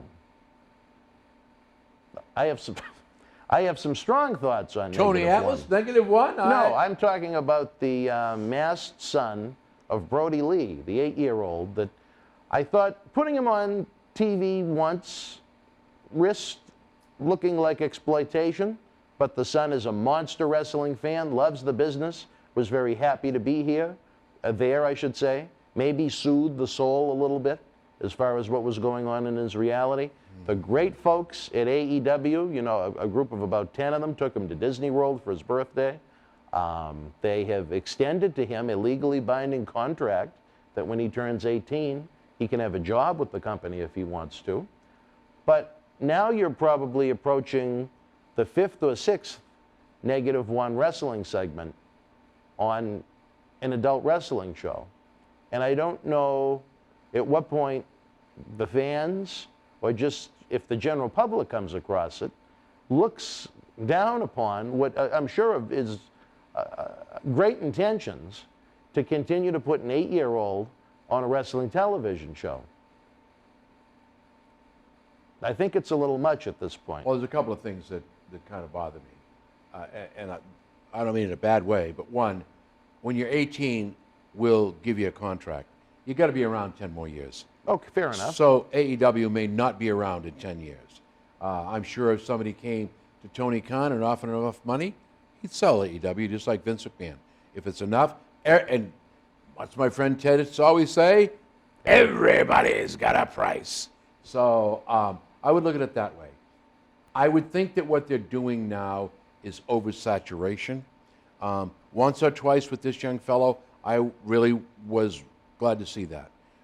Having met the gentleman himself when he was with us and chatted with him, I think it's a great tribute. But there reaches a point where enough is enough, because the involvement level that he can get into is so little at this point. Where's the value? I think you've done what you need to do. Now it's either time to phase it out or come down with a serious storyline. I mean, seriously. No, I would not put an 8-year-old in a No, story. but it's not going to happen. That's what I'm saying. You see what I'm saying? Well, and again, I don't want to sound like the Grinch. You are. Never. Because you know how I am when it comes to, kids that go through difficulties in life with all the charity work that we do.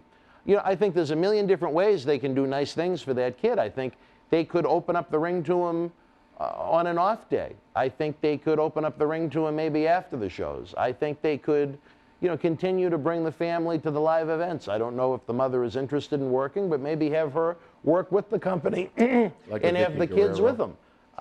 There's a million ways they can have them around the AEW family that doesn't include using an 8-year-old child as part of a wrestling storyline on a pro wrestling TV show. It only makes sense if it works. And it doesn't work. It doesn't work. I'll be honest with you. All right. So my thought is time to phase it out, time to bring, as you say, the family in if they need be, if they want to be part of that. And it may be part of a psychological thing that this young man needs to grieve in his own way. Sure. And like I said, I think there's a lot of different ways they could do that. Yep. And I don't think there's a need to do it. Yeah. I don't think it has a place right now in the on story. TV. Like I said, off TV, they threw birthday parties for him, as I noted. He was part of their New Year's Eve celebration. I think those are very kind things to do for someone that generous needs it. and kind. But putting him on the TV show isn't the way to, in my opinion. No, One once or man's twice. I agree with you. No, I'm sorry. Sorry, fans. I have to agree with them this time. Wow. Is it a full moon? No, I can't say. really. No, no.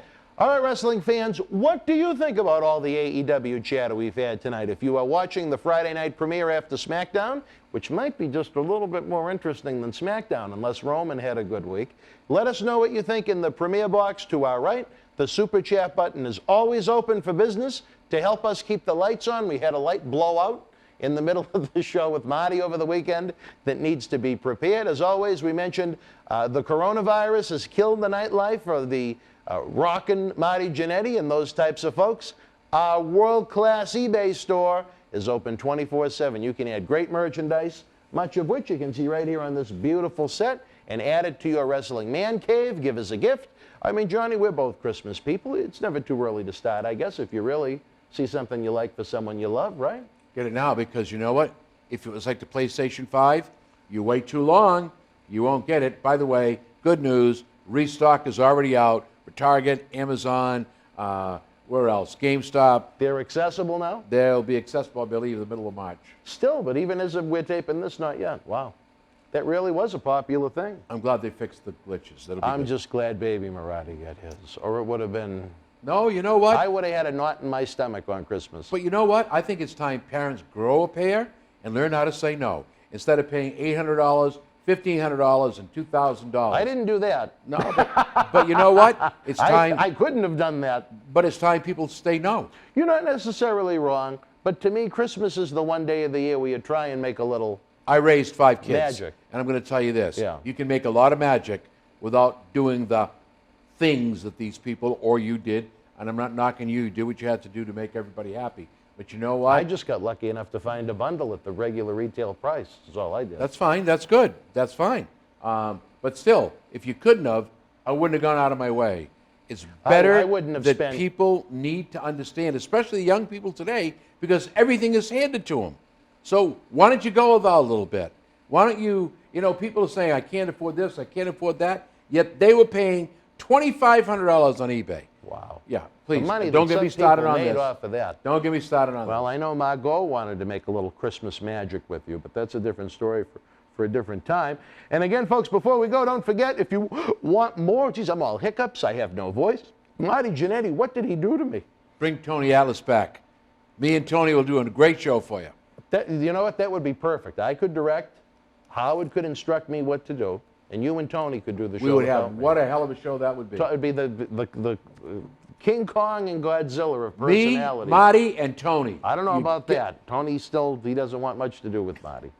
And then don't forget, fans, if you want more of us, head on over to the Patreon where you get early ad-free access to all 4 of our in-studio talk shows each week without the ads, no nothing. You get the acclaimed studio shoot interview DVD library that's been seen online by millions, and by millions more on the Howard Stern Show. You get Patreon exclusive access, and what really is important to me, you help keep professional wrestling legends working. So we continue to bring more great veterans and legends into the studio, folks that now are going on a year with almost no independent wrestling shows, with almost no autograph signings, with almost no conventions, which is just killing their income. You heard Tony Atlas on this program. His royalty check from WWE for the year 2020 was $206.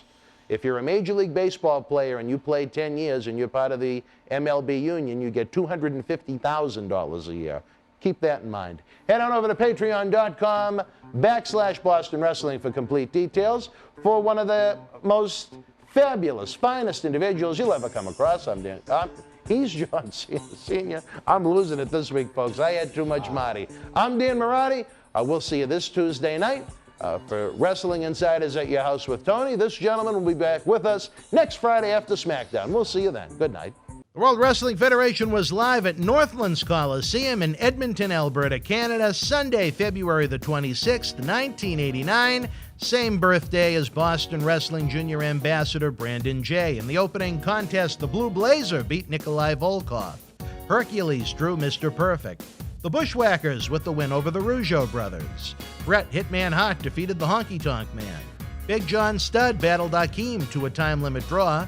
And in the main event, the Macho Man, Randy Savage, the WWF World Heavyweight Champion, retained the title over Bad News Brown via disqualification. If you were in Edmonton live, share your memories in the comment section below. Use the links in the description box to keep wrestling legends working in our eBay store and on our acclaimed Patreon streaming service so we can bring you more interactive superstar shoot interviews to relive the good old days of professional wrestling. Check it out. Boston Wrestling Sports in the MWF explodes into a new year with professional wrestling content galore and need you to join our family. Every Tuesday night at 10 p.m. after our Monday Night Raw review, it's Wrestling Insiders at your house with WWE Hall of Famer Mr. USA Tony Atlas. Wednesday nights at 10 p.m. after NXT and AEW, join rotating legends on Wrestling Insiders Special Edition. Every Thursday night at 10 p.m. after our NXT and Dynamite review, it's Marty Jannetty's no-holds-barred sex, drugs, and rock and roll journey on Wrestling Insiders Party with Marty. Friday night after SmackDown, don't miss John Cena Sr.'s Wrestling Insiders Fabulous Fridays. Plus, look for classic clips, history videos, bonus live episodes, pay-per-view watch-alongs, and more. For less than a cup of coffee at Starbucks, get early ad-free access to our Wrestling Insider talk shows, our acclaimed studio shoot interview DVD library, and help keep wrestling legends working during the worst of times. Join our growing family at patreon.com/Boston Wrestling. Expect the unexpected in 2021. All right, Marty, another tremendous episode with John Cena Sr., unique perspective, a man that how many second-generation people break into the business after their sons? There's a handful. Well, for me, in 30 years, I've seen You've seen it a few times? Yeah. What I find most interesting is that a lot of fans, they remember that Johnny wrestled Randy Orton in the main event of Monday Night Raw back in 2007. But back in the 70s, he actually promoted a few WWF spot shows. Senior wrestled on main event? Yeah. I didn't know that. Cena and Randy Orton on Raw, yeah. They did an angle where John Jr. was handcuffed to the bottom rope, and Johnny had to wrestle Randy Orton. Yeah, they had a good little feud, I tell you this. It sounds like it. When they started the program. It was in Boston. It was the day after SummerSlam 07. I think it was John and Booker T wrestling, and Randy Orton, who he was feuding with, ran out. And, John was done. You know how he does that punt kick? Yeah.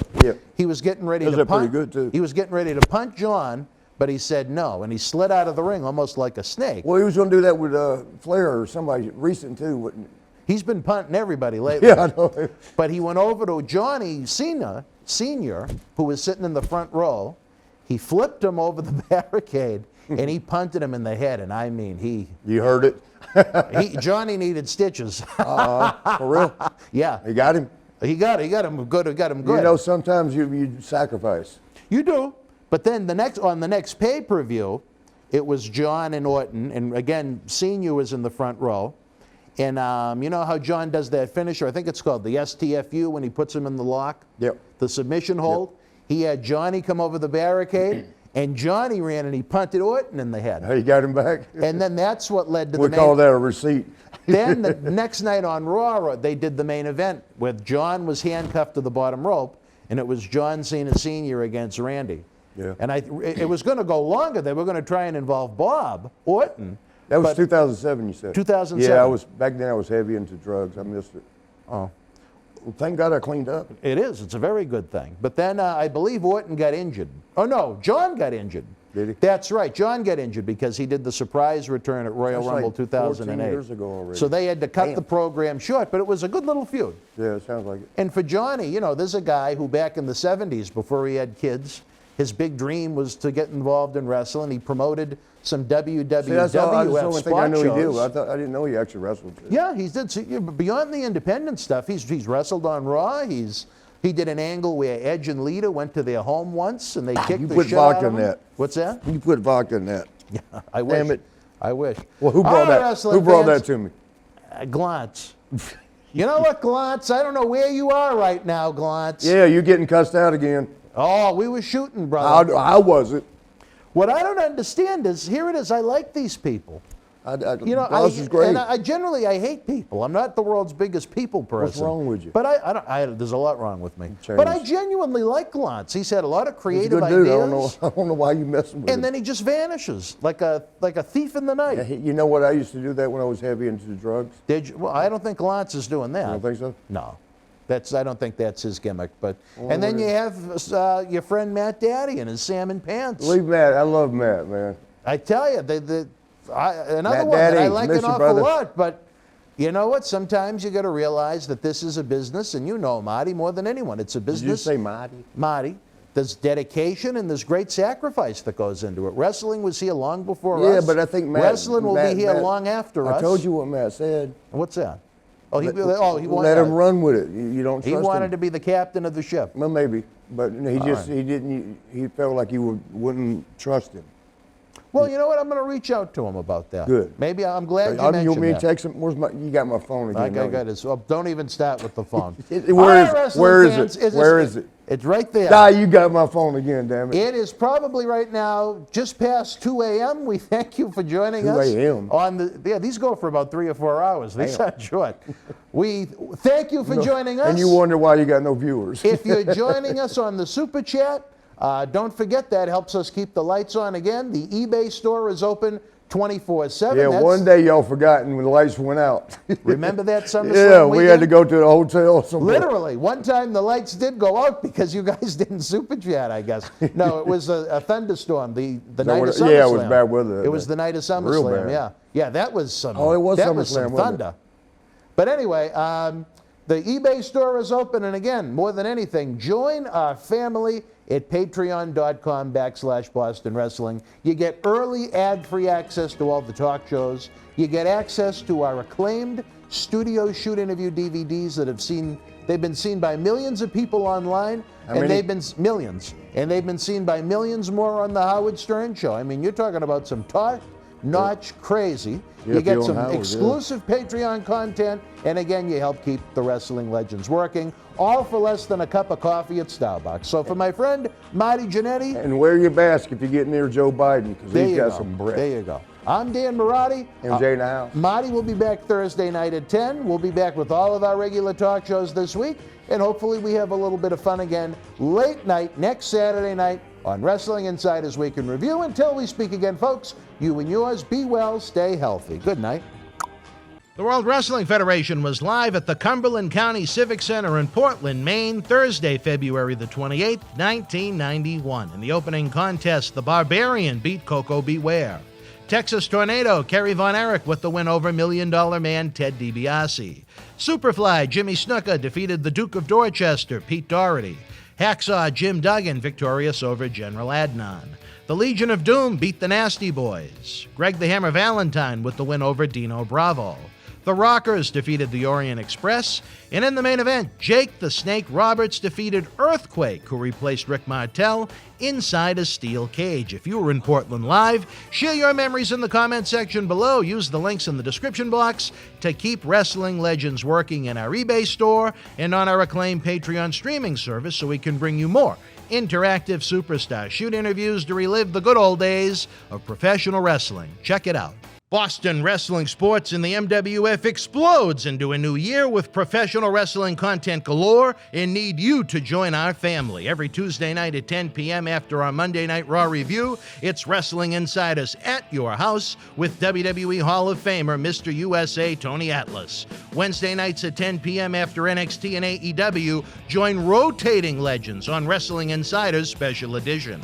Every Thursday night at 10 p.m. after our NXT and Dynamite review, it's Marty Jannetty's no-holds-barred sex, drugs, and rock and roll journey on Wrestling Insiders Party with Marty. Friday night after SmackDown, don't miss John Cena Sr.'s Wrestling Insiders Fabulous Fridays. Plus, look for classic clips, history videos, bonus live episodes, pay-per-view, watch-alongs, and more. For less than a cup of coffee at Starbucks, get early ad-free access to our Wrestling Insider talk shows, our acclaimed studio shoot interview DVD library, and help keep wrestling legends working during the worst of times. Join our growing family at patreon.com/Boston Wrestling. Expect the unexpected in 2021.